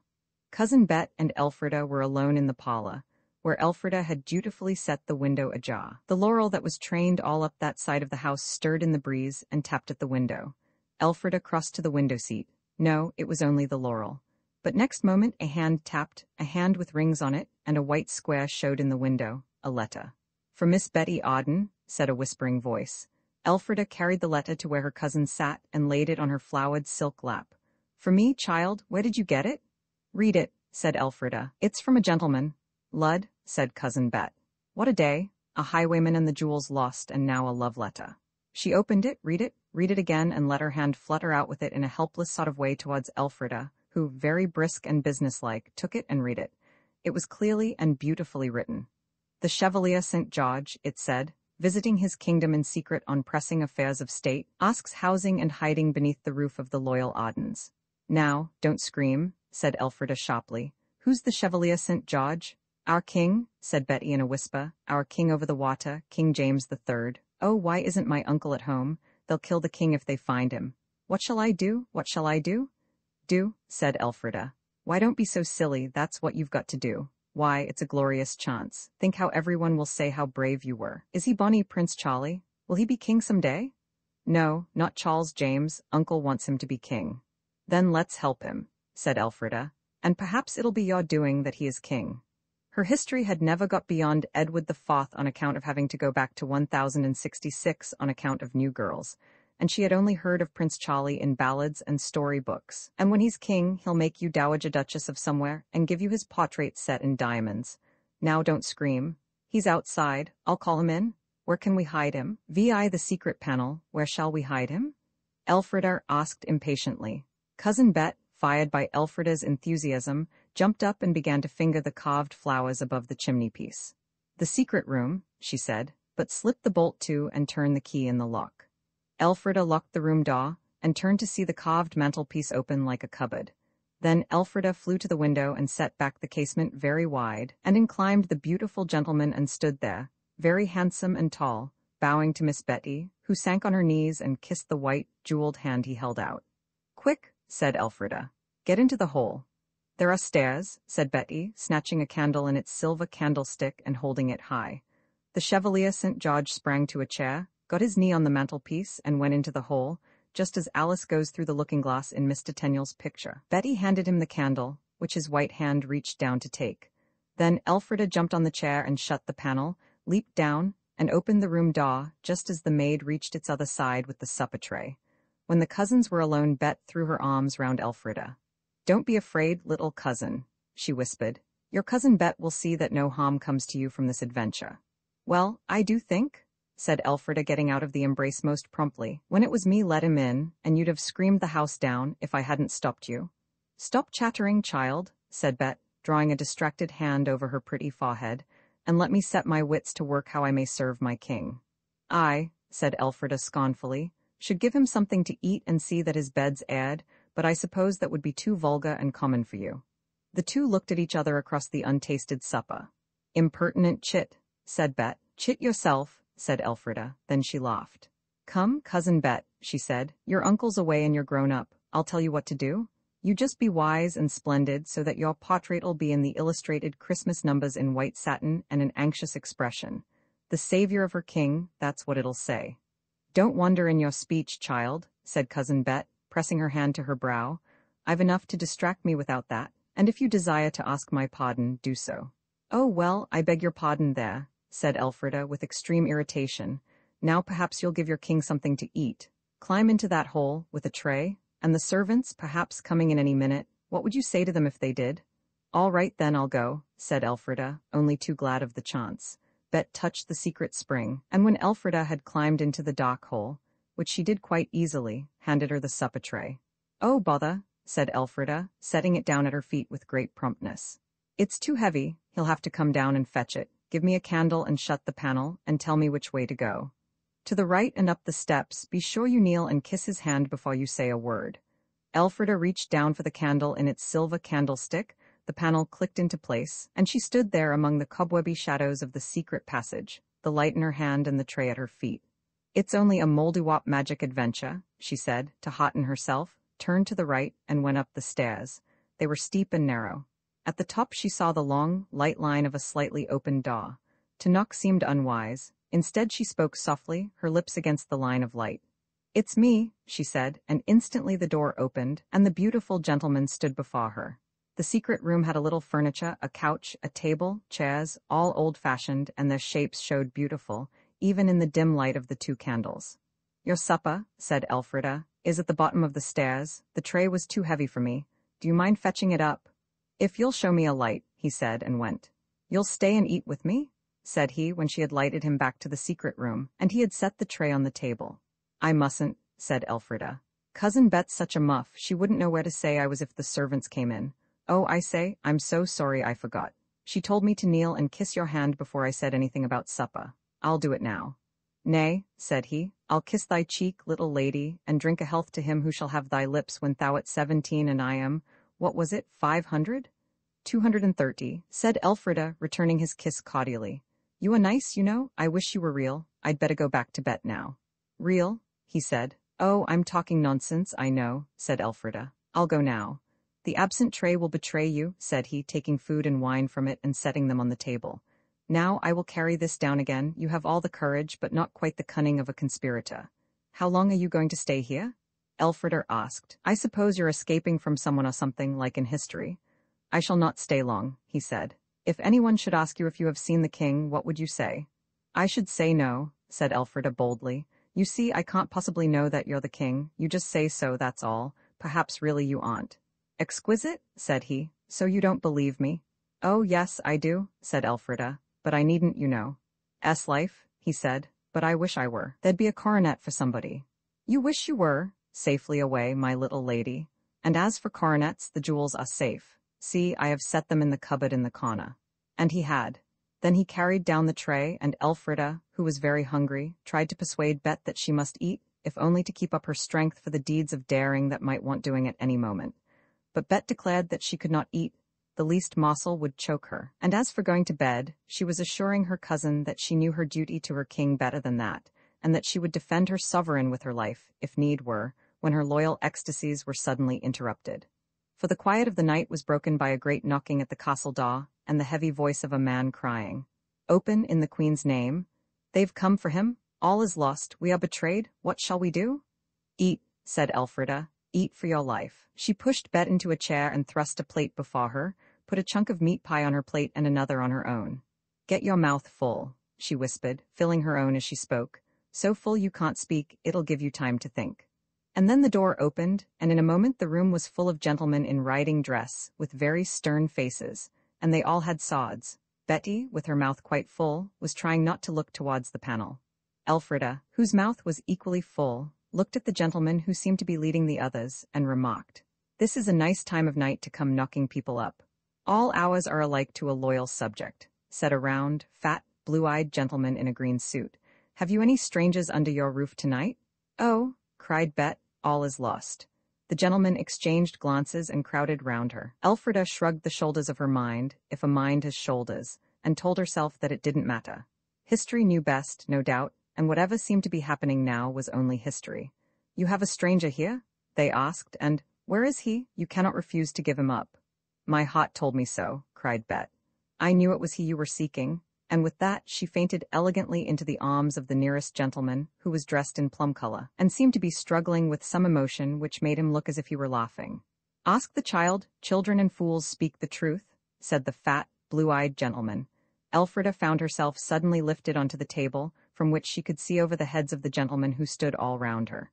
She could see Bet reclining on the sofa, and the open door with servants crowding in it, all eyes and ears. "Now," said a dozen voices, "the truth, little miss. What do you want to know?" she asked, and in a much lower tone, "I shan't tell you anything unless you send the servants away." The door was closed and the truth was asked for again. "If you'll only tell me what you want to know," she said again. "Does any stranger lie here tonight?" "No," said Elfrida. She knew that the beautiful gentleman in the secret chamber was not lying down, but sitting to his supper. But Miss Arden said all is lost, and she knew 'twas he whom we sought. "Well," Elfrida carefully explained, "it's like this. You see, we were robbed by a highwayman today, and I think that upset my cousin. She's rather easily upset, I'm afraid." "Very easily," several voices agreed, and someone added that it was a harebrained business. "The shortest way's the best," said the plum-colored gentleman. "Is Sir Edward Talbot here?" "No, he isn't," said Elfrida downrightly, "and I don't believe you've got any business coming into people's houses and frightening other people into fits, and I shall tell Lord Arden when he comes home." so now you know. Zooks, someone cried, the child's got a spirit, and she's right too, strike me if she isn't. But snails, exclaimed another, we do but protect Lord Arden's house in his absence. If, said Elfrida, you think your Talbot's playing hide-and-seek here, and if he's done anything wrong, you can look for him if you like. But I don't believe Lord Arden will be pleased, that's all. I should like to get down onto the floor, if you please. I don't know whether Elfrida would have had the courage to say all this if she had not remembered that this was history times, and not now times, but the gentlemen seemed delighted with her bravery. They lifted her gently down, and with many apologies for having discommoded the ladies, they went out of the room and out of the castle. Through the window, Elfrida heard the laughing voices and clatter and stamp of their horses' hoofs as they mounted and rode off. They all seemed to be laughing, and she felt that she moved in the midst of mysteries. She could not bear to go back into her own time without seeing the end of the adventure. So she went to bed in a lodge four-poster, with Cousin Bet for company. The fainting fit lasted exactly as long as the strange gentlemen were in the house and no longer, which was very convenient. Elfrida got up extremely early in the morning and went down into the parlor. She had meant to go and see how the king was, and whether he wanted his shaving water first thing, as her daddy used to do. But it was so very early that she decided that it would be better to wait a little. The king might be sleepy, and sleepy people were not always grateful, she knew, for early shaving water. So she went out into the fields where the dew was grey on the grass, and up on to Arden Knoll. And she stood there and heard the skylarks, and looked at the castle, and thought how new the mater looked in the pots about the living house. And presently she saw two figures coming across the fields from where the spire of Arden Church rose out of the tops of trees as round and green as the best double-curled parsley. And one of the gentlemen wore a green coat and the other a purple coat, and she thought to herself how convenient it was to recognize people half a mile away by the color of their clothes. Quite plainly they were going to the castle, so she went down too, and met them at the gate with a civil "Good morning." "You are no lie abed at least," said the green gentleman, "and so no stranger lay at Arden last night, eh?" Elfrida found this difficult to answer. No doubt the king had lain, was probably still lying, in the secret chamber. But was he a stranger? No, of course he wasn't. So, no, she said. And then through the open window of the parlor came, very unexpectedly and suddenly, a leg in a riding boot, then another leg, and the whole of the beautiful gentleman stood in front of them. "So ho," he said, "speak softly, for the servants are not yet about." "They are," said Elfrida, "only there at the back. Creep along under the wall, you will get away without their seeing you then." "Always a wonderful counselor," said the beautiful gentleman, bowing gracefully. "Come with us, little maid, I have no secrets from thee." So they all crept along close to the castle wall to that corner from which, between two shoulders of down, you can see the sea. There they stopped. "And the wages mine," said the beautiful gentleman, "for all you tried to spoil it. That was not in the bond, Fitzgerald, entering Arden at night at 9 of the clock, to ferret me out like a pack of hounds after Reynard." "There was nothing bawd," said the green gentleman. "We tried waylaying you on the road, but you were an hour early." "Ah," said the beautiful gentleman, "putting back clocks is easy work, and the ostler at the Bull loves a handsome wager nigh as well as he loves a guinea." "I do wish you'd explain," said Elfrida, almost stamping with curiosity and impatience. "And so I will, my pretty," said he, laughing. "Aren't you the king you said you were?" "Nay, nay, not so fast. I asked thee what thou wouldst say if I told you I was King James." "Then who are you?" she asked. "Plain Edward Talbot, baronet, at your ladyship's service," he said with another of his fine bows. "But I don't understand," she said. "Do tell me all about it from the beginning." So he told her, and the other gentlemen stood by, laughing. "The other night I was dining with Mr. Fitzgerald here, and the talk turned on highway robbery, and on Arden Castle here, with other matters. And these gentlemen, with others of the party, laid me a wager, 500 guineas it was, that I would not rob a coach. I took the wager. And I wagered beside that I would rob a coach of the Arden jewels, and that I would lie a night at Arden beside, and no one should know my name there. And I have done all three and won my wager. I am but newly come home from foreign parts, so your cousin could not know my face. But zounds, child, had it not been for thee I had lost my wager. I counted on Miss Arden's help, and a pale-faced, fainting, useless fine lady I should have found her. But thou art a girl in 1,000, and I'll buy thee the finest faring I can find next time I go to London. We are all friends. Tell pretty miss to hold that tongue of hers, and none shall hear the tale from us. But all these gentlemen coming last night, all the servants know. The gentlemen came, no doubt, to protect Miss Arden, in case the villainous highwayman should have hidden behind the window curtain. Oh, but the wise child it is, has a care for every weak point in our armor. Then he told his friends the whole of the adventure, and they laughed very merrily, for all they had lost their wager, and went home to breakfast across the dewy fields. It's nice of him to think me brave and all that, Elfrida told herself, but I do wish he'd really been the king. When she had told Betty what had happened, everything seemed suddenly to be not worthwhile. She did not feel as though she cared to stay any longer in that part of the past. So she ran upstairs, through the attic and the pigeon noises, back into her own times, and went down and found Edred sitting on the second hand of the daisy clock, and he did not believe that she had been away at all. For all the time she had been away seemed no time to him, because he had been sitting on that second hand. So when the Mouldiwarp told them to go along in, they went, and the way they went was not in, but out, and round under the castle wall to the corner from which you could see the sea. And there they lay on the warm grass, and Elfrida told Edred the whole story, and at first he did not believe a word of it. "But it's true, I tell you," said she. "You don't suppose I should make up a whole tale like that, do you?" "No," said Edred. "Of course you're not clever enough, but you might have read it in a book." "Well, I didn't," said Elfrida, "so there. If it was really true, you might have come back for me. You know how I've always wanted to meet a highwayman, you know you do." "How could I come back? How was I to get off the horse and run home and get in among the chests and the pigeon noises and come out here and take you back? The highwayman, Talbot, I mean, would have been gone long before we got back." "No, he wouldn't," said Edred obstinately. "You forget I was sitting on the clock and stopping it. There wasn't any time while you were gone if you were gone." "There was with me," said Elfrida. "Don't you see? There wouldn't have been if you'd come back where I was," Edred interrupted. "How can you be so aggravating?" Elfrida found suddenly that she was losing her temper. "You can't be as stupid as that, really." "Oh, can't I?" said Edred. "I can, though, if I like, and stupider, much stupider," he added darkly. "You wait." "Edred," said his sister slowly and fervently, "sometimes I feel as if I must shake you." "You daren't," said Edred. "Do you dare me to?" "Yes," said Edred fiercely. "Of course you are aware that after that, by all family laws, Elfrida was obliged to shake him. She did, and burst into tears. He looked at her for a moment, but no, tears are unmanly. I would not betray the weakness of my hero. Let us draw a veil. I'll take a turn round the castle and come back to them presently. It is just as well that we went away when we did, for we really turned our backs on a most unpleasant scene. And now that we come back to them, though crying is still going on, Elfrida is saying that she is very sorry, and is trying to find her handkerchief to lend to Edred, whose own is unexpectedly mislaid. "Oh, all right," he says. "I'm sorry too, there? But us saying we're sorry won't make us unquarrel. That's the worst of it. We shan't be able to find the doll for 3 days now. I do wish we hadn't. It is sickening." "Never mind," said Elfrida. "We didn't have a real I'll never speak to you again you see if I do quarrel, did we?" "I don't suppose it matters what sort of quarrel you had," said the boy in gloom. "Look here, I'll tell you what, you tell me all about it over again and I'll try to believe you. I really will, on the honor of an Arden."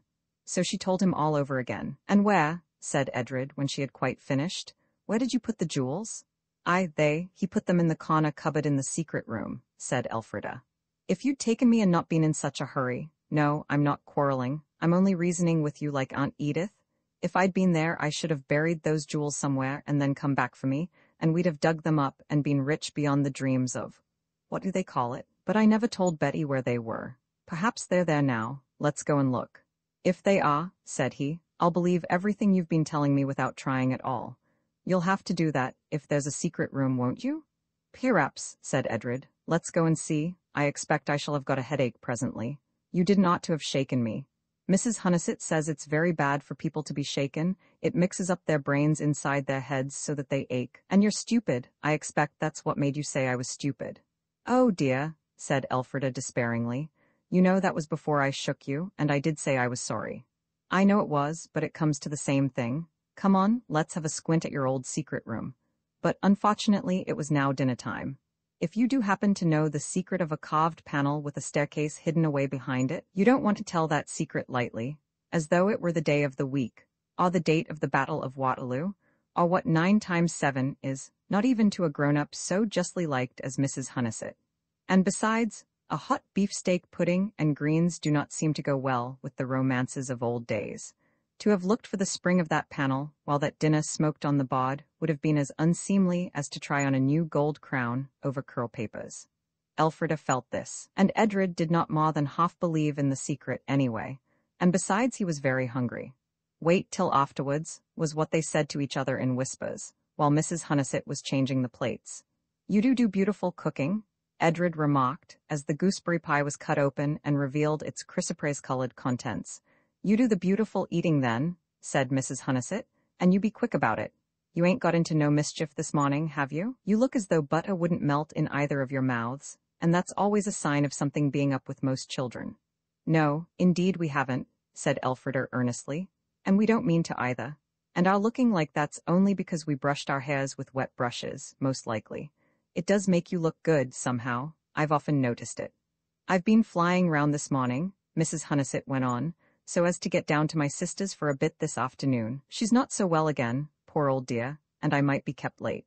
But my niece Emily's coming up to take charge. She's a nice, lively young girl. She'll get you your teas, and look after you as nice. Now don't you go doing anything what you wouldn't if I was behind of you, will you? That's dears. Nothing could have happened better.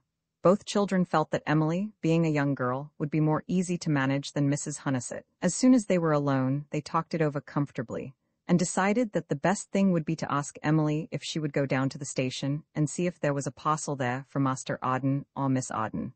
And if there isn't, Elfrida giggled, we'll say she'd better wait till it comes. We'll run down and fetch her as soon as we've explored the secret chamber. I say, Edred remarked thoughtfully, we haven't bothered much about finding the treasure, have we? I thought that was what we were going into history for. Now, Edred, said his sister, you know very well we didn't go into history on purpose. No, but, said Edred, we ought to have. Suppose the treasure is really those jewels. We'd sell them and rebuild Arden Castle like it used to be, wouldn't we? We'd give Auntie Edith a few jewels, I think, wouldn't we? She is such a dear, you know. Yes, she should have first choice. I do believe we're on the brink, and I feel just exactly like as if something real was going to happen, not in history, but here at Arden, now Arden. I do hope we find the jewels, said Elfrida. Oh, I do, and I do hope we manage the lively young girl all right. Mrs. Hunnison's best dress was a nice bright red, the kind of color you can see a long way off. They watched it till it disappeared round a shoulder of the downs, and then set about the task of managing Emily. The lively young girl proved quite easy to manage. The idea of popping on her hat and running down to the station was naturally much pleasanter to her than the idea of washing the plates that had been used for beefsteak pudding and gooseberry pie, and then giving the kitchen a thorough scrub out, which was the way Mrs. Hunnison had meant her to spend the afternoon. Her best dress, she had slipped the skirt over her print gown so as to look smart as she came up through the village, was a vivid violet, another good distance color. It also was watched till it dipped into the lane. And now, cried Elfrida, we're all alone and we can explore the great secret. But suppose somebody comes, said Edred, and interrupts and finds it out and grabs the jewels and all is lost. There's tramps, you know, and gypsy women with baskets. Yes, or drink of water, or to ask the time. I'll tell you what, we'll lock up the doors back and front. They did, but even this did not satisfy the suddenly cautious Edred. The parlor door, too, he said. So they locked the parlor door, and Elfrida put the key in a safe place, for fear of accidents, she said. I do not at all know what she meant, and when she came to think it over she did not know either. But it seemed all right at the time. They had provided themselves with a box of matches and a candle, and now the decisive moment had come, as they say about battles. Elfrida fumbled for the secret spring. How does it open? Asked the boy. I'll show you presently, said the girl. She could not show him then, because in point of fact she did not know. She only knew there was a secret spring, and she was feeling for it with both hands among the carved wreaths of the panels, as she stood with one foot on each of the arms of a very high chair, the only chair in the room high enough for her to be able to reach all round the panel. Suddenly something clicked and the secret door flew open. She just had time to jump to the floor, or it would have knocked her down. Then she climbed up again and got into the hole, and Edred handed her the candle. Where's the matches? She asked. In my pocket, said he firmly. I'm not going to have you starting off without me again. Well, come on then, said Elfrida, ignoring the injustice of this speech. All right, said Edred, climbing on the chair. How does it open? He had half closed the door and was feeling among the carved leaves as he had seen her do. Oh, come on, said Elfrida. Oh, look out. Well might she request her careless brother to look out. As he reached up to touch the carving, the chair tilted, he was jerked forward, caught at the carving to save himself, missed it, and fell forward with all his weight against the half-open door. It shut with a loud bang. Then a resounding crash echoed through the quiet house as Edred and the big chair fell to the floor in, so to speak, each other's arms. There was a stricken pause. Then Elfrida from the other side of the panel beat upon it with her fists and shouted, "Open the door, you aren't hurt, are you?" "Yes, I am, very much," said Edred, from the outside of the secret door, and also from the hearthrug. "I've twisted my leg in the knickerbocker pot, and I've got a great bump on my head, and I think I'm going to be very poorly." "Well, open the panel first," said Elfrida rather unfeelingly, but then she was alone in the dock on the other side of the panel. "I don't know how to," said Edred, and Elfrida heard the sound of someone picking himself up from among disordered furniture. "Feel among the leaves like I did," she said. "It's quite easy, you'll soon find it." Silence. Romans 7. The key of the parlor Elfrida was behind the secret panel, and the panel had shut with a spring. She had come there hoping to find the jewels that had been hidden 200 years ago by Sir Edward Talbot, when he was pretending to be the Chevalier St. George. She had not had time even to look for the jewels before the panel closed, and now that she was alone in the dusty dock, with the door shut between her and the bright, light parlor where her brother was, the jewels hardly seemed to matter at all, and what did so dreadfully and very much matter was that closed panel. Edred had tried to open it, and he had fallen off the chair. Well, there had been plenty of time for him to get up again. "Why don't you open the door?" she called impatiently, and there was no answer. Behind that panel, silence seemed 1,000 times more silent than it ever had before, and it was so dark, and Edred had the matches in his pocket. "Edred, Edred," she called suddenly and very loud, "why don't you open the door?" And this time he answered. "Because I can't reach," he said. "I feel that I ought to make that the end of the chapter, and leave you to wonder till the next how Elfrida got out, and how she liked the not getting out, which certainly looked as though it were going to last longer than anyone could possibly be expected to find pleasant.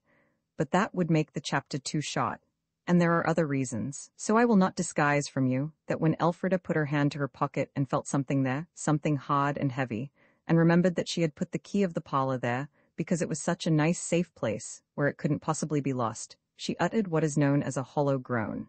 "Aha, you see now," said Edred outside. "You see I'm not so stupid after all." Elfrida was thinking. "I say," she called through the panel, "it's no use my standing here. I shall try to feel my way up to the secret chamber. I wish I could remember whether there's a window there or not. If I were you, I should just take a book and read till something happens. Mrs. Hunniset's sure to come back sometime." "I can't hear half you say," said Edred. "You do whiffle so." "Take a book," shouted his sister. "Read, Mrs. Hunniset will come back sometime." So Edred got down a book called Red Cotton Nightcap Country, which he thought looked interesting, but I don't advise you to try it. And Elfrida, her heart beating rather heavily, put out her hands and felt her way along the passage to the stairs. "It's all very well," she told herself. "The secret panel is there all right, like it was when I went into the past, but suppose the stairs are gone, or weren't really ever there at all? Or suppose I walked straight into a wall or something?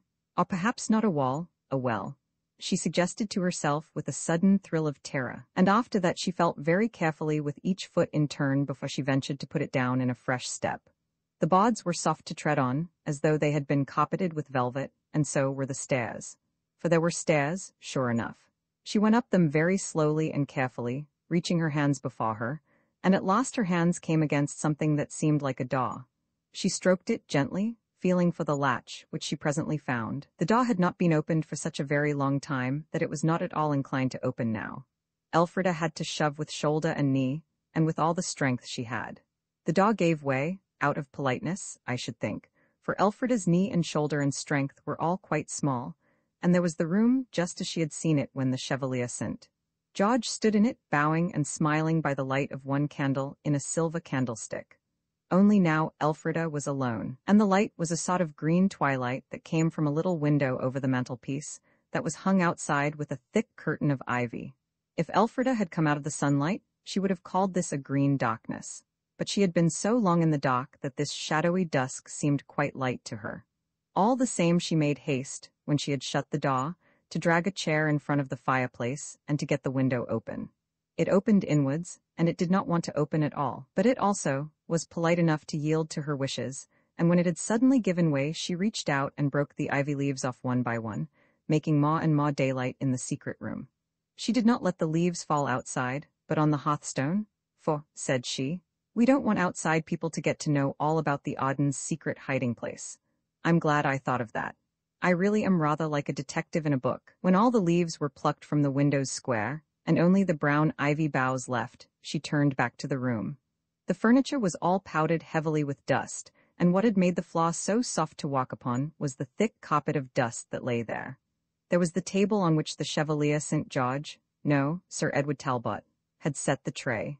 There were the chairs, and there, sure enough, was the corner cupboard in which he had put the jewels. Elfrida got its door open with I don't know what of mingled hopes and fears. It had 3 shelves, but the jewels were on none of them. In fact, there was nothing on any of them. But on the inside of the door her hand, as she held it open, felt something rough. And when she looked it was a name carved, and when she swung the door well back so that the light fell full on it, she saw that the name was E. Talbot. So then she knew that all she had seen in that room before must have really happened 200 years before, and was not just a piece of magic moldywoppiness. She climbed up on the chair again, and looked out through the little window. She could see nothing of the castle walls, only the distant shoulder of the downs and the path that cut across it towards the station. She would have liked to see a red figure or a violet one coming along that path, but there was no figure on it at all. What do you usually do when you are shut up in a secret room, with no chance of getting out for hours? As for me, I always say poetry to myself. It is one of the uses of poetry. One says it to oneself in distressing circumstances of that kind, or when one has to wait at railway stations, or when one cannot get to sleep at night. You will find poetry most useful for this purpose. So learn plenty of it, and be sure it is the best kind, because this is most useful as well as most agreeable. Elfrida began with Ruin seize thee, ruthless king, but there were parts of that which she liked best when there were other people about, so she stopped it, and began Horatius and the Bridge.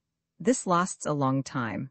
Then came the favorite cat drowned in a tub of goldfish, and in the middle of that, quite suddenly, and I don't know why, she thought of the Mouldiwarp. We didn't quite quarrel, she told herself. At least not really, truly quarreling. I might try anyhow. So she set to work to make a piece of poetry to call up the Mouldiwarp with. This was how, after a long time, the first piece came out.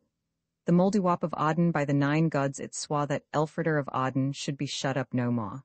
By the 9 gods it swore it, and named a convenient time, no doubt, and bade its messengers ride forth east and west, south and north, to let Elfrida out. But when she said it aloud nothing happened. I wonder, said Elfrida, whether it's because we quarreled, or because it just says he let me out and doesn't ask him to, or because I had to say Elfrida to make it sound right, or because it's such dreadful nonsense. I'll try again. She tried again. This time she got, behind the secret panels lines the pensive Elfrida, reclines and wishes she was at home. At least I am at home, of course, but things are getting worse and worse. Dear mole, come, come, come, come.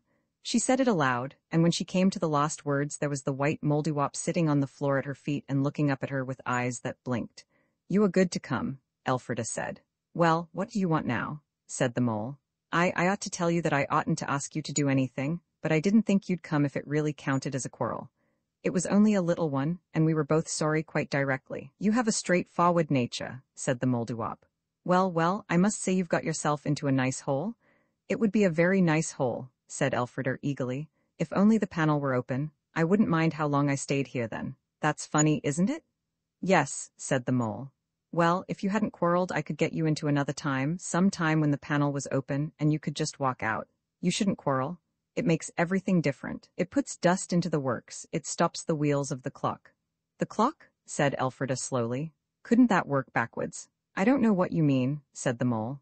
I don't know that I quite know myself, Elfrida explained. But the daisy clock. You sit on the second hand and there isn't any time, and yet there's lots where you're not sitting. If I could sit on the daisy clock, the time wouldn't be anything before someone comes to let me out. But I can't get to the daisy clock, even if you'd make it for me, so that's no good. You are a very clever little girl, said the Mouldiwarp, and all the clocks in the world aren't made of daisies. Move the tables and chairs back against the wall. We'll see what we can do for you. While Elfrida was carrying out this order, the white mole stood on its hind feet and called out softly in a language she did not understand.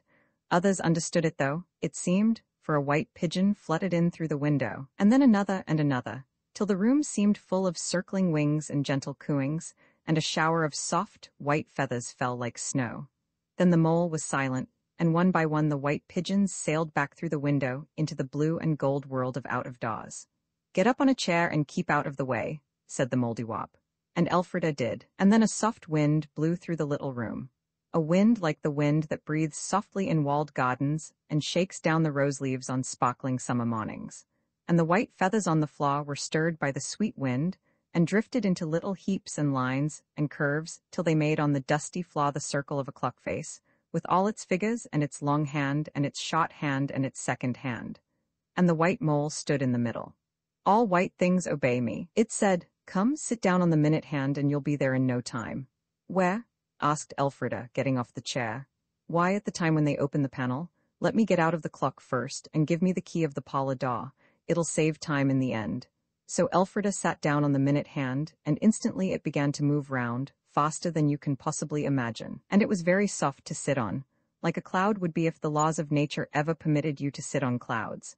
And it spun round so that it seemed no time at all before she found herself sitting on the floor and heard voices, and knew that the secret panel was open. "I see," she said wisely. "It does work backwards, doesn't it?" But there was no one to answer her, for the Mouldiwarp was gone, and the white pigeon's feathers were in heaps on the floor. She saw them as she stood up, and there wasn't any clock face anymore. Edred soon got tired of red cotton nightcap country, which really is not half such good fun as it sounds, even for grown-ups, and he tried several other books. But reading did not seem amusing, somehow. And the house was so much too quiet, and the clock outside ticked so much too loud, and Elfrida was shut up, and there were bars to the windows, and the door was locked. He walked about, and sat in each of the chairs in turn, but no one of them was comfortable, and his thoughts were not comfortable either. Suppose no one ever came to let them out. Supposing the years rolled on and found him still a prisoner when he was a white-haired old man, like people in the Bastille, or in iron masks. His eyes filled with tears at the thought. Fortunately, it did not occur to him that unless someone came pretty soon, he would be unlikely to live to a great age, since people cannot live long without eating. If he had thought of this, he would have been even more unhappy than he was, and he was quite unhappy enough. Then he began to wonder if anything had happened to Elfrida. She was dreadfully quiet inside there behind the panel. He wished he had not quarreled with her. Everything was very miserable. He went to the window and looked out, as Elfrida had done, to see if he could see a red dress or a violet dress coming over the downs, but there was nothing. And the time got longer and longer, drawing itself out like a putty snake when you rub it between your warm hands. And at last, what with misery, and having cried a good deal, and its being long past tea time, he fell asleep on the window seat. He was roused by a hand on his shoulder and a voice calling his name. Next moment he was in the arms of Aunt Edith, or as much in her arms as he could be with the window bars between them. When he had told her where Elfrida was, and where the room key was, which took some time, he began to cry again, for he did not quite see, even now, how he was to be got out. "Now don't be a dear silly," said Aunt Edith. "If we can't get you out any other way, I'll run and fetch a locksmith. But look what I found right in the middle of the path as I came up from the station." It was a key, and tied to it was an ivory label, and on the label were written the words, "Paula Daw, Arden." "You might try it," she said. He did try it, and it fitted, and he unlocked the Paula Daw and then the front door, so that Aunt Edith could come in. And together, they got the kitchen steps and found the secret spring and opened the panel, and got out the dusty Elfrida. And then, Aunt Edith lighted the kitchen fire and boiled the kettle. They had tea, which everyone wanted very badly indeed. And Aunt Edith had brought little cakes for tea with pink icing on them, very soft inside with apricot jam, and she had come to stay over Sunday. She was as much excited as the children over the secret panel, and after tea, when Edred had fetched Emily back from the wild goose chase for a parcel at the station, on which she was still engaged, the aunt and the niece and the nephew explored the secret stair and the secret chamber thoroughly. "What a wonderful lot of pigeons' feathers," said Aunt Edith. "They must have been piling up here for years and years." "It was lucky, you finding that key," said Edred. "I wonder who dropped it. Was the other one Elf?" "I don't know," said Elfrida truthfully. "It isn't in my pocket now." And though Edred and Aunt Edith searched every corner of the secret hiding place, they never found that key.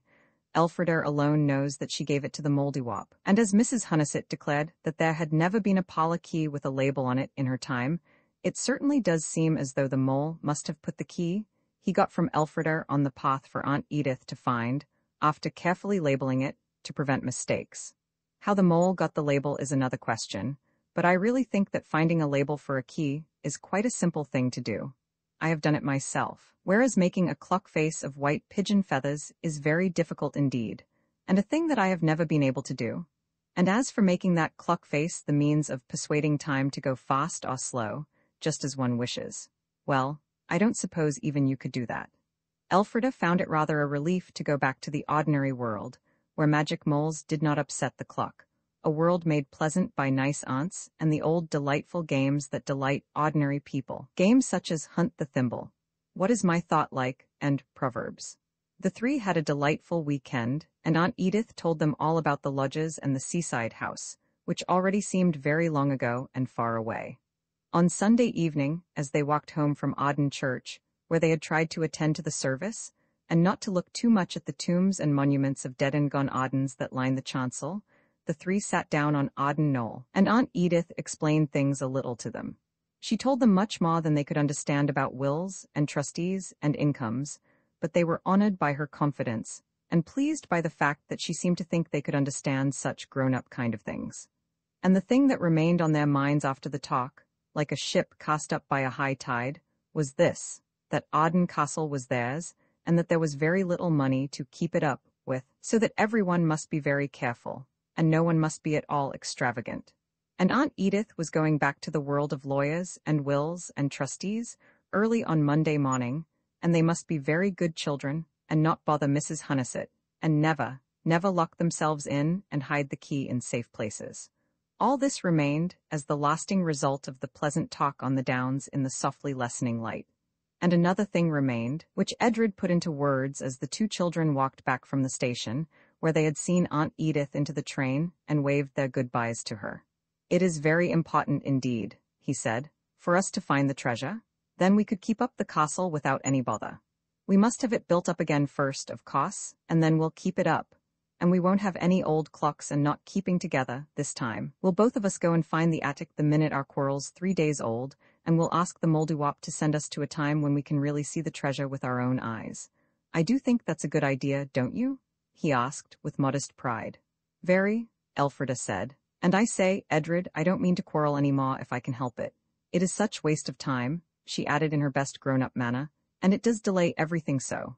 Delays are dangerous. It says so in the proverb game. Suppose there really was a chance of getting the treasure and we had to wait 3 days because of quarreling. But I'll tell you one thing I found out. You can get the mole to come and help you, even if you have quarreled a little, because I did." And she told him how. "But I expect," she added, "it would only come if I were in the most awful trouble and all human aid despaired of." "Well, we're not that now," said Edred, knocking the head off a poppy with his stick, "and I'm jolly glad we're not." "I wonder," said Elfrida, "who lives in that cottage where the witch was. I know exactly where it is. I expect it's been pulled down, though. Let's go round that way. It'll be something to do." So they went round that way, and the way was quite easy to find. But when they got to the place where the tumble-down cottage had been in Boney's time, there was only a little slate-roofed house with a blue bill pasted up on its yellow brick face, saying that somebody's A1 ginger beer and up-to-date minerals were sold there. The house was dull to look at, and they did not happen to have any spare money for ginger beer, so they turned round to go home, and suddenly found themselves face to face with a woman. She wore a red and black plaid blouse and a bought ready-made black skirt, and on her head was a man's peaked cap such as women in the country wear now, instead of the pretty sunbonnets that they used to wear when I was a little girl. "So they've pulled the old cottage down," she said. "This new house'll be fine and dry inside, I lay. The rain comes in through the roof of the old one, so's you might a'most as well be laying in the open meadow." The children listened politely, and both were wondering where they had seen this woman before, for her face was strangely familiar to them, and yet they didn't seem really to know her either. "Most of the cottages 'bout here is just as bad as they always was," she went on. "When Arden has the handling of the treasure he'll see to it that poor folks lie warm and dry, won't he now?" And then all in a minute the children both knew, and she knew that they knew. "Why," said Edred, "you're the—" "Yes," she said, "I'm the witch come from old ancient times. If you can go back I can go forth, because then and now's the same if I know how to make a clock." "Can you make clocks?" said Elfrida. "I thought it was only—" "So it be," said the witch. "I can't make 'em, but I know them as can, and I've come 'ere to find you, 'cause you brought me the tea and sugar. I've got the wise eye, I have. I can see back and forth. I looked for'ard and I saw ye, and I looked back and I saw what you're seeking, and I know where the treasure is and—" "But where did you get those clothes?" Edred asked, and it was a question he was afterwards to have reason to regret. "Oh, clothes is easy come by," said the witch.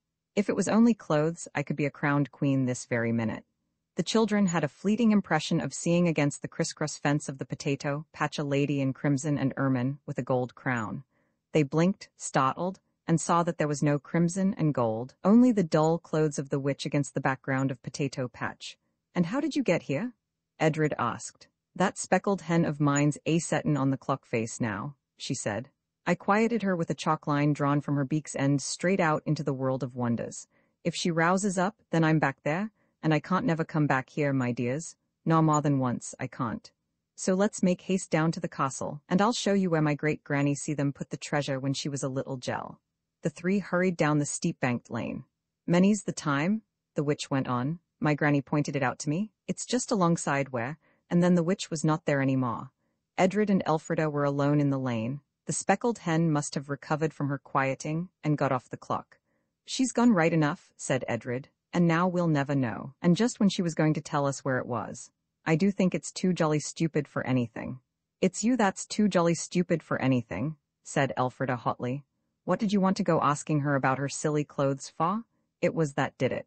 She'd have told us where it was before now if you hadn't taken her time up with clothes. As if clothes mattered? I do wish to goodness you'd sometimes try to behave as if you'd got some sense."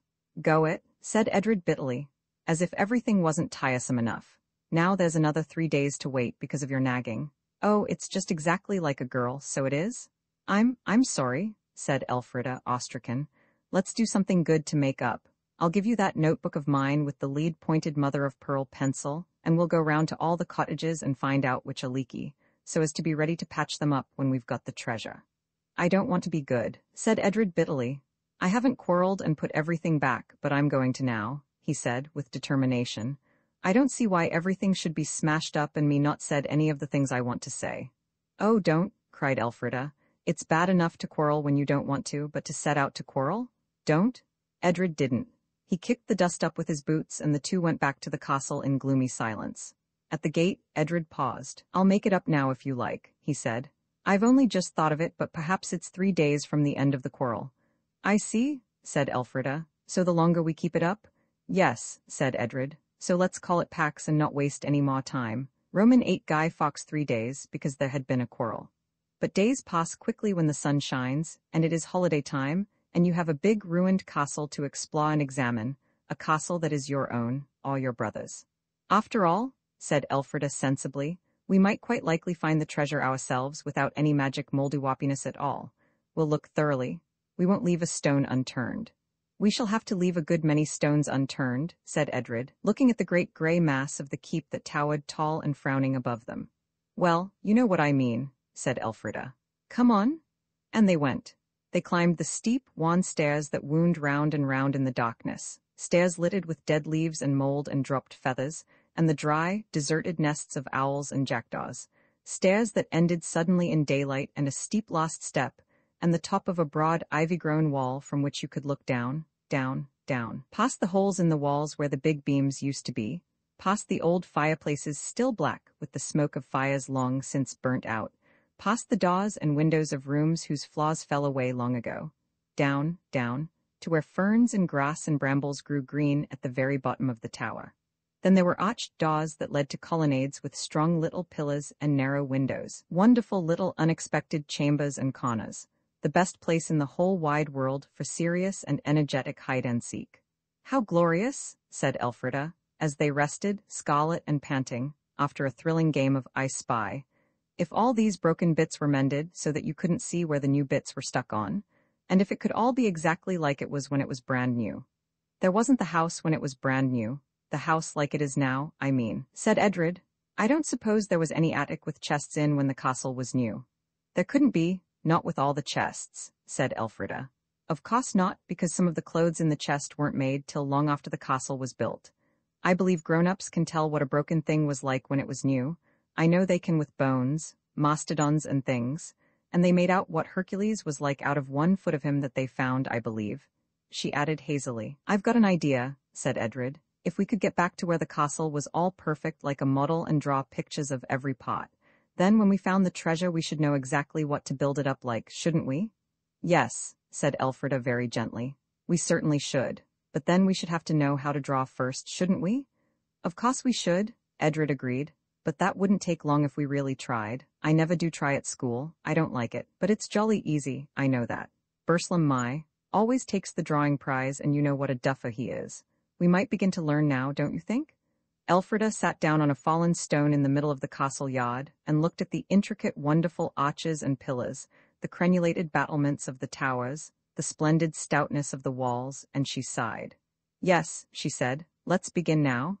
And you'll have to lend me one of your pencils, said he, because I broke mine all to bits trying to get the parlor door open the day you'd got the key in your pocket. Quite a long one it was. You'll have to lend me a long one, Elf. I can't draw with those little and die bits that get inside your hand and prick you with the other end. I don't mind, said she, so long as you don't put it in your mouth. So they got large sheets of writing paper and brown, calf-bound books for the paper to lie flat on, and they started to draw Arden Castle. And as Elfrida tried to draw everything she knew was there, as well as everything she could see, her drawing soon became almost entirely covered with black lead. They had no india-rubber, and if you drew anything wrong it had to stay drawn. When you first begin to draw, you draw a good many things wrong, don't you? I assure you that nobody would have known that the black and gray muddle on Elfrida's paper was meant to be a picture of a castle. Edred's was much more easily recognized, even before he printed Arden Castle under it in large, uneven letters. He never once raised his eyes from his paper, and just drew what he thought the front of the castle looked like from the outside. Also, he sucked his pencil earnestly, Elfrida's pencil, I mean, and this made the lines of his drawing very black. There, he said at last, it's ever so much liker than yours. Yes, said Elfrida, but there's more in mine. It doesn't matter how much there is in a picture if you can't tell what it's meant for, said Edred, with some truth. Now, in mine you can see the towers, and the big gate, and the windows, and the twiddly in-and-outness on top. Yes, said Elfrida, but, well, let's do something else. I don't believe we should either of us learn to draw well enough to rebuild Arden not before we've found the treasure, I mean. Perhaps we might meet a real artist, like the one we saw drawing the castle yesterday, in the past I mean, and get him to draw it for us and bring the picture back with us, and, oh, cried Edred, jumping up and dropping his masterpiece and the calf-bound volume and the pencil. I know, the brownie? The brownie? Yes, take it with us, then we could photograph the castle all perfect. But we can't take it with us. Can't we? Said Edred. That's all you know. Now I'll tell you something. That first time, a bit of plaster was in my shoe when we changed, and it was in my shoe when we got there, and I took it out when we were learning about Dog's Delight, and I flipped it out of the window. And when we got back and I'd changed and everything, there was that bit of plaster in my own shoe. If we can take plaster, we can take photographs, cameras, I mean. This close and intelligent reasoning commanded Elfrida's respect, and she wished she had thought of it herself. But then she had not had any plaster in her shoe. So she said, "You're getting quite clever, aren't you?" "Aha," said Edred. "You'd like to have thought of that yourself, wouldn't you? I can be clever sometimes, same as you can." "It is very annoying to have our thoughts read," Elfrida said swiftly. "Not often you can't," and then stopped short. For a moment the children stood looking at each other with a very peculiar expression. Then a sigh of relief broke from each. "Fielded," said Edred. "Just in time," said Elfrida. "It wasn't a quarrel. Nobody could say it was a quarrel. Come on, let's go and look at the cottages, like the witch told us to." They went. They made a tour of inspection that day and the next, and they saw a great many things that a grown-up inspector would never have seen. Poor people are very friendly and kind to you when you are a child. They will let you come into their houses and talk to you, and show you things in a way that they would never condescend to do with your grown-up relations. This is, of course, if you are a really nice child, and treat them in a respectful and friendly way. Edred and Elfrida very soon knew more about the insides of the cottages round Arden than any grown-up could have learned in a year. They knew what wages the master of the house got, what there was for dinner, and what, oftener, there wasn't, how many children were still living, and how many had failed to live. They knew exactly where the rain came through the rotten thatch in bad weather, and where the boards didn't fit and so let the draughts in, and how some of the doors wouldn't shut, some wouldn't open, and how the bedroom windows were, as often as not made to open at all. And when they weren't visiting the cottages or exploring the castle, they found a joyous way of passing the time in the reading aloud of the history of Arden. They took it in turns to read aloud. Elfrida looked carefully for some mention of Sir Edward Talbot and his pretending to be the Chevalier St. George.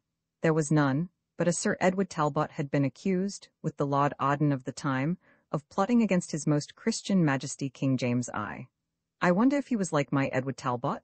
Said Elfrida. I would like to see him again. I wish I'd told him about us having been born so many years after he died, but it would have been difficult to explain, wouldn't it? Let's look in Green's history book and see what they looked like when it was His Most Christian Majesty King James I.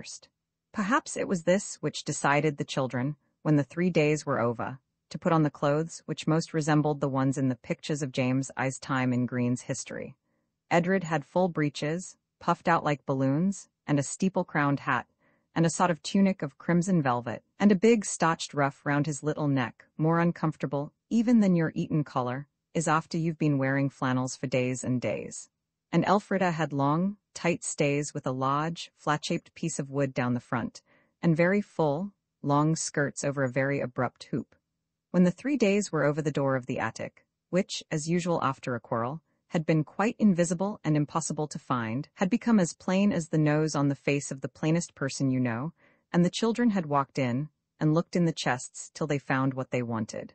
And now they put on ruffs and all the rest of it to the accompaniment, as it always seemed, with the help of soft pigeon noises. While they were dressing, Elfrida held the brownie camera tightly, in one hand or the other.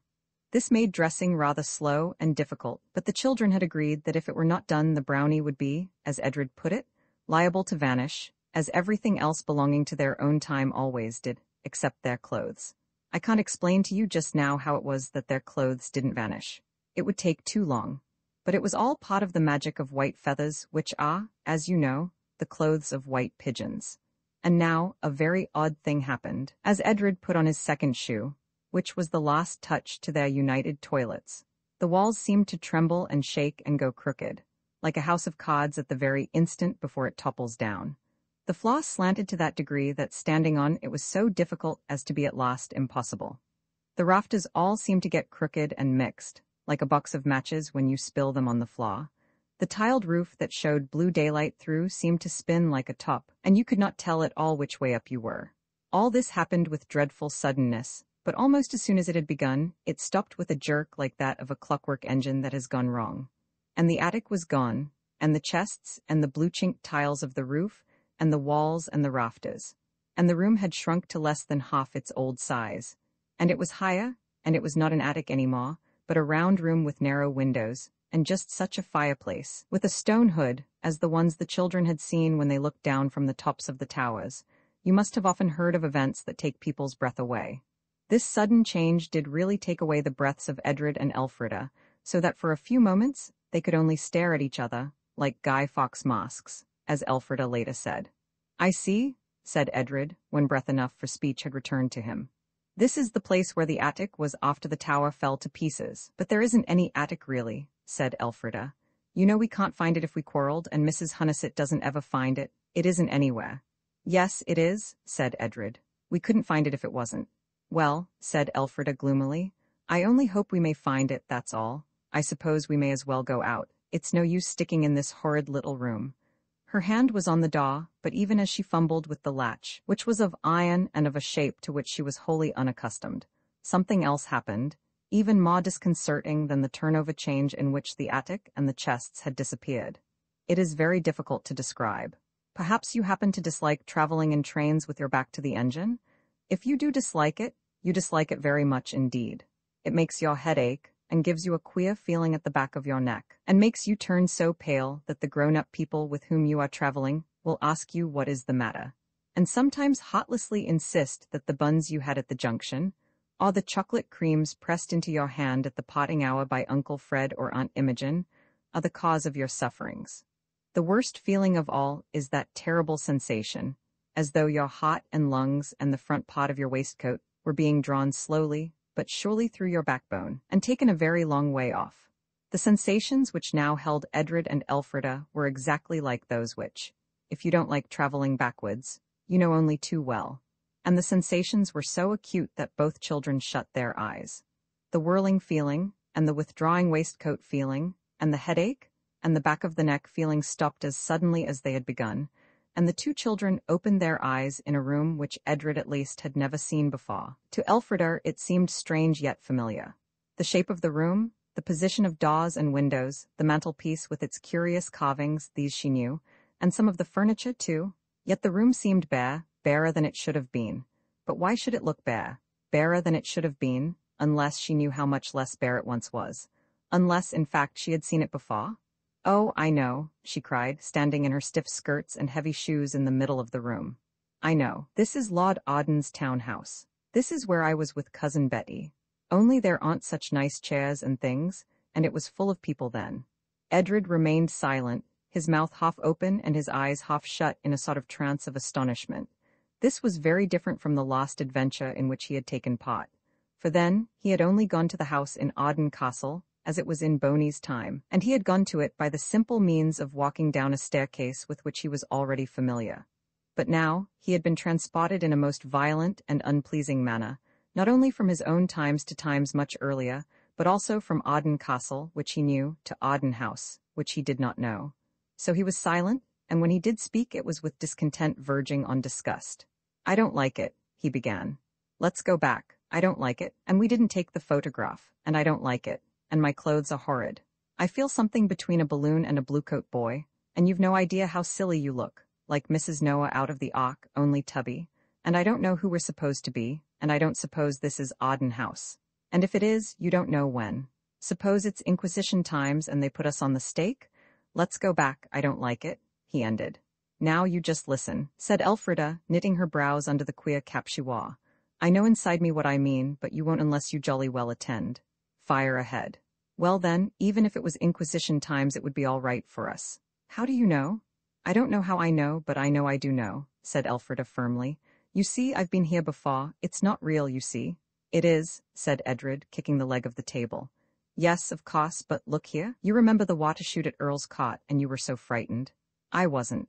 "Yes, you were, and I didn't half like it myself. I wished we hadn't, rather. And when it started, and we knew we'd got to go on with it. Oh, horrible. And when it was over we wanted to go again, and we did, and it's been so jolly to remember. This is like that, see?" "I don't," said Edred, "understand a single word you say. This isn't a bit like the water shoot or anything. Now, is it?" Elfrida frowned. Afterwards she was glad that she had done no more than frown. It is dangerous, as you know, to quarrel in a boat, but far more dangerous to quarrel in a century that is not your own. She frowned and opened her mouth. And just as her mouth opened, the door of the room followed its example, and a short, dark, cross-looking woman in a brown skirt and strange cap came hurrying in. "So it's here you've hidden yourselves," she cried, "and I looking high and low to change your dress." "What for?" said Edred, for it was his arm which she had quite ungently caught. "For what?" she said, as she dragged him out of the room. "Why, to attend my lord your father and your lady mother at the masque at Whitehall. Had you forgot already? And thou so desirous to attend them in thy new white velvet broidered with the orange tawny, and thy lady mother's diamond buckles, and the silken cloak, and the shoe roses, and the cobweb-lawn starched ruff, and the little sword and all." The woman had dragged Edred out of the room and by the stairs by this time. Elfrida, following, decided that her speech was the harshest part of her. If she was really horrid, thought the girl, she wouldn't try to cheer him up with velvet and swords and diamond buckles. "Can't I go?" she said aloud. The woman turned and slapped her, not hard but smartly. "I told thee how it would be if thou wouldst not hold that dunning tongue. No, thou can't go. Little ladies stay at home and so they're samplers. Thou'll go to cot soon enough, I warrant." So Elfrida sat and watched while Edred was partially washed. The soap got in his eyes just as it gets in yours nowadays, and dressed in the beautiful white page dress, white velvet, diamond buckles, little sword and all. "You are splendid," she said. "Oh, I do wish I was a boy," she added, for perhaps the 2032nd time in her short life. "It's not that thou'll be wishing when thy time comes to go to cot," said the woman. "There, my little lord, give thy old nurse a kiss and stand very cautious and perfect, not to soil thy fine feathers. And when thou hearest thy mother's robes on the stairs go out, and make thy bow like thy tutor taught thee." It was not Edred's tutor who had taught him to bow, but when a rustling of silks sounded on the stairs, he was able to go out and make a very creditable obeisance to the stately magnificence that swept down towards him. Elfrida thought it best to curtsy beside her brother. Aunt Edith had taught them to dance the minuet, and somehow the bow and curtsy which belonged to that dance seemed the right thing now, and the lady on the stairs smiled, well pleased. She was a wonderfully dressed lady. Her bodice was of yellow satin, richly embroidered, her petticoat of gold tissue with stripes, her robe of red velvet, lined with yellow muslin with stripes of pure gold. She had a point lace apron and a collar of white satin under a delicately worked ruff, and she was a blaze of beautiful jewels. "Thou'rt a fine page indeed, my dear son," said the lady. "Stand aside and take my train as I pass. And thou, dear daughter, so soon as thou'rt of an age for it, thou shalt have a train and a page to carry it for thee." She swept on, and the children followed. Lord Arden was in the hall, hardly less splendid than his wife, and they all went off in a coach that was very grand, if rather clumsy. Its shape reminded Elfrida of the coach which the fairy godmother made for Cinderella out of the pumpkin, and she herself, as she peeped through the crowd of liveried servants to see it start, felt as much like Cinderella as anyone need wish to feel, and perhaps a little more. But she consoled herself by encouraging a secret feeling she had that something was bound to happen, and sure enough something did. And that is what I am going to tell you about. I own that I should like to tell you also what happened to Edred, but his part of the adventure was not really an adventure at all, though it was a thing that he will never forget as long as he remembers any magic happenings. "We went to the king's house," he told Elfrida later. "Whitehall is the name. I should like to call my house Whitehall, if it wasn't called Arden Castle, you know.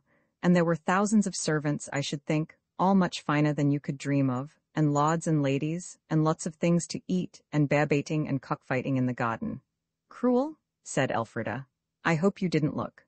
"A little I did," said Edred. "Boys have to be brave to bear sights of blood and horror, you know, in case of them growing up to be soldiers, but I liked the masque best. The Queen acted in it. There wasn't any talking, you know, only dressing up and dancing. It was something like the pantomime, but not so sparkly. And there was a sea with waves that moved all silvery, and panelled scenes and dolphins and fishy things, and a great shell that opened, and the Queen and the ladies came out and danced, and I had a lot to eat, such rummy things. And then I fell asleep, and when I woke up the king himself was looking at me and saying I had a bonny face. Bonny means pretty. You'd think a king would know better, wouldn't you?" This was all that Edred could find to tell. I could have told more, but one can't tell everything, and there is Elfrida's adventure to be told about. When the coach had disappeared in the mist and the mud, for the weather was anything but summer weather, Elfrida went upstairs again to the room where she had left the old nurse. She did not know where else to go. "Sit thee down," said the nurse, "and sew on thy sampler." There was the sampler, very fine indeed, in a large polished wood frame. "I wish I needn't," said Elfrida, looking anxiously at the fine silks. "Tut, tut," said the nurse. "How'll thee grow to be a lady if thou doesn't mind thy needle?" "I'd much rather talk to you," said Elfrida coaxingly. "Thou canst chatter as well as sew," the nurse said, "as well I know to my cost. Would that thy needle flew so fast as thy tongue. Sit thee down, and if the little tree be done by dinner time, thou shalt have leave to see thy cousin Richard." "I suppose," thought Elfrida, taking up the needle, "that I am fond of my cousin Richard." The sewing was difficult and hurt her eyes, but she persevered. Presently someone called the nurse, and Elfrida was left alone. Then she stopped persevering. "Whatever is the good," she asked herself, "of working at a sampler that you haven't time to finish, and that would be worn out anyhow. Years and years before you were born, the Elfrida who's doing that sampler is the same age as me, and born the same day," she reflected. And then she wondered what the date was, and what was the year. She was still wondering, and sticking the needle idly in and out of one hole, without letting it take the silk with it, when there was a sort of clatter on the stairs. The door burst open, and in came a jolly boy of about her own age. "Thy task done?" he cried. "Mine too. Old Parrot Nose kept me hard at it, but I thought of thee, and for once I did all his biddings. So now we are free. Come, play ball in the garden." This, Elfrida concluded, must be Cousin Dick, and she decided at once that she was fond of him. There was a big and beautiful garden behind the house. The children played ball there, and they ran in the box alleys, and played hide-and-seek among the cut trees and stone seats and statues and fountains. Old Parrot Nose, who was Cousin Richard's tutor, and was dressed in black, and looked as though he had been eating lemons and vinegar, sat on a seat and watched them, or walked up and down the flagged terrace with his thumb in a dull-looking book. When they stopped their game to rest on a stone step, leaning against a stone seat, Old Parrot Nose walked very softly up behind the seat, and stood there where they could not see him and listened. Listening is very dishonorable, as we all know, but in those days tutors did not always think it necessary to behave honorably to their pupils. I always have thought, and I always shall think, that it was the eavesdropping of that tiresome old tutor, Mr. Parados, or Parrot Nose. which caused all the mischief. But Elfrida has always believed, and always will believe, that the disaster was caused by her knowing too much history. That is why she is so careful to make sure that no misfortune shall ever happen on that account. Anyway, that is one of the reasons why she never takes a history prize at school. You never know, she says. And in fact, when it comes to a question in an historical examination, she never does know. This was how it happened. Elfrida, now that she was no longer running about in the garden, remembered the question that she had been asking herself over the embroidery frame, and it now seemed sensible to ask the question of someone who could answer it. So she said, "I say, Cousin Richard, what day is it?" Elfrida understood him to say that it was the 5th of November. "Is it really?" she said. "Then it's Guy Fawkes Day. Do you have fireworks?" And in pure lightness of heart began to hum, "Pleased to remember the 5th of November, the gunpowder treason and plot. I see no reason why gunpowder treason should ever be forgot." "'Tis not a merry song, cousin," said Cousin Richard, "nor a safe one. 'Tis best not to sing of treason." "But it didn't come off, you know, and he's always burnt in the end," said Elfrida. "Are there more verses?" Cousin Dick asked. "No. I wonder what treason the ballad deals with," said the boy. "Don't you know?" It was then that Elfrida made the mistake of showing off her historical knowledge. "I know, and I know some of the names of the conspirators too, and who they wanted to kill, and everything." "Tell me," said Cousin Richard idly. "The king hadn't been fair to the Catholics, you know," said Elfrida, full of importance. "So a lot of them decided to kill him and the Houses of Parliament. They made a plot. There were a whole lot of them in it. They said Lord Arden was, but he wasn't, and some of them were to pretend to be hunting, and to seize the Princess Elizabeth and proclaim her queen, and the rest were to blow the Houses of Parliament up when the king went to open them." "I never heard this tale from my tutor," said Cousin Richard, laughing. "Proceed, cousin." "Well, Mr. Piercy took a house next the Parliament House, and they dug a secret passage to the vaults under the Parliament Houses, and they put 3 dozen casks of gunpowder there, and covered them with faggots. And they would have been all blown up, only Mr. Tresham wrote to his relation, Lord Monteagle, that they were going to blow up the king and—" "What king?" said Cousin Richard. "King James I," said Elfrida. "Why, what?" For Cousin Richard had sprung to his feet, and old Parrot Nose had Elfrida by the wrist. He sat down on the seat and drew her gently till she stood in front of him, gently, but it was like the hand of iron in the velvet glove, of which, no doubt, you have often read. "Now, Mistress Arden," he said softly, "tell me over again this romance that you tell your cousin." Elfrida told it. "And where did you hear this pretty story?" he asked. "Where are we now?" gasped Elfrida, who was beginning to understand. "Here in the garden. Where else?" said Cousin Richard, who seemed to understand nothing of the matter. "Here in my custody," said the tutor, who thought he understood everything. "Now tell me all, every name, every particular, or it will be the worse for thee and thy father." "Come, sir," said Cousin Richard, "you frighten my cousin. It is but a tale she told. She is always merry, and full of many inventions." "It is a tale she shall tell again before those of higher power than I," said the tutor, in a thoroughly disagreeable way, and his hand tightened on Elfrida's wrist. But, it's history," cried Elfrida, in despair. "It's in all the books." "Which books?" he asked keenly. "I don't know all of them," she sullenly answered. Sullenly, because she now really did understand just the sort of adventure in which her unusual knowledge of history, and to do her justice, her almost equally unusual desire to show off, had landed her. "Now," said the hateful tutor, for such Elfrida felt him to be, "tell me the names of the conspirators." "It can't do any harm," Elfrida told herself. "This is James I.'s time, and I'm in it, but it's 300 years ago all the same, and it all has happened, and it can't make any difference what I say, so I'd better tell all the names I know." The hateful tutor shook her. "Yes, all right," she said, and to herself she added, "It's only a sort of dream. I may as well tell." Yet when she opened her mouth to tell all the names she could remember of the conspirators of the poor old gunpowder plot that didn't come off, all those years ago, she found herself not telling those names at all. Instead, she found herself saying, "I'm not going to tell. I don't care what you do to me.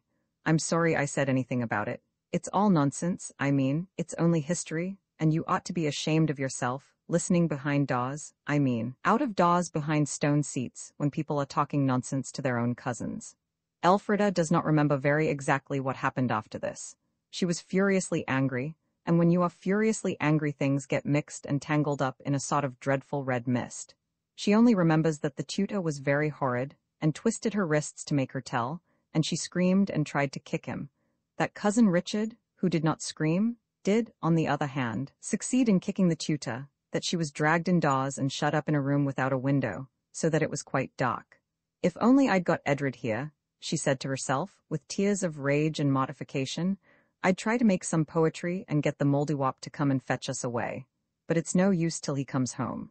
When he did come home, after the bear baiting and the cockfighting and the banquet and the masque, Lord and Lady Arden came with him, of course, and they found their house occupied by an armed guard, and in the dark little room a pale child exhausted with weeping, who assured them again and again that it was all nonsense. It was only history, and she hadn't meant to tell. Indeed, she hadn't. Lady Arden took her in her arms and held her close and tenderly, in spite of the grand red velvet and the jewels. "Thou'st done no harm," said Lord Arden. "A pack of silly tales. Tomorrow I'll see my Lord Salisbury and prick this silly bubble.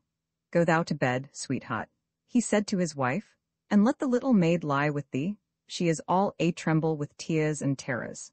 Tomorrow my Lord Secretary shall teach these popinjays their place, and Arden House shall be empty of them, and we shall laugh at this fine piece of work that a solemn moplot has made out of a name or two and a young child's fancies. By tomorrow night all will be well, and we shall lie down in peace." But when tomorrow night came it had, as all nights have, the day's work behind it. Lord Arden and his lady and the little children lay, not in Arden House in Soho, not in Arden Castle on the Downs by the sea, but in the Tower of London, charged with high treason and awaiting their trial. For my Lord Salisbury had gone to those vaults under the Houses of Parliament, and had found that bold soldier of fortune, Guy Fawkes, with his dark eyes, his dark lantern, and his dark intent. And the names of those in the conspiracy had been given up, and King James was saved, and the Parliaments. But the Catholic gentlemen whom he had deceived, and who had turned against him and his deceits, were face to face with the rack and the scaffold. And I can't explain it at all, because, of course, Elfrida knew as well as I do that it all happened 300 years ago, or, if you prefer to put it that way, that it had never happened, and that anyway, it was Mr. Tresham's letter to Lord Monteagle, and not Elfrida's singing of that silly rhyme that had brought the Ardens and all these other gentlemen to the Tower and to the shadow of death. And yet she felt that it was she who had betrayed them. She felt also that if she had betrayed a base plot, she ought to be glad, and she was not glad. She felt, and called herself, a sneak. She had taken advantage of having been born so much later than all these people, and of having been rather good at history to give away the lives of all these nobles and gentlemen. That they were traitors to king and parliament made no manner of difference. It was she, as she felt but too bitterly, who was the traitor. And in the thick-walled room in the Tower, where the name of Raleigh was still fresh in its carving, Elfrida lay awake, long after Lady Arden and Edred were sleeping peacefully, and hated herself, calling herself a traitor, a coward, and an ut-a-duffer. Roman 9. The prisoners in the Tower imprisoned in the Tower of London, accused of high treason, and having confessed to a too intimate knowledge of the gunpowder plot, Elfrida could not help feeling that it would be nice to be back again in her own time, and at Arden, where, if you left events alone, and didn't interfere with them by any sort of magic moldywoppiness, nothing dangerous, romantic, or thrilling would ever happen. And yet, when she was there, as you know, she never could let events alone. She and Edred could not be content with that castle and that house which, even as they stood, would have made you and me so perfectly happy. They wanted the treasure, and they, Elfrida especially, wanted adventures. Well, now they had got an adventure, both of them. There was no knowing how it would turn out either, and that, after all, is the essence of adventures. Edred was lodged with Lord Arden and several other gentlemen in the White Tower, and Elfrida and Lady Arden were in quite a different part of the building, and the children were not allowed to meet. This, of course, made it impossible for either of them to try to get back to their own times. For though they sometimes quarreled, as you know, they were really fond of each other, and most of us would hesitate to leave even a person we were not very fond of alone a prisoner in the Tower in the time of James I and the gunpowder plot. Elfrida had to wait on her mother and to sew at the sampler, which had been thoughtfully brought by the old nurse with her lady's clothes, and the clothes Elfrida wore. But there were no games, and the only out-of-doors Elfrida could get was on a very narrow terrace where dead flower stalks stuck up out of a still narrower border, beside a flagged pathway where there was just room for one to walk, and not for two. From this terrace you could see the fat, queer-looking ships in the river, and the spire of St. Paul's. Edred was more fortunate. He was allowed to play in the garden of the lieutenant of the Tower, but he did not feel much like playing. He wanted to find Elfrida and get back to Audden. Everyone was very kind to him, but he had to be very much quieter than he was used to being, and to say sir and madam, and not to speak till he was spoken to. You have no idea how tiresome it is not to speak till you are spoken to, with the world full, as it is, of 1,000 interesting things that you want to ask questions about. One day, for they were there quite a number of days, Edred met someone who seemed to like answering questions, and this made more difference than perhaps you would think. Edred was walking one bright winter morning in the private garden of the lieutenant of the tower, and he saw coming towards him a very handsome old gentleman dressed in very handsome clothes, and, what is more, the clothes blazed with jewels. Now, most of the gentlemen who were prisoners in the tower at that time thought that their very oldest clothes were good enough to be in prison in. So this splendor that was coming across the garden was very unusual as well as very dazzling, and before Edred could remember the rules about not speaking till you're spoken to, he found that he had suddenly bowed and said, "Your servant, sir," adding, "You do look ripping?" "I do not take your meaning," said the gentleman, but he smiled kindly. "I mean how splendid you look." The old gentleman looked pleased. "I am happy to command your admiration," he said. "I mean your clothes," said Edred, and then feeling with a shock that this was not the way to behave, he added, "Your face is splendid too, only I've been taught manners, and I know you mustn't tell people they are handsome in their faces. Praise to the face is open disgrace, Mrs. Hunnissett says so." "Praise to my face isn't open disgrace," said the gentleman. "It is a pleasant novelty in these walls." "Is it your birthday or anything?" Edred asked. "It is not my birthday," said the gentleman, smiling. "But why the question?" "Because you're so grand," said Edred. "I suppose you're a prince then?" "No, not a prince, a prisoner." "Oh, I see," said Edred, as people so often do when they don't. "And you're going to be let out today, and you've put on your best things to go home in. I am so glad. At least, I'm sorry you're going, but I'm glad on your account." "Thou'rt a fine, bold boy," said the gentleman. "But no, I am a prisoner and like to remain so. And for these gauds," he swelled out his chest so that his diamond buttons and ruby earrings and gem-set collar flashed in the winter sun. "For these gauds, never shall it be said that Walter Raleigh let the shadow of his prison tarnish his pride in the proper arraying of a body that has been honored to kneel before the Virgin Queen." He took off his hat at the last words and swept it, with a flourish, nearly to the ground. "Oh," cried Edred, "are you really Sir Walter Raleigh? Oh, how splendid! And now you'll tell me all about the golden South Americas and sea fights and the Armada and the Spaniards and what you used to play at when you were a little boy." "Aye," said Sir Walter, "I'll tell thee tales eno. They'll not let me from speaking with thee, I warrant." "I would," he said, looking round impatiently, "that I could see the river again. From my late chamber I saw it, and the goodly ships coming in and out, the ships that go down into the great waters." He sighed, was silent a moment, then spoke. "And so thou didst not know thine old friend Raleigh? He was all forgot, and yet thou hast rid astride my sod air now, and I have played with thee in the courtyard at Arden. When England forgets so soon, who can expect more from a child?" "I'm sorry," said Edred humbly. "Nay," said Sir Walter, pinching his ear gently, "'tis 2 years agone, and short years have short memories. Thou shalt come with me to my chamber, and I will show thee a chart and a map of Windagacoa that her dear glorious majesty permitted me to rename Virginia, after her great and gracious self." So Edred, very glad and proud, went hand in hand with Sir Walter Raleigh to his apartments, and saw many strange things from overseas, dresses of feathers from Mexico, and strange images in gold from strange islands, and the tip of a narwhal's horn from Greenland, and many other things. And Sir Walter told him of his voyages and his fights, and of how he and Humphrey Gilbert, and Adrian Gilbert, and little Jack Davis used to sail their toy boats in the long stream, and how they used to row in and out among the big ships down at the pot, and look at the great figureheads standing out high above the water, and wonder about them, and about the strange lands they came from. "And often," said Sir Walter, "we found a sea captain that would tell us lads' travellers' tales like these I have told thee. And we sailed our little ships, and then we sailed our big ships. And here I lie in dock, and shall never sail again. But it's to see the Devon moors, and the clear reaches of the long stream again, and that I never shall." And with that he leaned his arm on the window-sill, and if he had not been the great Sir Walter Raleigh, who is in all the history books, Edred would have thought he was crying. "Oh, do cheer up, do," said Edred awkwardly. "I don't know whether they'll let you go to Devonshire, but I know they'll let you go back to America some day, with 12 ships. I read about it only yesterday, and your ship will be called the Destiny, and you'll sail from the Thames, and Lord Arden will see you off and kiss you for farewell, and give you a medal for a keepsake. Your son will go with you. I know it's true. It's all in the book. The book? Sir Walter asked. A prophecy, belike? You can call it that if you want to, said Edred cautiously. But anyhow, it's true. He had read it all in the history of Audden.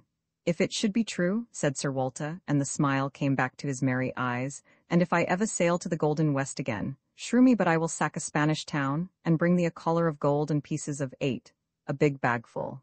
Thank you very much, said Edred. It is very kind of you, but I shall not be there. And all Sir Walter's questions did not make him say how he knew this, or what he meant by it. After this he met Sir Walter every day in the lieutenant's garden, and the two prisoners comforted each other. At least Edred was comforted, and Sir Walter seemed to be, but no one could be sure if it was more than seeming. This was one of the questions that always puzzled the children, and they used to talk it over together till their heads seemed to be spinning round. The question of course was, did their being in past times make any difference to the other people in past times? In other words, when you were taking part in historical scenes, did it matter what you said or did? Of course, it seemed to matter extremely, at the time. But then if this going into the past was only a sort of dream, then, of course, the people in the past would know nothing about it, unless they had dreamed the same sort of dream, which, as Elfrida often pointed out, was quite likely, especially if time didn't count, or could be cheated by white clocks. On the other hand, if they really went into the real past, well then, of course, what they did must count for real too, as Edred so often said. And yet how could it, since they took with them into the past all that they learned here? And with that knowledge, they could have revealed plots, shown the issue of wars and the fate of kings, and, as Elfrida put it, made history turn out quite different. You see the difficulties, don't you? And Betty Lovell's having said that they could leave no trace on times past did not seem to make much difference somehow, one way or the other. However, just now Elfrida and Edred were in the tower, and not able to see each other, so they could not discuss that or any other question. And they always hoped that they would meet, but they never did.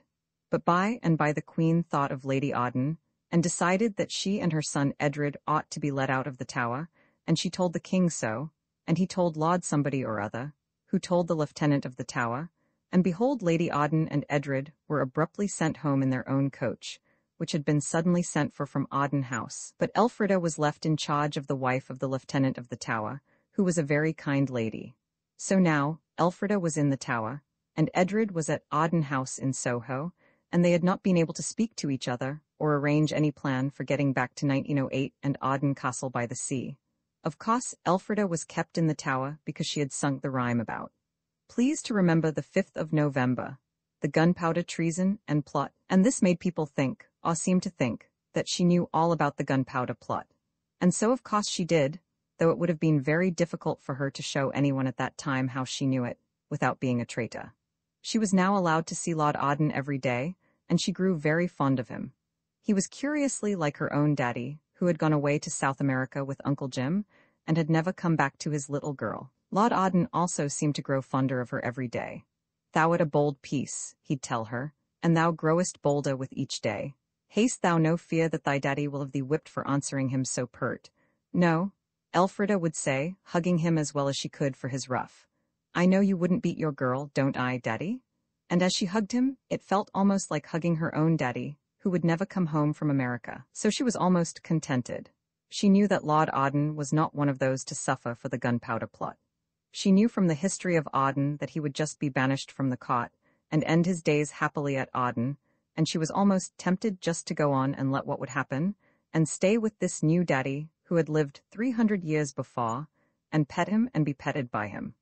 Only she felt that she must do something because of Edred. The worst of it was that she could not think of anything to do. She did not know at all what was happening to Edred, whether he was being happy or unhappy.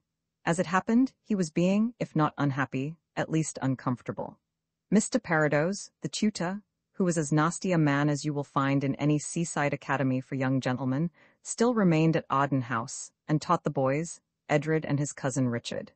Mr. Parados was in high favor with the king, because he had listened to what wasn't meant for him, repotted it where it would do most mischief, a thing always very pleasing to King James I, and Lady Arden dared not dismiss him.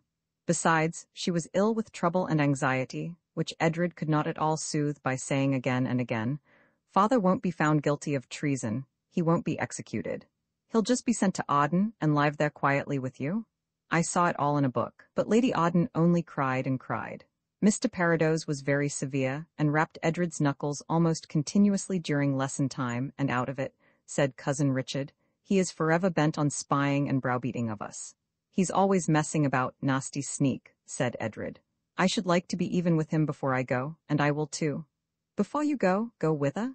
Cousin Richard asked. Elfrida and I are going away, Edred began, and then felt how useless it was to go on, since even when the 1908 Edred, who he was, had gone, the 1605 Elfrida and Edred would of course still be there. That is if he checked the old questions, which he had now no time to consider, and said, in a firm tone which was new to him, and which Elfrida would have been astonished and delighted to hear.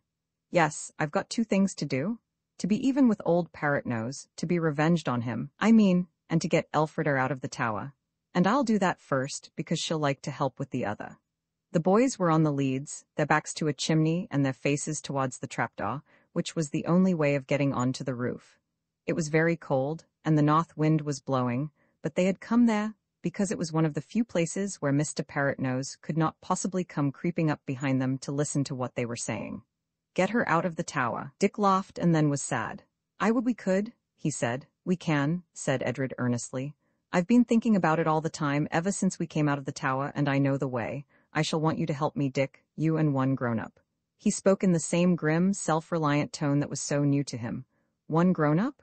Dick asked. Yes, I think Nurse would do it, and I'm going to find out if we can trust her. Trust her? Said Dick. Why, she'd die for any of us Ardens. Aye, and die on the rack before she would betray the lightest word of any of us. Then that's all right, said Edred. What is thy plot? Dick asked, and he did not laugh, though he might well have wanted to. You see, Edred looked so very small and weak, and the tower was so very big and strong. I'm going to get Elfrida out, said Edred, and I'm going to do it like Lady Nithsdale got her husband out. It will be quite easy. It all depends on knowing when the god is changed, and I do know that. But how did my Lady Nithsdale get my Lord Nithsdale out, and from what? Dick asked. Why, out of the tower, you know. Edred was beginning, when he remembered that Dick did not know and couldn't know, because Lord Nithsdale hadn't yet been taken out of the tower, hadn't even been put in, perhaps, for anything Edred knew, wasn't even born yet. So he said, never mind, I'll tell you all about Lady Nithsdale, and proceeded to tell Dick, vaguely yet inspiringly, the story of that wise and brave lady. I haven't time to tell you the story, but any grown-up who knows history will be only too pleased to tell it. Dick listened with most flattering interest, though it was getting dusk and colder than ever. The lights were lighted in the house, and the trapdoor had become a yellow square. A shadow in this yellow square warned Dick, and he pinched Edred's arm. Come, he said, and let us apply ourselves to our books. Virtuous youths always act in their preceptor's absence as they would if their preceptors were present. I feel as though mine were present. Therefore, I take it, I am a virtuous youth. On which the shadow disappeared very suddenly, and the 2 boys, laughing in a choking inside sort of way, went down to learn their lessons by the light of 2 guttering tallow candles in solid silver candlesticks. The next day Edred got the old nurse to take him to the cot, and because the Queen was very fond of Lady Arden, he actually managed to see Her Majesty and, what is more, to get permission to visit his father and sister in the tower. The permission was written by the Queen's own hand, and bade the Lieutenant of the Tower to admit Master Edred Arden and Master Richard Arden and an attendant. Then the nurse became very busy with sewing, and 2 days went by, and Mr. Parados rapped the boys' fingers and scolded them and scowled at them and wondered why they bore it all so patiently. Then came the day, and it was bitterly cold, and as the afternoon got older snow began to fall.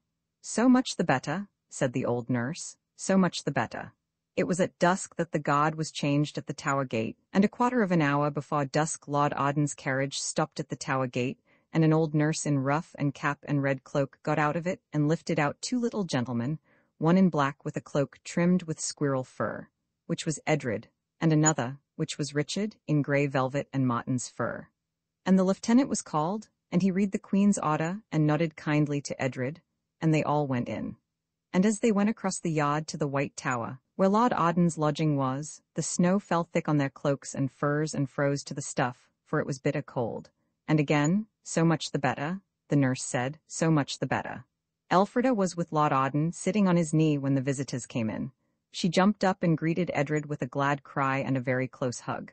Go with nurse, he whispered through the hug. Do exactly what she tells you. But I've made a piece of poetry, Elfrida whispered, and now you're here. Do what you're told, whispered Edred in a tone she had never heard from him before, and so fiercely that she said no more about poetry. We must get you out of this, Edred went on. Don't be a duffer, think of Lady Nithsdale. Then Elfrida understood. Her arms fell from round Edred's neck, and she ran back to Lord Arden and put her arms round his neck and kissed him over and over again. There, my maid, there, he said, patting her shoulder softly, for she was crying. Come with me to thy chamber, said the nurse. I would take thy measure for a new gown and petticoat. But Elfrida clung closer. She does not want to leave her dad, said Lord Arden. Dost thou, my maid? No, said Elfrida quite wildly. I don't want to leave my daddy. Come, said Lord Arden, 'tis but for a measuring time. Thou'lt come back, sweet lamb as thou art, go now to return them all quickly. Goodbye, dear daddy, said Elfrida, suddenly standing up. Oh, my dear daddy, goodbye. Why, what a piece of work about a new frock, said the nurse crossly. I've no patience with the child, and she caught Elfrida's hand and dragged her into the next room. Now, she whispered, already on her knees undoing Elfrida's gown, not a moment to lose. Hold thy handkerchief to thy face and seem to weep as we go out. Why, thou'rt weeping already? So much the better. From under her wide hoop and petticoat, the nurse drew out the clothes that were hidden there, a little suit of black exactly like Edred's, cap, cloak, stockings, shoes, all like Edred's to a hair. And Elfrida, before she had finished crying, stood up the exact image of her brother, except her face, and that would be hidden by the handkerchief. Then very quickly the nurse went to the door of the apartment and spoke to the guard there. Good luck, good gentleman, she said. My little master is ill. He is too frail to bear these sad meetings and sadder partings. Convey us, I pray you, to the outer gate, that I may find our coach and take him home, and afterwards I will return for my other charge, his noble cousin. Is it so? Said the god kindly. Poor child. Well, such is life, mistress, and we all have tears to weep. But he could not leave his post at Lord Arden's door to conduct them to the gates. But he told them the way, and they crossed the courtyard alone, and as they went the snow fell on their cloaks and froze there. So that the god at the gate, who had seen an old nurse and 2 little boys go in through the snow, now saw an old nurse and 1 little boy go out, all snow-covered, and the little boy appeared to be crying bitterly, and no wonder, the nurse explained, seeing his dear father and sister thus. I will convey him to our coach, good masters, she said to the god, and return for my other charge, young Master Richard Arden. And on that she got Elfrida and her boys' clothes out at the gate and into the waiting carriage. The coachman, by previous arrangement with the old nurse, was asleep on the box, and the footman, also by previous arrangement, was refreshing himself at a tavern nearby. Under the seat, said the old nurse, and thrusting Elfrida in, shut the coach door and left her. And there was Elfrida, dressed like a boy, huddled up among the straw at the bottom of the coach. So far, so good. But the most dangerous part of the adventure still remained. The nurse got in again easily enough. She was let in by the god who had seen her come out. And as she went slowly across the snowy courtyard, she heard ring under the gateway the stamping feet of the men who had come to relieve God, and to be themselves the new god. So far, again, so good. The danger lay with the god at the door of Lord Arden's rooms, and in the chance that some of the old god might be lingering about the gateway when she came out, not with 1 little boy as they would expect, but with 2. But this had to be risked. The nurse waited as long as she dared, so as to lessen the chance of meeting any of the old god as she went out with her charges. She waited quietly in a corner while Lord Arden talked with the boys, and when at last she said, The time is done, my lord, she already knew that the god at the room door had been changed. So now for it, said Edred, as he and Richard followed the nurse down the narrow steps and across the snowy courtyard. The new god saw the woman and 2 boys, and the captain of the god read the queen's paper, which the old nurse had taken care to get back from the lieutenant. And as plainly Master Edred Arden and Master Richard Arden, with their attendant, had passed in, so now they were permitted to pass out, and 2 minutes later a great coach was lumbering along the snowy streets, and inside it 4 people were embracing in rapture at the success of their stratagem. But it was Edred thought of it, said Richard, as in honour bound, and he arranged everything and carried it out. How splendid of him, said Elfrida warmly, and I think it was rather splendid of her not to spoil his pride and pleasure in this, the first adventure he had ever planned and executed entirely on his own account. She could very easily have spoiled it, you know, by pointing out to him that the whole thing was quite unnecessary, and that they could have got away much more easily by going into a corner in the tower, and saying poetry to the Mouldiwarp. So they came to Arden House. The coachman was apparently asleep again, and the footman went round and did something to the harness after he had got the front door opened, and it was quite easy for the nurse to send the footman who opened the door to order a meal to be served at once for Mr. Arden and Mr. Richard, so that no one saw that, instead of the 2 little boys who had left Arden House in the afternoon, 3 came back to it in the evening. Then the nurse took them into the parlor and shut the door. "Now," she said, "Master Richard will go take off his fine suit, and Miss Arden will go into the little room and change her raiment. And for you, Master Edred, you wait here with me." When the others had obediently gone, the nurse stood looking at Edred with eyes that grew larger and different, and he stood looking at her with eyes that grew rounder and rounder. "Why," he said at last, "you're the witch we took the tea and things to." "And if I am," said she, "do you think you're the only people who can come back into other times? You're not all the world yet, Master Arden of Arden, but you've got the makings of a fine boy and a fine man, and I think you've learned something in these old ancient times." He had, there is no doubt of it.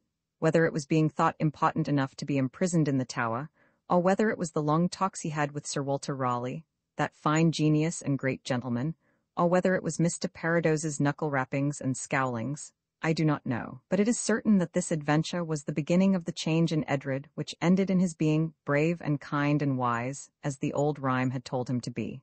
"And now," said the nurse, as Elfrida appeared in her girl's clothes, "there is not a moment to lose. Already at the tower they have found out our trick. You must go back to your own times." "She's the witch?" Edred briefly answered the open amazement in Elfrida's eyes. "There is no time to lose," the nurse repeated. "I must be even with old Parados first," said Edred. And so he was, and it took exactly 20 minutes, and I will tell you all about it afterwards. When he was even with old Parados, the old nurse sent Richard to bed, and then Elfrida made haste to say, "I did make some poetry to call the Mouldiwarp, but it's all about the tower, and we're not there now. It's no use saying, 'Oh, Mouldiwarp, you have the power to get us out of this beastly tower,' when we're not in the tower, and I can't think of anything else, and—" But the nurse interrupted her. "Never mind about poetry," she said. "Poetry's all very well for children, but I know a trick worth 2 of that." She led them into the dining room, where the sideboard stood covered with silver, set down the candle, lifted down the great salver with the arms of Arden engraved upon it, and put it on the table. She breathed on the salver and traced triangles and a circle on the drilled surface.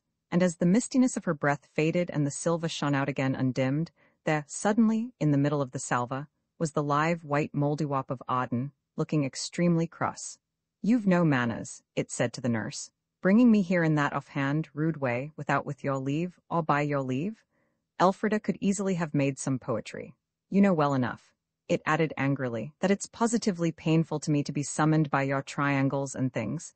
Poetry's so easy and simple." "Poetry's too slow for this night's work," said the nurse shortly. "Come, take the children away, I have done with it." "You make everything so difficult," said the Mouldiwarp, more crossly than ever. "That's the worst of people who think they know a lot and really only know a little, and pretend they know everything. If I'd come the easy poetry way, I could have taken them back as easily. But now, well, it can't be helped. I'll take them back, of course, but it'll be a way they won't like. They'll have to go on to the top of the roof and jump off." "I don't believe that is necessary," said the witch nurse. "All right," said the Mouldiwarp. "Get them away yourself then," and it actually began to disappear. "No, no," said Elfrida. "We'll do anything you say." "There's a foot of snow on the roof," said the witch nurse. "So much the better," said the Mouldiwarp. "So much the better, you ought to know that." "You think yourself very clever," said the nurse. "Not half so clever as I am," said the Mouldiwarp, rather unreasonably, Elfrida thought. "There," it added sharply as a great hammering at the front door shattered the quiet of the night. "There, to the roof for your lives, and I'm not at all sure that it's not too late." The knocking was growing louder and louder.